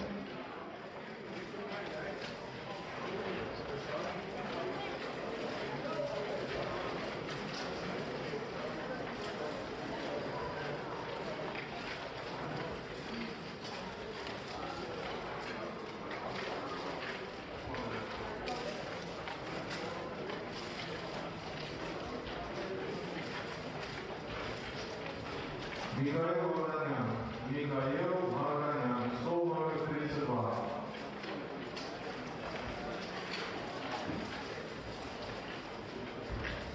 Технический специалист, пожалуйста, стол 56. 56, технический специалист.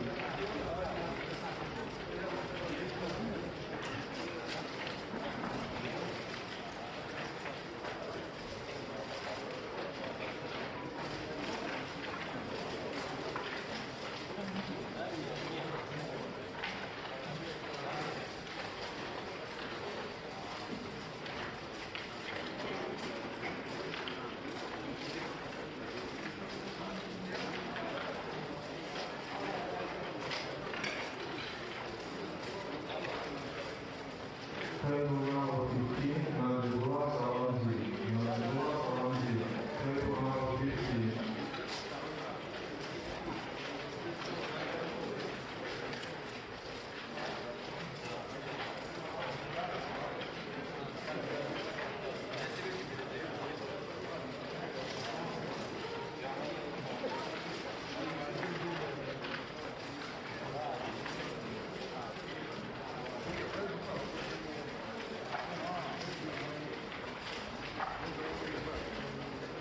Line arbiters can start for the players.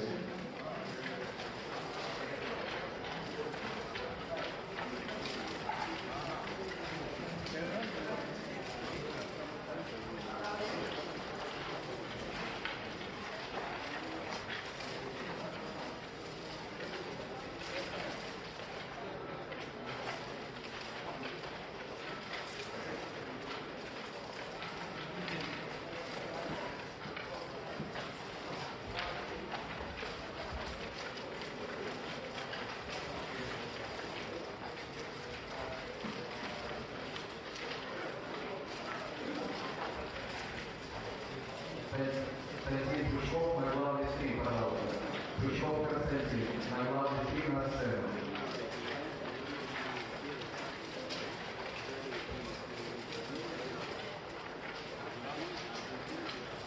Плющков Константин. Часы будут запущены. Необходимо пройти до игры на сцене. Плющков Константин.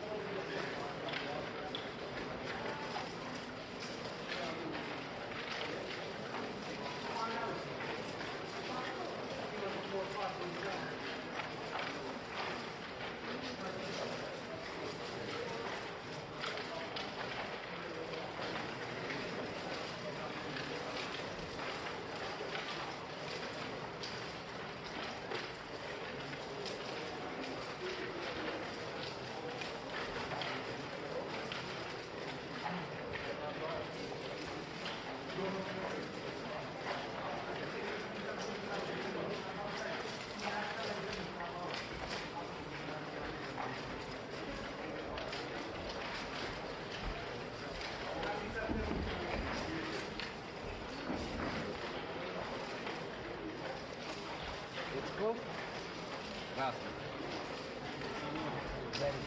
А что ты? Ну, вы уже поражение было, да?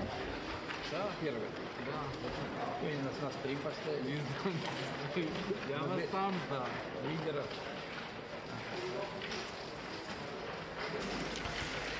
Alright. Welcome back, ladies and gentlemen, to the main event, the Georgian Grand Prix 2026. Here to bring you the second round. You can see in your screen the players just getting acquainted.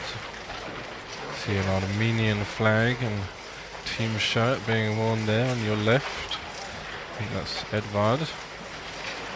And a Russian flag being worn and team shirt on your right. Hopefully the XG analysis will pop up with names, full names and flags and jazz hands. Hope everyone's well out there, watching live or sometime in the future. Amazing backgammon festival going on right here, right now, to Tbilisi, Georgia. So I sit in the corner, getting ever warmer with my coffee. Just waiting for the transcriber, I believe. Almost all other matches have started, either in this beautiful main room or the overflow room. Every board has a camera recording the match. Everyone's got their own dice. Incredible organisation here. Lovely line of flags along the windows. Okay, there we see our man Ivan just explaining to the players about legal moves.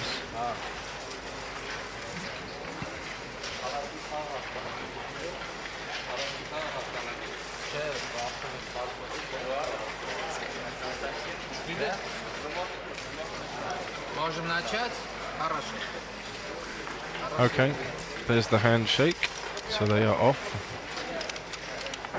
Yeah, Edward, I'm just going to say that. Aggressive slot with 5-1, shows his intention. So an Armenian player playing the blue checkers at the top of your screen. And Konstantin, a Russian player, playing the white checkers on the bottom of your screen. So he got a hit there with the 4-6. Thinking about how to play this 5-3. Computer likes splitting at the back, he agrees.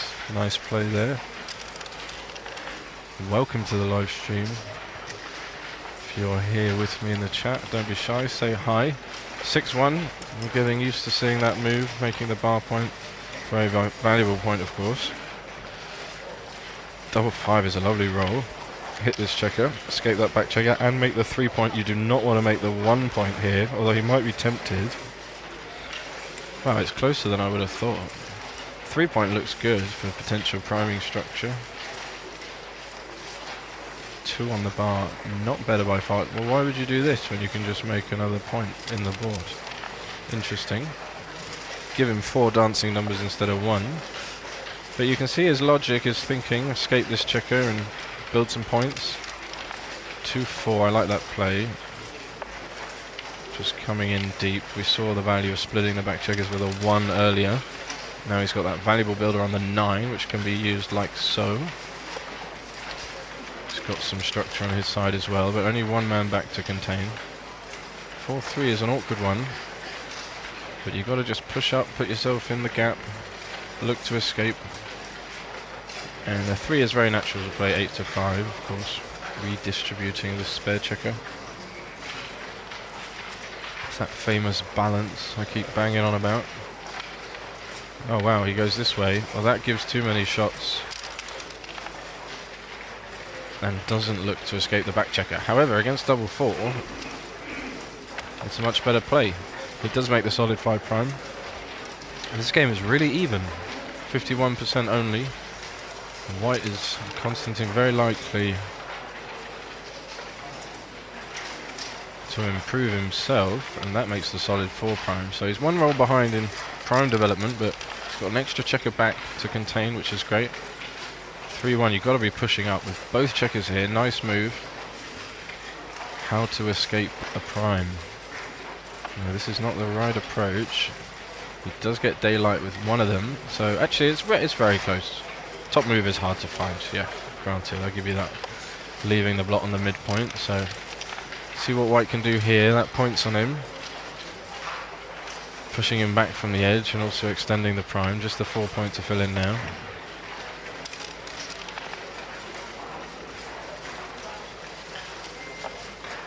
Three 3-1, yeah, must try and get out of there. It's going to get hit with any 4, any 9. 4 will hit. Will it lift? Shouldn't lift, should just come down, but he might lift it. But you really need to fill that point in. Yes, hello in the chat, thank you, appreciate you watching, enjoying the stream. Many more matches to come. As I predicted, he did lift it and he would have got away with it, so the position would have been so much stronger if he was threatening to close the 4 point, as you can see, with that extra man on the 3. Wow, he doubles. This is aggressive. I mean, he's stuck behind a 5 prime. This cube could be coming back really soon. 5-4 is not what he wanted. He's getting a hit here with a lot of numbers. Double 2 is a nice one. Again, not what he wanted, but does a few good things. Steps up so he can get out. Makes another point inboard. So, volatile first game here. Might be another quick one. Wouldn't mind that. Okay, good play. So 4s and 5s hitting. Maybe hitting with... Wow, look at that. Does he... Look at that. Solid 5 prime. Computer wants to bring another man in. Looking to complete the 6 prime, or make the ace point, of course, and put a second man on the bar. Can he enter? Doesn't enter. So White's cube looking better now, but it's... Wow, 2-6, he can get out. That was the difficulty in the position that I was going to bring to your attention, but he made it look easy. Now Edward needs to enter here. He's in real risk of getting gammon. Just one good roll from Constantine. That doesn't do it.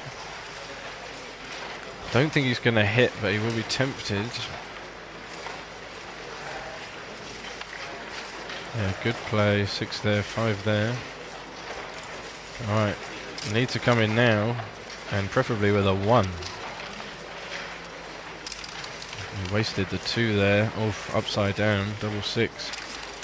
So he's either getting pointed on, not with 5-4. Look at that, awkward number. But if he sets him up this way, he's going to have 5 builders on the next roll. Only 6-1 would be bad. If he doesn't come in, that is. And he fails to enter again. What a nightmare first game for Edward. 5-4 is obviously making the ace point. Stopping him from anchoring. More gammons. But difficult to fill in the 2 point naturally. So not as many gammons, but still plenty to go around. This will bring them both in. No other play. Yeah. So double 2 would be nice. There's 1. It's kind of like a phantom 2-point game because it's very difficult to hit here unless you roll a perfect number. Clear from the rear. It's not the best play. Wow, look at that. 10% more gammons. You do win 3% more games this way, but it's 10% more gammons just to take the checkers off. Still can't anchor. Still can't point on him. So this is 2 off, that's clear. Very often you want to leave this shaping formation. No 2, so there will be no anchor. And he still has these pointing numbers. 2 off again. 23% gammons. And it's going to go up now. Computer actually wants to start making crossovers on the other side. This is going to, yep, hit and keep going. Hope he comes in with a 6, then you've won for sure. But you also stop him moving in the race, so increasing the gammons further. Some bad numbers here. We're going to see one. There's one. It's for the excitement. There is no crowd, but they're on the stage, so for the crowd. I think there's some people watching outside as well, in the expensive seats. Only one way to play this.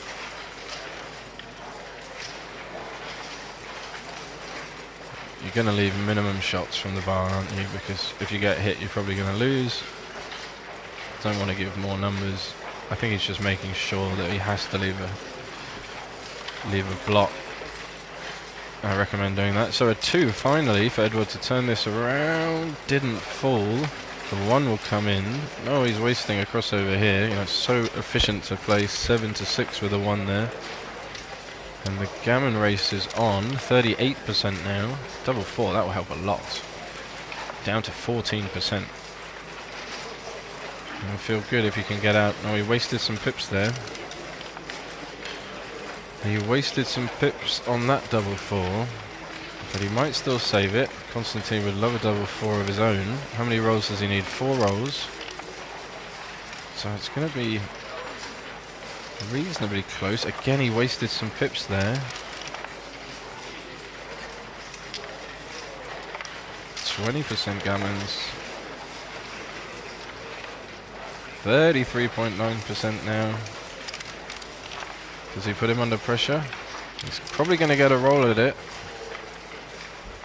This is okay because he can push to the bar and that covers most of the bad ones, or all of them in fact, except 3-1. Is there the double? There is not, but 3-1 doesn't get off. 1. Oh, it's a brutal. God. Only 3-1. What is going on? Like slow motion, that die fell like an axe. So 4-0 down in a flash, first game. Very different emotions you see through the pen there at the score sheet.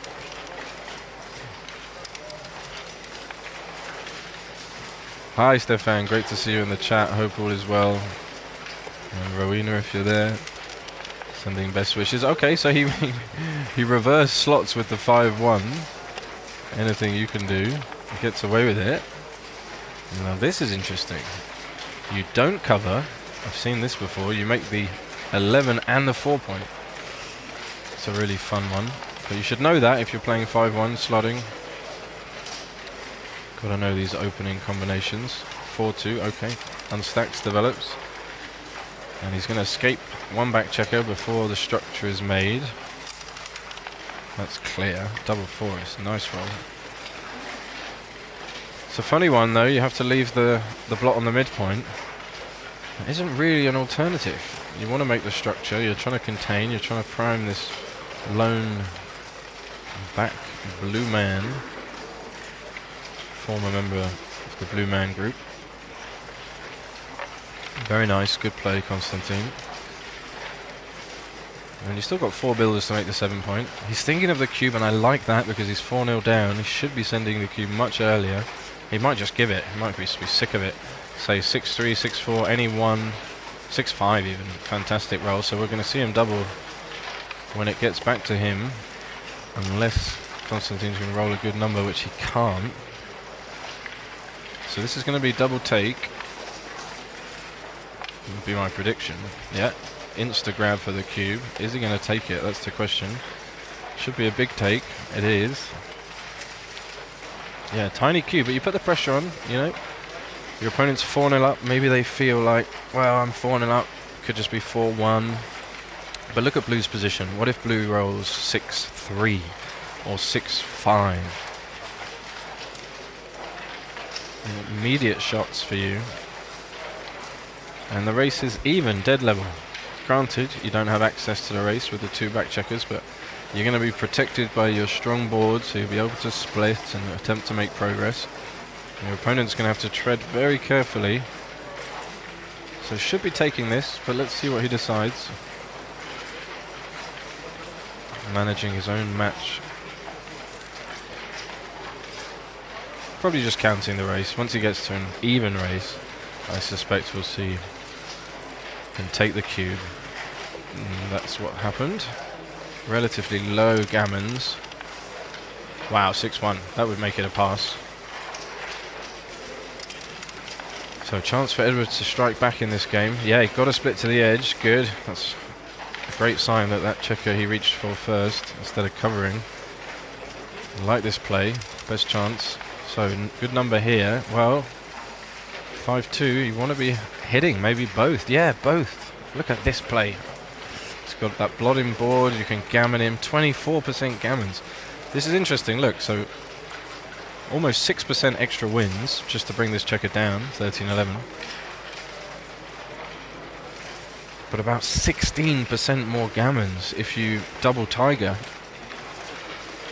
Go for making the 4-point. That's really a protection play. Oh, 13-6 even a bit shy. If he rolls a 3, yeah, he's right back in this. So small missed opportunity there, but another really cool play. We've been getting a lot of great examples on the stream these last few matches. So of course he makes the anchor. The other 3 is not so important. Unlikely that we're going to get more hitting.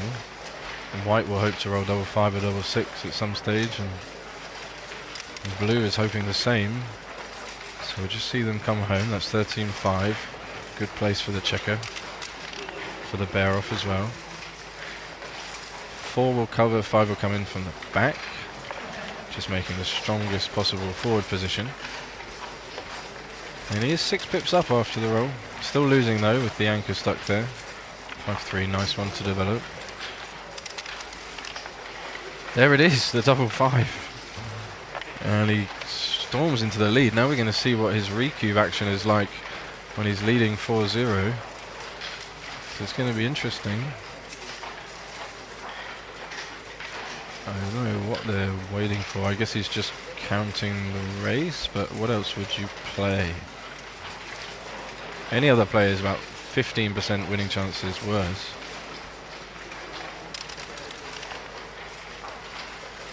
It does hit the clock. Now then, what does he think about this recube? Not yet. 76%, so normally you would send it, but sensible that he's being more cautious, leading 4-0. Want to be about 80%, I would say. Maybe even a little, yeah, about 80% probably. So he lost some ground there. 2-1. Oh yeah, play the 4. Yeah, XG like my play. Alright, setting up the best bear-off structure for minimum wastage. It'll be interesting to see if he rolls a small number here. Oh wow, so he's going to recube this? It's a pass now. It's 87% he jumped up to with that 2-1. So he should double here and just cash. Difference in pips is over 20%. It's 14 pips. 10% would be 6.2. 20% would be 12.4. So 14 is more than 20% difference, which is a huge difference. There's no adjustments to make for wastage or gaps. He does recube, and that's the end of this game. Storms to a 6-0 lead in rapid time.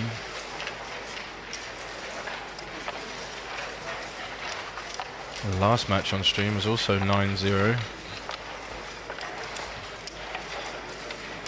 And we're going to be fighting to play the white checkers in the next match.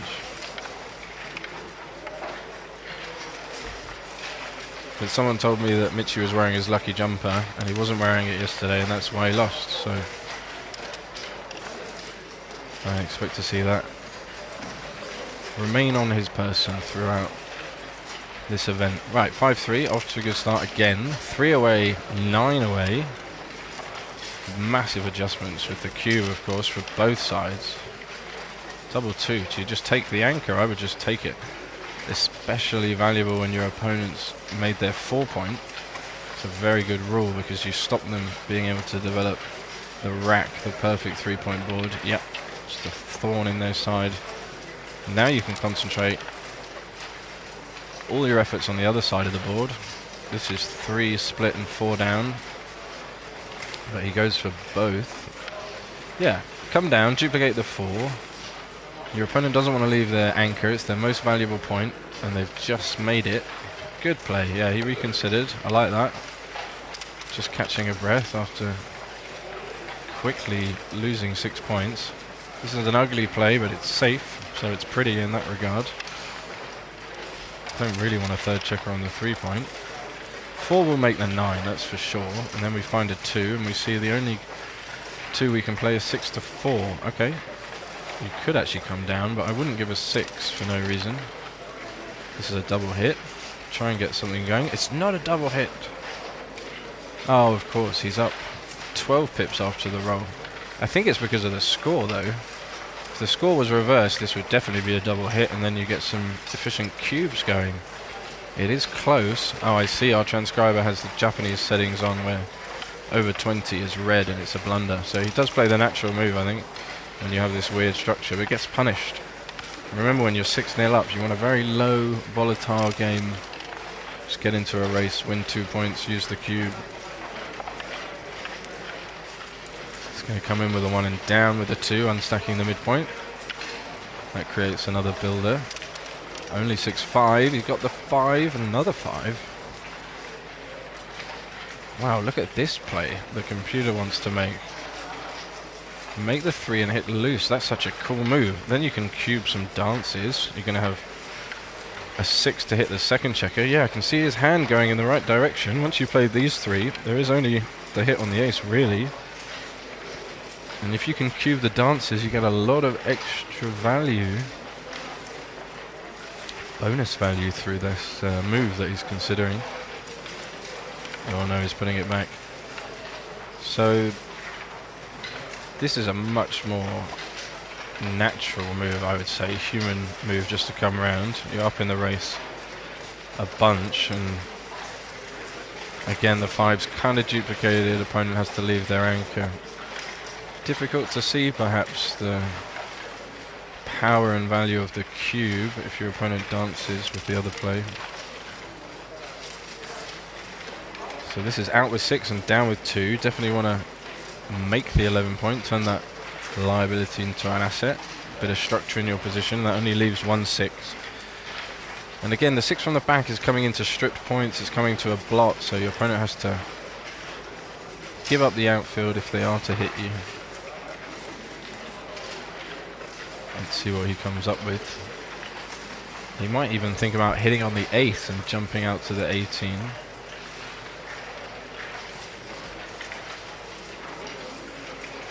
But didn't need to introduce the volatility into this game, leading 6 love.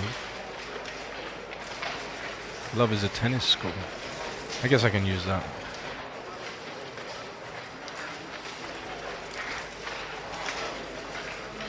So let's see. Tricky. I think the 2 is forced, though. You've got to make that improvement in your position. And if you're unsure, making points is always a good... Okay, goes for the aggressive slot. Not the top play, but natural move, putting checker in a strong position. This gives him a double, because now he can hit with 3s and 4s. Oh, you've got to cube this 6-0 down. You gotta cube this 6-0 down. And will he find this play? Not many good options at all. Very awkward. But you've got to be cubing this. Any advantage when your opponent's 2 away or 3 away and you're many away. Any advantage with gammons, you should be doubling. And if you're wrong, you're going to be wrong by a very little, 20 miller points or something. But you give your opponent the chance to give you a bad redouble, and they might not play in such a gammon saving style. They might just play normal and provide you lots of extra gammon wins and maybe some backgammon wins. So this, again, 8-1 is more natural looking play. Can't fault him for choosing that one. Duplicate the 1. 5-4. So is he going to hit on the ace? That's really the only 4. Kind of brings that dilly builder on the 3-point into play as well. Yep. It's a big prize on the dancing numbers with the other blot outside. 5-2 again. Much easier to play this one. In with 5, of course, and then lifting this checker on the 10-point. It's going to be up 22 pips after the roll, I believe. Yeah. And Constantine has got a bit of a mess to clean up here. Could cover and hit. Could cover and hit. I mean, if you cover and hit, you win 5% more. 5% more you win, but you lose 8 or 9% extra gammons, and they cost a lot at this score. So another example of making a checker play just because of the score. Very different idea there, just to play safe, and he's missed another cube. Really should be adjusting more at this score. But I'm sure he's going to find a cube on the next roll, unless something good happens here, which it doesn't. Of course, you're making the 5-point with a 3, and the 1 activate this checker to the 2-point. Seems natural. Yeah, good play. It's got to double now. Still doesn't double. Yeah, only one thing to do. This is the last thing on the list to get home. Even if you get hit, he's got the blotting board. But all the threats have gone, you know. He had all these blots he could hit and gammons he could win, and just let them go by the wayside. And now it's just a race. It's just a double take. Still a little take, I think. But it's going to be a really strong double. And I think he's going to pass, actually. I have a feeling it's going to go 6-1. Could just be the endless coffee talking. We do see him reach for the cube. It is a little take. He's going to count the raise.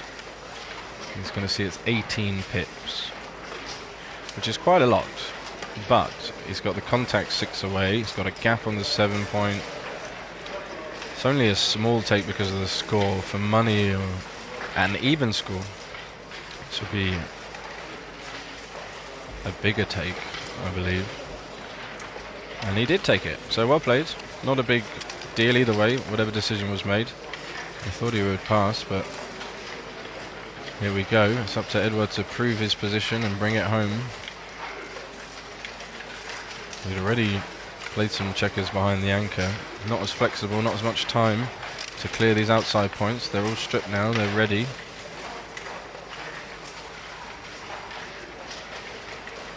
So not a huge fan of the gap on White's 4-point. Let's see what he wants to do here. He might be thinking of hopping off the anchor while he's got these 2 blots inboard. Sort of releasing that spare checker he has back there.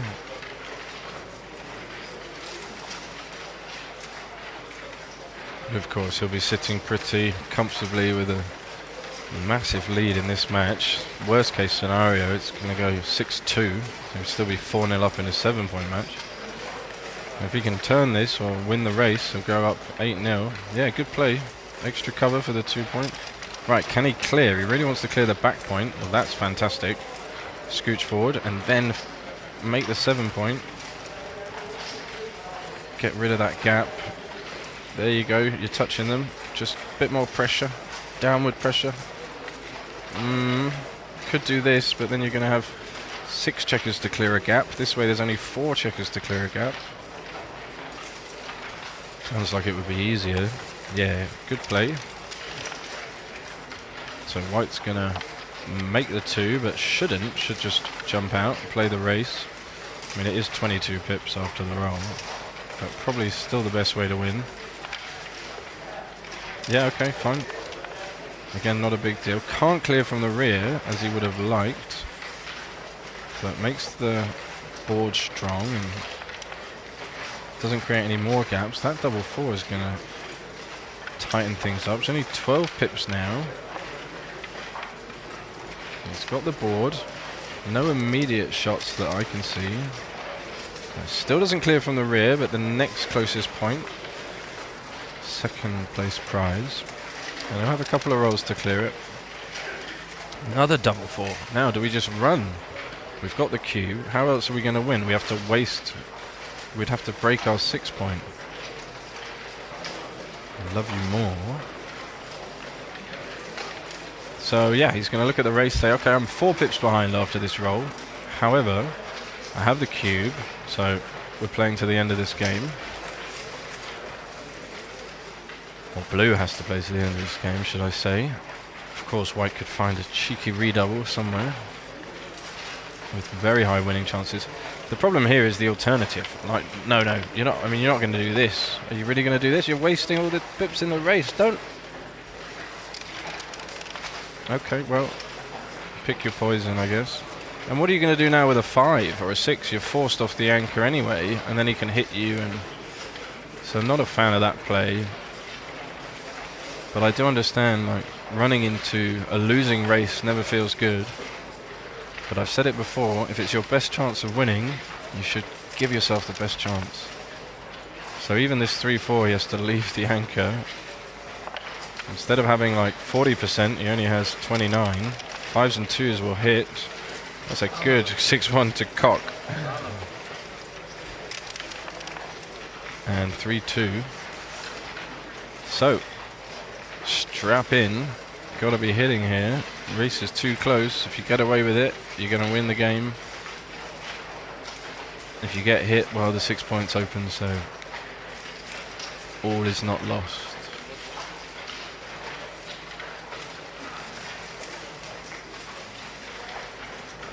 It's always uncomfortable to make these hits, but I think he's going to find it. What is the safe play? What is the safe play? You see, the way the computer hits is just leaving 1 block, keeping double 5 blocked as well, sort of mitigating the downside.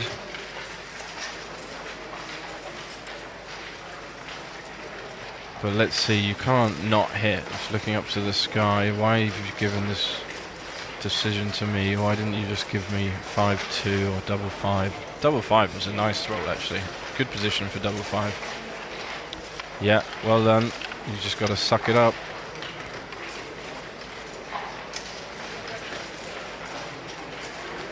So he's done the hard bit. And now you can see 5-2 is quite close. Very nice, good play. So only 13 rolls hit him here. All the 5s and 3-2.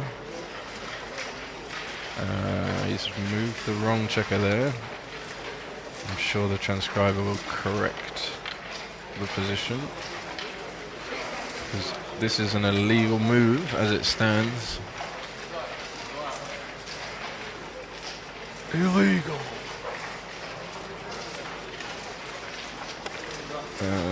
Yep, and we're getting the correction here.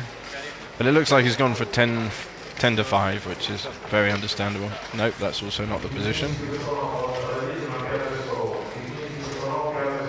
But they will figure it out with a helping hand. You can see in the little XG box that those 2 checkers should be on the 3 point. He's denying himself 2 extra pips. And there we have photographic evidence, confirmation. He's putting himself back on the board just to let him reconsider. Maybe you don't want to hit.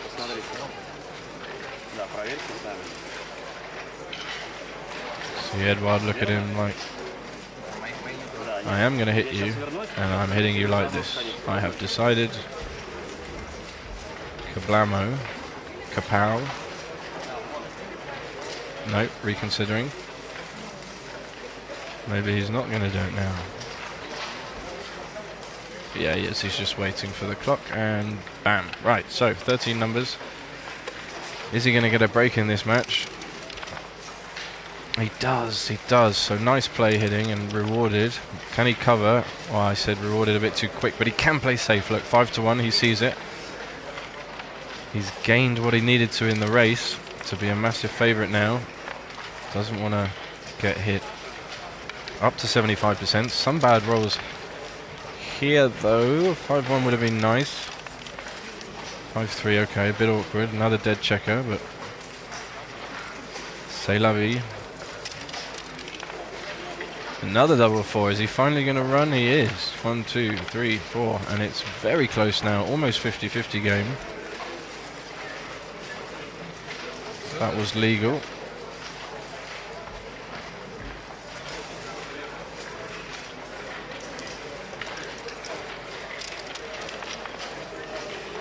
(4-1), 6-5 I would play. Yeah, big difference there. Got to fill in that gap. It's very instructive for people. It's not about taking off the first checker, it's about taking off your last checker first. And now Konstantin is favourite. And you see, wow, 2-1. So cruel. He's having a terrible match so far. And double 3 just to rub salt in the wound. Up to 75%. All these gaps and stacks and Edward's position. Could send this requeue, but only be 866 millipoint blunder. So he decides against it. Double 2 though might inspire him to send it next roll, especially on a miss. 5-3, that's 1 off. So this is double pass, 6% now. Is he going to find this requeue? And will he pass, or will he just say, well, I don't want to go 8-0 down. Give me a double 6 and I'll be 6-8 up, or 8-6 up. So let's see. He's got 1, 2, 3, 4 roll position. And Edvard has 1, 2, 3, 4, 5, 6 roll position. It's basically 2 rolls ahead. He does recube, nice. Good decision. And you can see what a horrible position he's in here. If he passes, he's 8-0 down. And if he takes, he's got 6%. And it's not even 6% to win the match, because if he does get lucky and win 8 points, it's only Crawford 3 away, so he's only got 75% chance to win the match if he wins this 6% of the time. Which means he still loses a quarter of the time after he wins this, if he can win this. So not an enviable position to be in, and he does pass. I think that's quite disciplined, but horrible barrel structure. Feels like you have maybe 1% there. And we reached a Crawford game after just 3 quick games like that. 8-0. Alright, looks like the players are going on break. And I will do the same. Look forward to joining you shortly. Resuming the end of this match. Okay, see you soon. Break.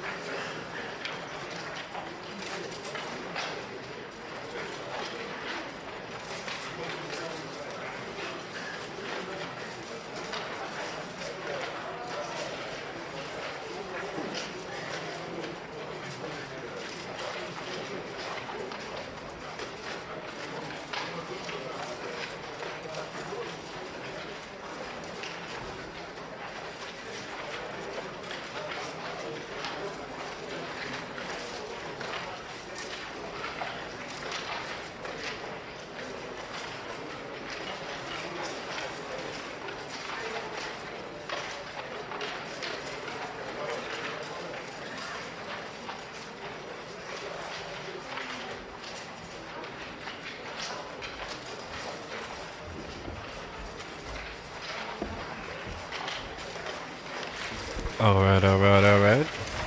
Welcome back, ladies and gentlemen, from across the globe. We are rejoining the second round match from the main event, live from Tbilisi, Georgia. The Grand Prix 2026, I believe it still is. Well, it feels like 2005 last week. Right, Edouard looking to get on the board. Never nice not to have any points. 4-2. Okay, you can hit there, but he decides just to make the point, allowing him the 6 to link up. It's interesting because this is DMP and gammons don't matter. So if he was 7-0 up, maybe it's correct just to make the 4 point as it stands. Anyway, 2-1, nice little slot there. Gets pointed on with the 6-1. Double 5 comes in and covers. Right, so he might actually win a game. I do love Arda's voice, but the announcements here are really loud.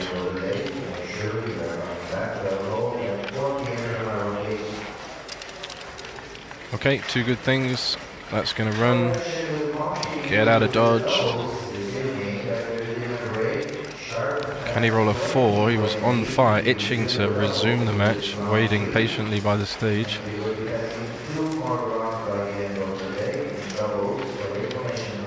6-2, nice play. Standard shape, down and push up. Can he find a good number here? Well, that gets safe. 65% wins. He's up in the race, 8 pips, plus he's got the opportunity to pin him back in the future. Can he roll a 3 here? Cannot. Slot both points. Just prepare the board as quickly as possible. Let's see if he agrees. Feels like he does agree. Nope, he thinks that's too much. I'd rather break the structure. Alright, double 3 is nice. Solid 4 prime. Now it is difficult for white to get in the race, but we saw earlier he linked up and rolled double 5, and that is the way to do it. Double 3 that way, yeah, leaves him 6-3 to make the 18, and other numbers like 6-5. Needs a 3, doesn't get it. He will make it. Will he slot the 3 point, or will he just come in again? Now he might slot the 3, yeah. Good play. 5-3 is safe. Makes another point. Just one more to make the 6 prime, so another chance to roll a 3. Still doesn't come. He'll make and slot. Simple progression, strengthening the home board. This is the wrong way to do it. That's the efficient 1, and then the 5. So you can make the 2 point next roll. No, this is a legal position. You've just gone back 4 pips. Yep, that was it. Should be recognizable. Good thing about pushing up from the back, stopping a number like 4-2 being so effective, and he does decide for it. Kind of like that idea actually. 5-1 will just come in. So he's leaving 6-1, 5-2. 2 is duplicated, but only 4 numbers, and if he doesn't manage to anchor, he's going to have plenty of threats to fill in his 4 point. Yep, safest play, not entirely safe. He's still got 75% wins here. See if he can get on the board. 5-3 could run to the midpoint, but you're losing. You want to anchor and link up, so keep that checker there. Make the ace point, then you have a 5 point board, and you've made an improvement. No! Abandoning that man. 3% less wins, but okay. Even if you rolled double 4, you'd have a chance to make the anchor. If you've got the anchor, you've got contact. If you've got contact, you've got ways to generate shots. If you've got ways to generate shots, and you're going to get chances to hit some shots. And if you hit some shots, you're going to have a chance to win.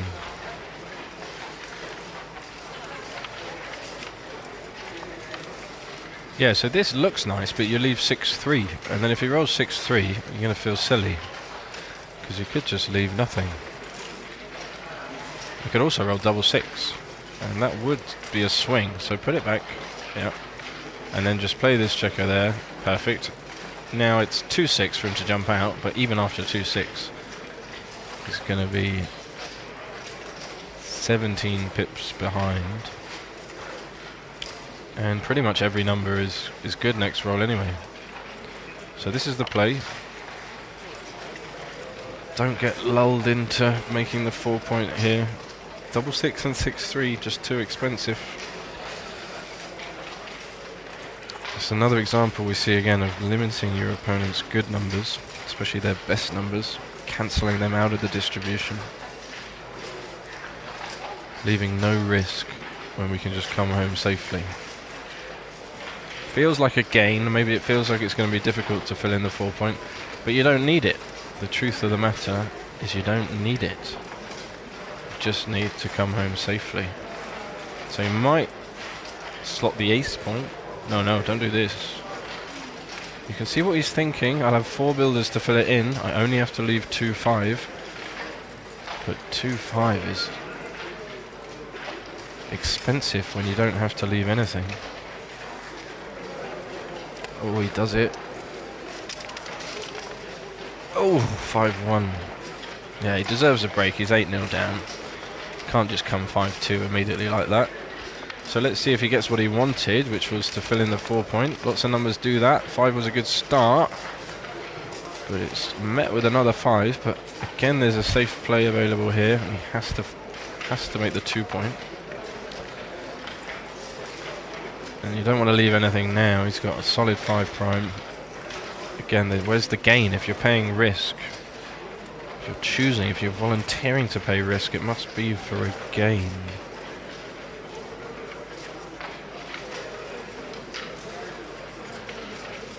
But he's liking this move of leaving double 4 and 4-5, 3 numbers. It's almost 10% of the numbers.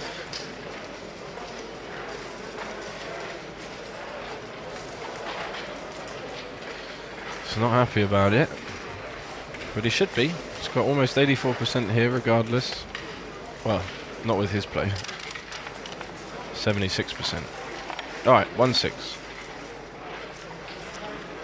Of course you stay back, as we mentioned at the start of the game. Doesn't matter if he gets gammoned, doesn't cost him anything extra. And you need to be aware of that before the start of the game. So when you're setting up the checkers, you say, right, what values are at play here? Okay, doesn't matter if I lose a gammon. So I can stay back and try and increase my winning chances. 6-5 is safe. Almost at 90%. But next roll, 6-4 is bad. 6-5 just slots to 2. Then you can make a solid 6 prime. Can't win this race.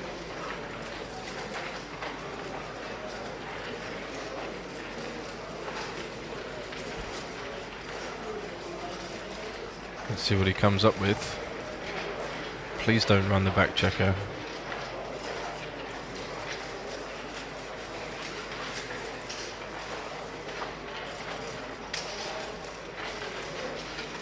Yeah. Good. Right. Can Edvard get something going? Still awkward, but 2 off. Leaves a nice balance. Distribution of spares. 6-4 still going to be bad next roll. Now he's ready. Good play. 4-3 is a little awkward. So 6-2 with the 4. Yeah, that's safe. And 1 man off. And now lots of bad numbers. I don't want to name them all because I feel like I'm influencing the action slightly, but we'll see if he rolls one. There it is, but 4 men off, so he's going to have 7 men off regardless, and you get the feeling he's going to hit this. He does hit it. And now he's the one with 58%. Edvard in disbelief. Can he find a 1 here? So closing with 1s and 2s is way better than closing with a 6, because now you've got these deep spares, which is bad for the bear off. Because you're going to have to open from the back sooner than you'd like, sooner than... Oh, you just take 1 off here. Yeah, that's a nice roll. Give your opponent the chance to enter. 6-5, just 2 off. Yep. Can he roll a 5 here? Threw that in really hard. It just hasn't been his match, has it? Will he get another shot at it? Oh, he will. This is forced. So maybe Edward's last chance here. Extra shake. No, look at that. It's the 4 is there, but it was balanced. Can he roll another 4? There, it's stuck to the board. Wow, that would have been... That would have been a way to end it. Right, 6-2. Stay back or come out? Come out, so you leave 10s, but you get closer. So we can't play safe on something like 5-1, 5-2, 6-1, 6-2. Yep, there you go. So you get a direct shot instead of having an indirect shot. And this is poised in the balance, this game. Another 4. It's been a 4 for all of them, but double 5 might do it. So 1, 2, 3, a man off. Is he even? He's not even. There's a race to the finish. Can he stay alive in this match? Edvard down to 27% in this game after having over 90. Right, special shake. Tender, loving drop of the dice into the baffle. Le baffle.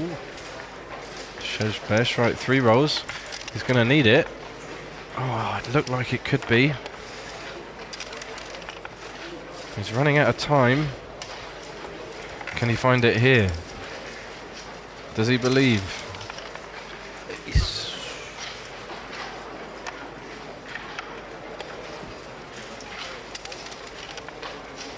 Alright, double 2 or better to stay alive. Of course it's the only double that doesn't win the game. commiserations to our Armenian friend Edvard there. Huge congratulations to Konstantin, the Russian player. We wish all the players, not just those on stream, all the best of luck and joy and fun and excitement for their remaining matches. Thank y'all for joining me from home. We'll be back with doubles, third round I believe a little bit later, scheduled at 8 o'clock. There'll be 2 rounds of doubles this evening. Everyone's still alive in the main event as it's 3 life tournament.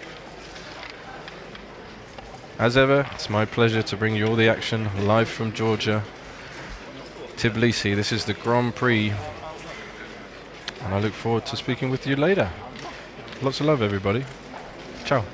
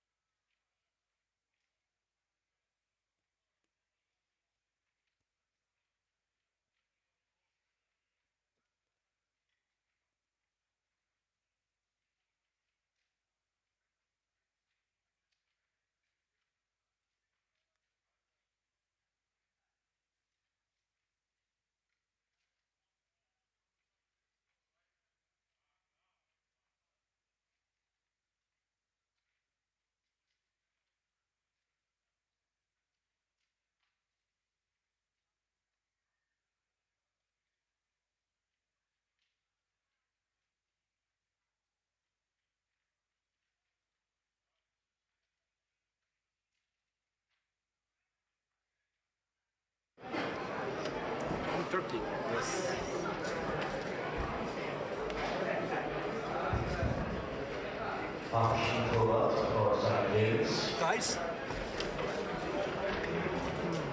Nice! Hello, hello, hello, and welcome back, ladies and gentlemen from around the world. I am here live from Tbilisi, Georgia. Big hello to all of you at home. Hope you're doing well. We have a third round doubles match ready for you this evening. I'm sure a lot of you watching the Champions League final, as are many of the participants out in the lobby with the two big TV screens. Always love penalties though, so see what happens.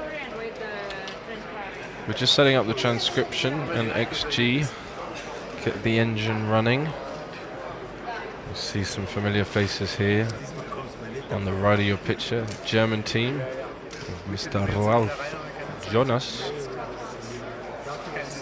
Mr. Leverman. We will get the names up with the flags shortly. Not that many teams remaining from 128 that started. We are down to 32 teams, so 64 individual players. We will play down to the last 8, so we'll have our quarter-finalists by the end of the day. Switzerland, Germany. Switzerland, Germany, both.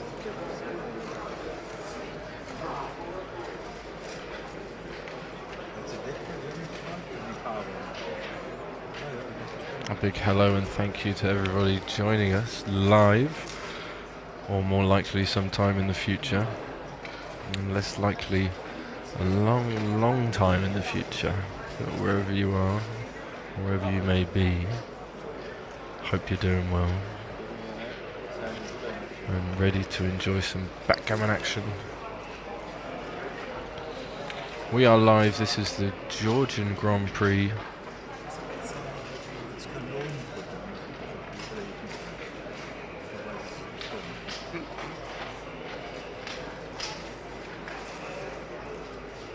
Doubles event, of course, has slightly longer clock settings, so you'll see 17.5 minutes for both teams. 7-point match. Scoreboard is slightly shrouded by the players' names, but you can see the double Turkish flag there. So Germany against Turkey, this one. And there is our XG feed, thank you. 2-1 to kick things off, slotting 6-5. I love this play. If you don't get hit with a 4, you've got to split before they build the prime. So the 2 is really important to play from the back here. So they're big favourites to make that 5-point, and then you want to be in a situation where you can get out of that as quick as possible. Alright, drop one die on the floor. These baffle boxes have big opening at the top to aim for. Wow, double 4 does both 5 points, and they're in a commanding position already, up to nearly 63% wins. So can they roll a 2? 5-1 is probably going to be a double after this. Yeah, it's going to be a good cube. Let's see if they can find it. 5-1. No, you don't want the blotting board. You actually want to stack and just come down. Let's see. Yeah, he convinces him. Good cube, I like that. See if our Silicon Overlord concurs. It does concur, so good double. Clear take, of course. 6-1, nice roll. Solid 4 prime. Hitting on the 4 is really close. That's the first play that came to mind. Double 4 is just going to make some structure and create a bit of a defense here. Double 3, double 4. Good. Oh, the double 5, is it falling? It looked like it was falling. Oh, they could do better though. They can do better. Why roll double 5 when you can roll double 4? Yep, just make the board. Increase those dancing numbers. You could either make the 2-point or the 3-point, but I like making the 3-point. Then you've got solid 4 prime, and they can't anchor higher than the 23-point. This looks natural, but they could roll 3-2. Let's see if they stay out. Big first game here. 3 was massive. Just to come in here, it's really important. 6 is ugly. You have to kill this checker to the 2-point. So another double 4 would be a killer blow. 2-1. It's really one of their worst numbers. Only play is actually 11-8. You have to leave 5s to get hit, and the 2s they would take to anchor as well. So a little disappointed with that, you can see, after tremendous momentum from the start. But they continue to be in a commanding position. And I'm sure they'll find this play, because I mean, you could play 13-10, but that leaves 3 blocks, a 1, 6-4, all the 2s. It's a bit unnecessary. Now they have a 3-point board. So, yep. What can Ralph find here? Ralph the Magician. 2, love that. So they were getting gammoned, but now they're doing fine. Houdini at the helm. 4-2, right, so they want to bring this home, right? They up in the race, only 12 pips in fact after this roll. But white has the weakness, the blot in board. And they're going for this play, which is unorthodox, to leave the anchor, leaving 4-6, 3-2, double 4 of course, double 3.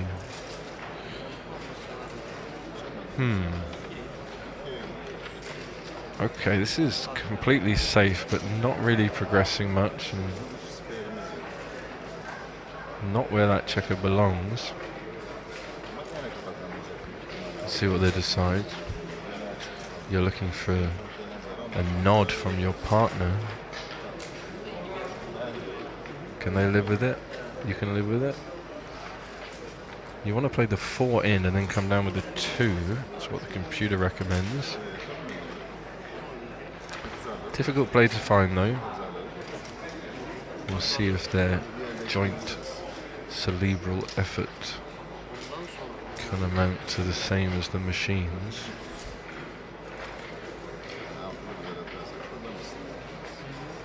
In order to find the top recommended computer move, we're going to have to go back to the starting position.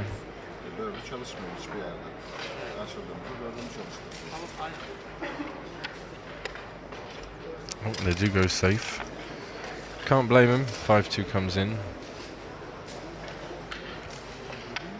Makes the point. Now they have a threat. They have a 4-point board. So no reason to not to make it, sorry, now. Especially when your opponent's likely to give something. They have a brittle position. 6-5, 2 down. Standard. Can't play safe here by breaking the 7-point. You just got to pay these shots. It's a great comeback from the German pair already in this first game. And 5 would be really big. They have a bad 6-2 is a bad number though. Couldn't find it. Let's just play 6-1.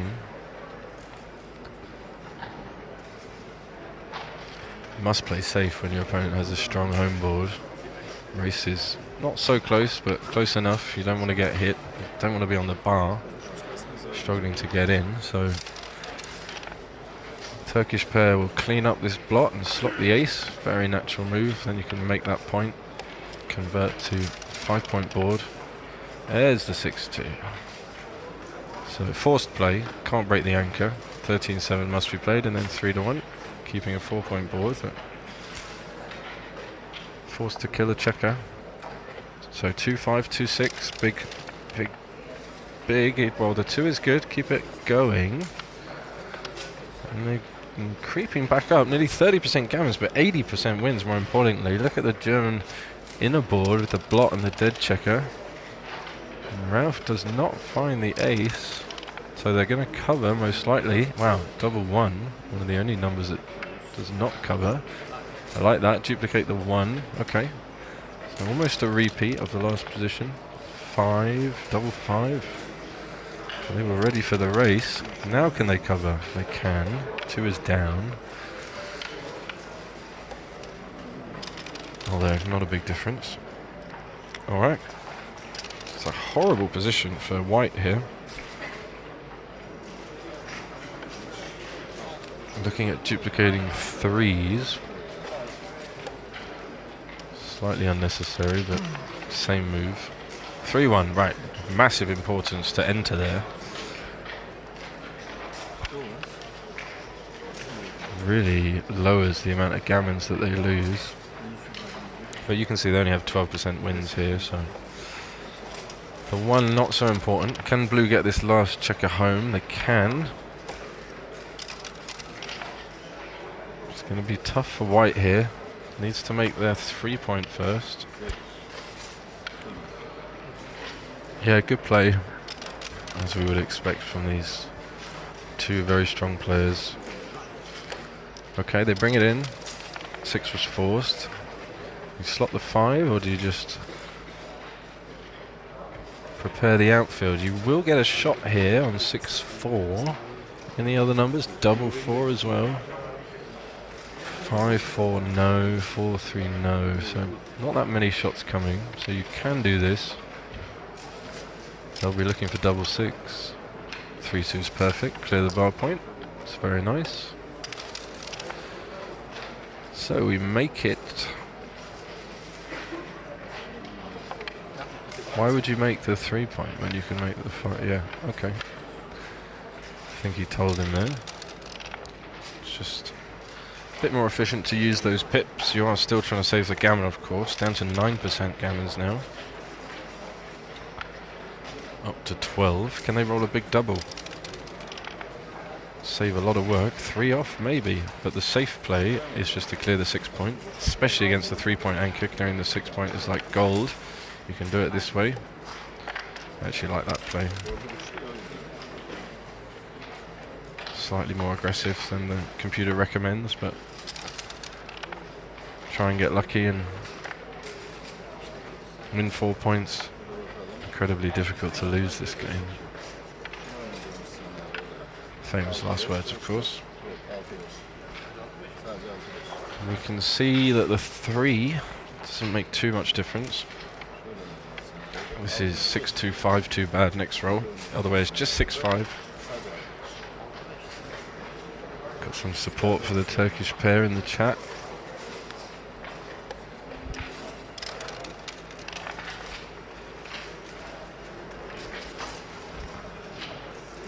Five-1, he's coming down. Makes sense, not wasting any pips. Can they scare them? It's 2 men off. They're going to need a big set. You just run now? Yeah, you do. And they're thinking about it. I mean, you could stay, but you have to waste a lot of pips, and it's difficult to win. So your best course of action is just to save the gammon, resign the 2 points. Yeah, hopefully resign 2 points. Yeah, and they do make the correct choice again. 3-1 means there's almost no chance of them winning the gammon this game. But fantastic start for the Turkish team. Here you bring both checkers in, then you can bail one off next roll with 6x.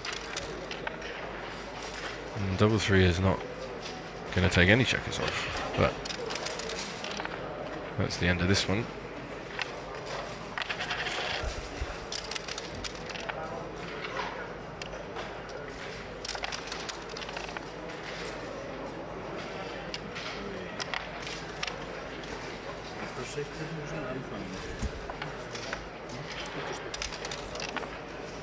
See if they change roller. Always amazed to see Ralph lose a game.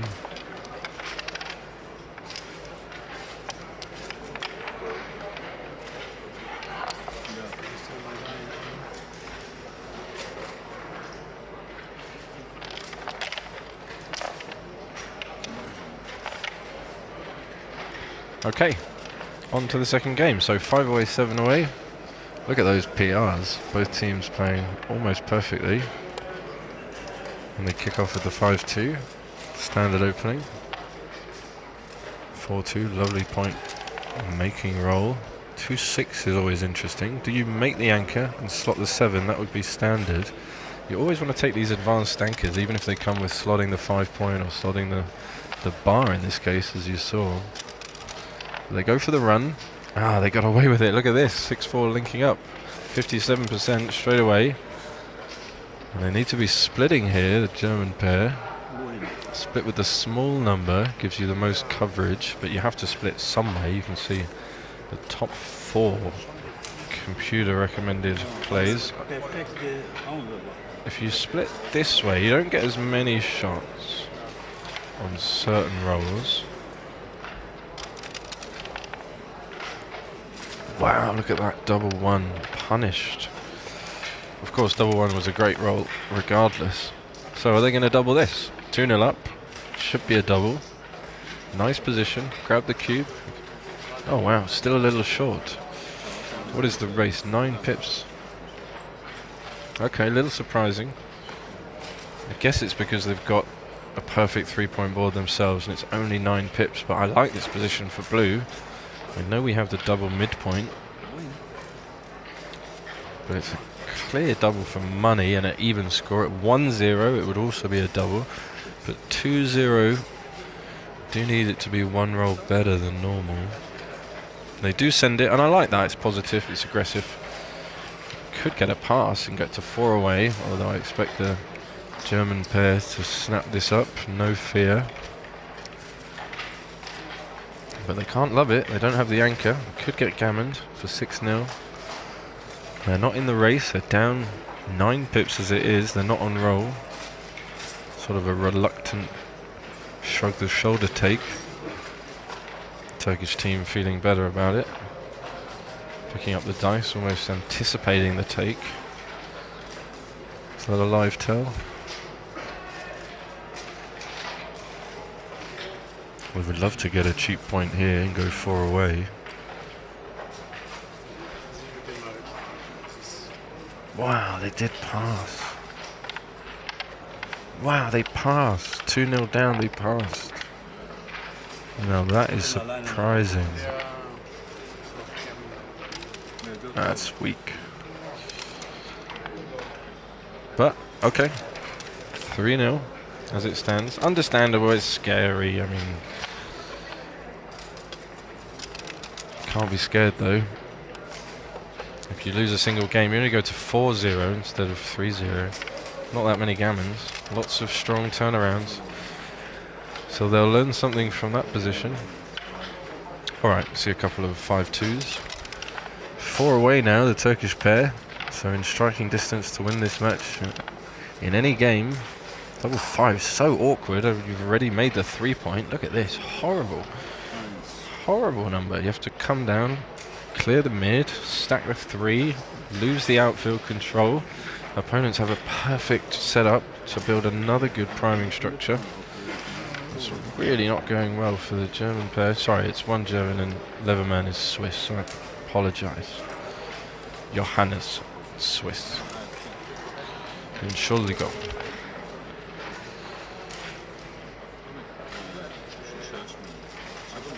So another 5-2, just trying to set it up.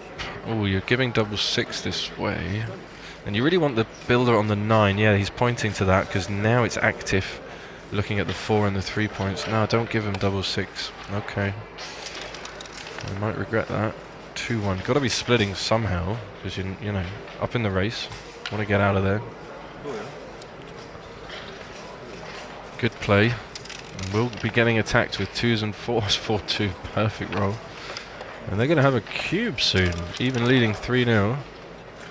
What about this? This is double pass. Will they find the cube here? If they pass the last one, I'm sure they'll pass this.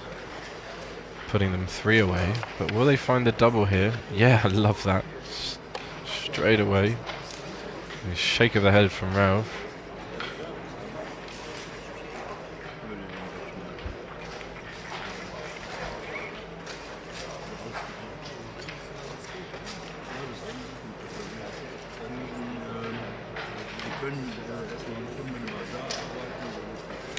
So discussing it. I don't like it. Do you like it? No, I don't like it.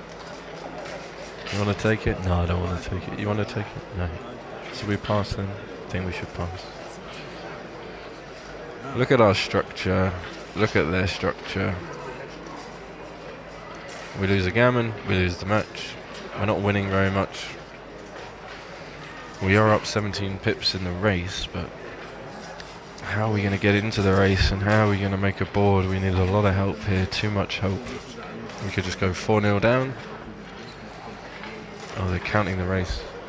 If they're using the race as a guide... Oh, he nearly passed. He nearly passed. Just hovering. Hand was over the clock there. And is he going to talk him into it? No, he's going to say, this is a bad position. We can make a better position. It's a bad score to take as well when your opponent has high wins and gammon threats for the match.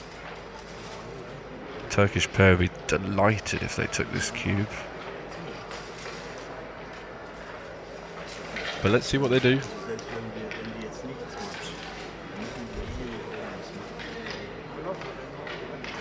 Maybe one of them wants to take, one of them wants to pass.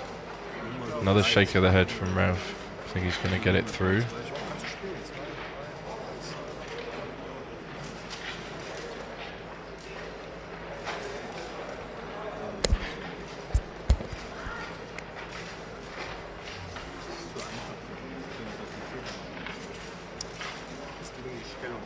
Lots of head shaking going on.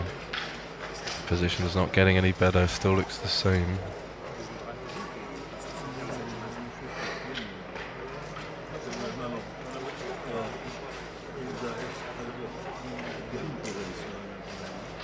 Smiling from the Turkish pair, and they do eventually pass. Horrible position. 4-0 down. Turkish flag in the chat, lots of supporters. And they're outplaying the Swiss-German engineering team.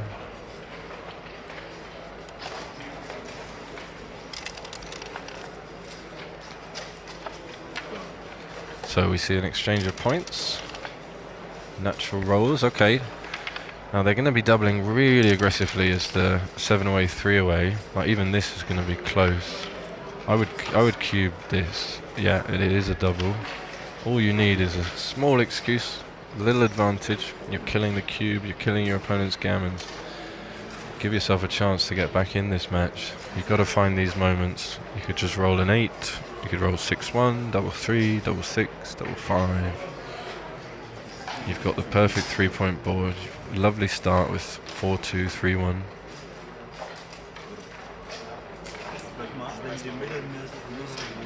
Oh wow, they don't double. 5-4. So they're going to play 2 down, which looks completely natural, but you should be splitting here, duplicating the 4. This kind of gives them an easy way to develop, like this. So prime v prime. Can you double now without the threats? You can still double because of the score. But if they didn't find the last one, how are they going to find this one? Now you're splitting. Yeah, you make the 9-point. Good. Alright. What are they going to roll? Oh, it looked like double 6 there. Huge. Spun over. Look at this. Make the 4-point. Leave the direct shot. This is a blunder just playing 13-7, but it is uncomfortable to leave the direct. Are they going to look at making the 4-point? Will they look at it? Yeah, it's difficult. It's almost a pass if they play this, but it's a huge cube now. But they're going to take this, structure v structure. 4-0. So good double. It came eventually. And 5-3. So is that a run, or is that the 3-point? It's a run, but which one? I would have got away with making the 4-point. Well, they do make the small inaccuracy, but strong play. This is going to make the 2-point, or is it going to run? So normally, I think you'd make the 2-point, but leading 4-0 and owning the cube, don't care about the gammons really, just focusing on the wins. Try and get to 6-0, try and get to Crawford. But it's so tempting to hit, isn't it? So they go for that.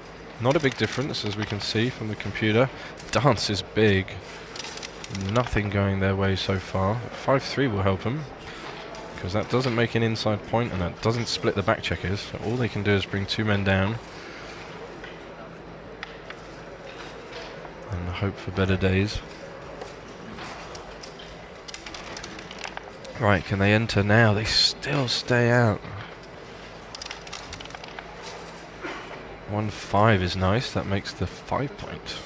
Happy days. So we're trying to make these points. Yep, there's another one. Well, they really want to get these back checkers moving. They're going to be 20 pips up after this roll. Right, can they enter? No entering. Wow, it's been a tough match. Wow, 1-6 as well. This could be the last game. Domination here from the Turkish team. Still staying out. Wow.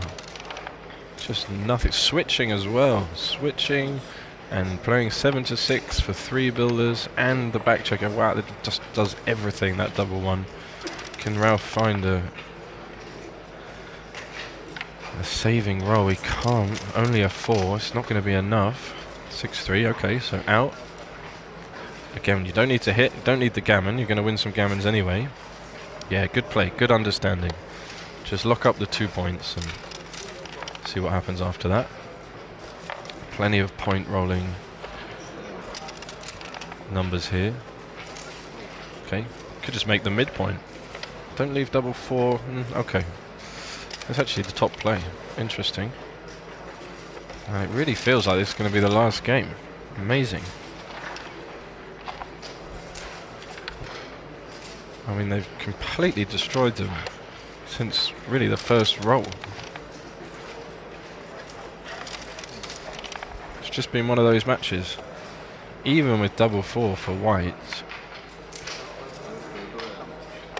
all they can really hope to do is save the gammon.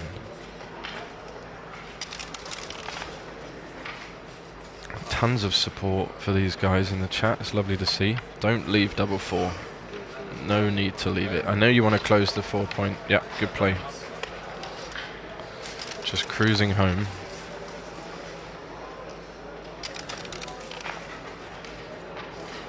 Bring him in. Yep. Oh! Did you see how the dice came out there? Wow, so this might save the match. And if they save losing a gammon this game, then they still have a chance. Yeah, good play, good play. 50% gammons.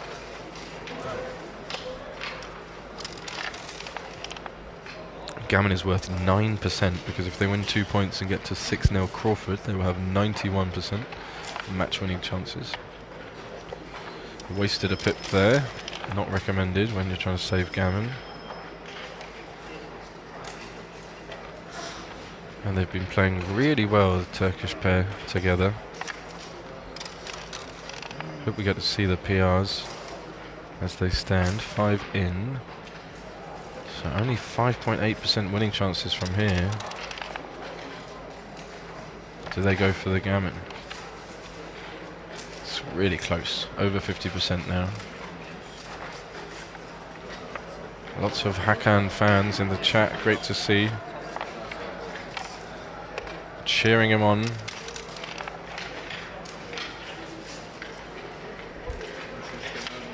Not much Swiss-German team can do.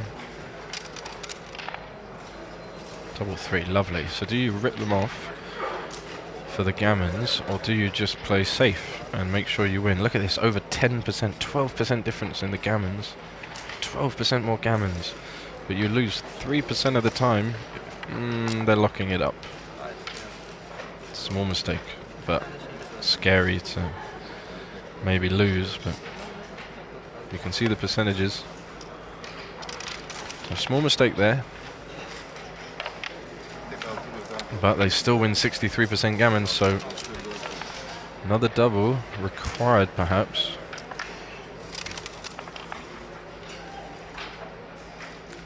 It's about 57% now, so still favourites to win it.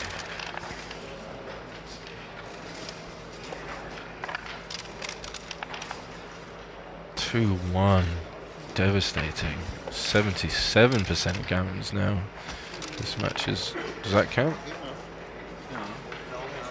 I don't think that counts, does it? If they get stuck and then you tap them through? I think they should roll again. I think they should roll again, actually, but of course it wasn't a double, so Ralph is trying to say that it's good. Should roll double 6 now, just for fairness. Yeah, but I think that's correct. I don't think it would have changed anything anyway.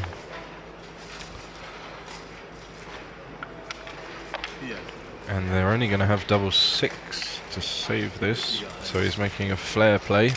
Will they even get a chance? Alright, double 6 to stay alive in the match. Hey, Ralph, magic. Magic Ralph. Never dies. Great game. Harsh, of course, for the Swiss German player. 6-0 down.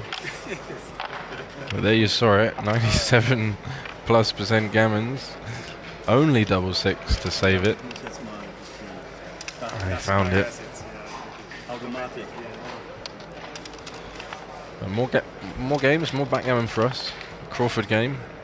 So DMP equivalent. Gammons don't really matter.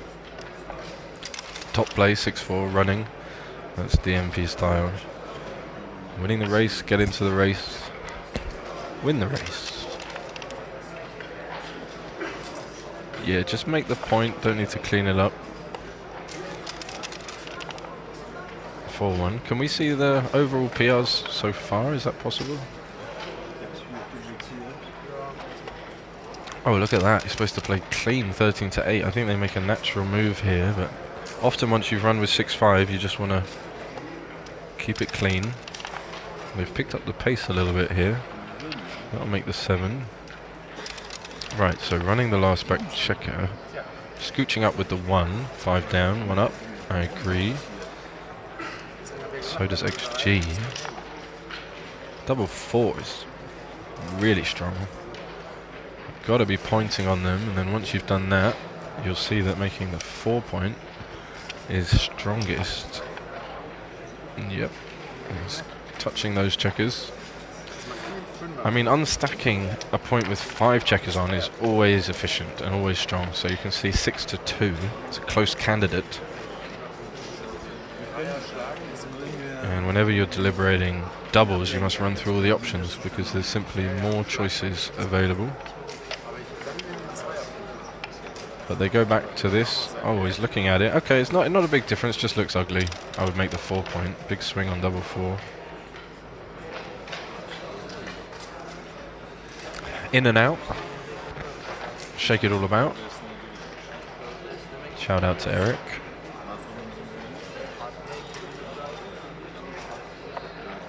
Okay, they're looking at staying there, but really just want to get home. You know, this way you're a target. A 2, a 4, a 9. The other way, okay, they could roll a 4, but when they miss, you're free and round the corner on your way home. Skipping through the rose bushes.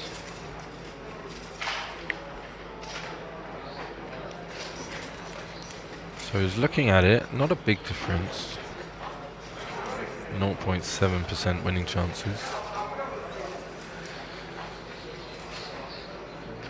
But it is natural to just jump out here. And also you cover the outfield. If white rolls 3-6 and they try and run the back checker, or they roll, you know, 5-2 or something like this, then you have more coverage.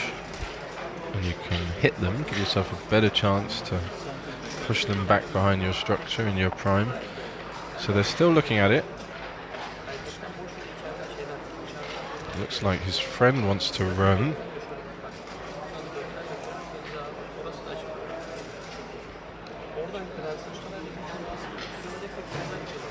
All the options are close, so not a big deal which one they choose, but theoretically running would be the idea. Alright, let's see if they get attacked. Well, that's a 4, so that hits. And that's the best way to contain. You have a stronger board. And what else are you going to do? If you make the 5 point, you just leave them a 4 and they're going to run anyway. If you hit them, they can dance. Good things can happen. Race is too close. It's just too close.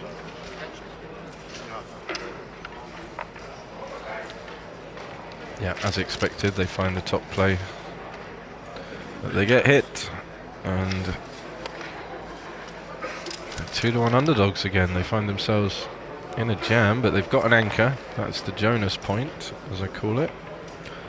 He always seems to end up making the 23. 4-3, right. We're home almost. Almost 70%. Just bring it home. 5-3, 2 down. Oh, this is interesting. I mean, I kind of like it because no fear.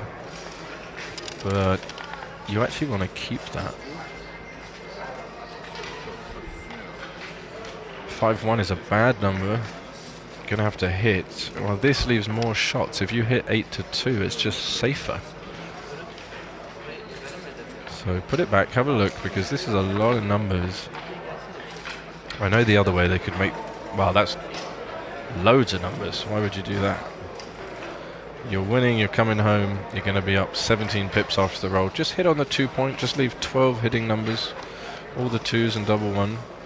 Let them make the anchor with a 5, no problem. But don't get hit. Identify the priority in the position and follow the theory. Trust the values. But let's see if they look at it. I think they might go back to their first play.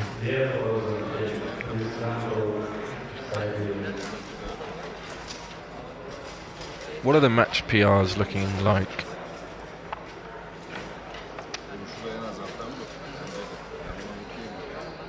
Okay, we can't see that. Another top play, well done. Great move. Yep, and they survive. So this is what they wanted. Still have almost 70%, just bring this home. Classic holding game, and that's it. Clear the mid. Got to be over 80% now, they are. 82.4 after that play. It's all one-way traffic this match. Just 2 points to clear. Massive racing lead. Just bring them in. Only 3s are really bad. 16% only. No, that doesn't count. Has to be on the board. Yep, okay. Shezbesh. 85.8%. Edging ever closer to victory. That finishing line is most difficult to get over. But they're within touching distance. Did Ralph roll that double 6 just to extend their pain? Speaking of which,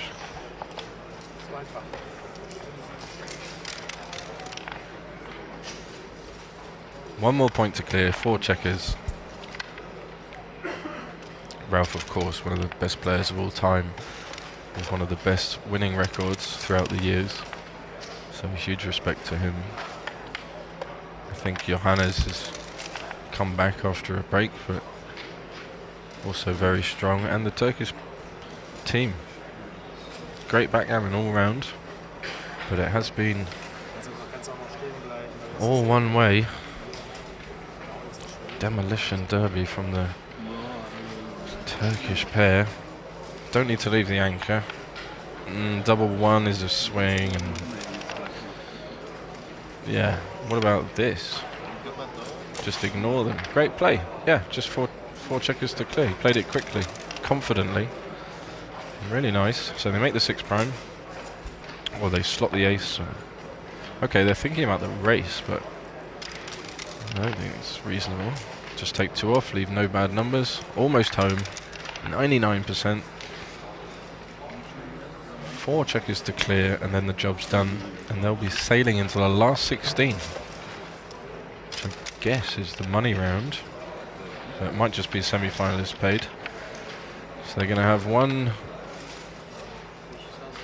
roll here. Okay, so this is 6 bad numbers, 6, 4, 5, 4. And 6, 5.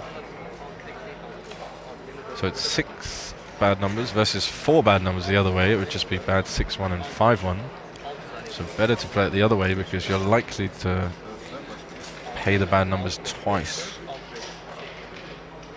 Double jeopardy. So this is the way to go, slightly safer. The other way, you have to pay the 6 bad numbers now, then most likely you'll come down to 2 checkers on the 6 point later, and you have to pay the 4 bad numbers again anyway. So good play. It's really going to be last chance saloon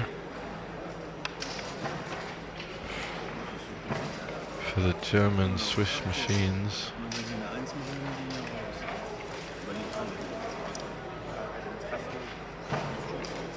Save a 6, then you can stick around if they roll a small number like 2, 1, 3, 1. You can stay, you won't be forced to leave. You might get another chance. That's all you can do for now. You've got 2.7%. Alright, can they clear it? Oh, they rolled a 5, 1. Unbelievable. So, special hand rub smiles. Can Ralph find the 1? Nope. It's gonna need the other one. Wow. He saw it. Did he waste it or does he have another one? He doesn't have it. Okay, so 0%. They can shake hands. Great match, guys. That's efficiency. So all the matches I've streamed have been 7-0, this time for the blue checkers. Sure, a lot of the supporters in the chat, the Turkish fans, will be happy with that. My pleasure as always to bring you the live action from Tbilisi here. And we'll be back with you shortly, I believe, for the next round of doubles. So stay tuned, share the link with your friends, enthusiasts, fanatics, and backgammon fans from around the world. And I will join you a little later. Thank you.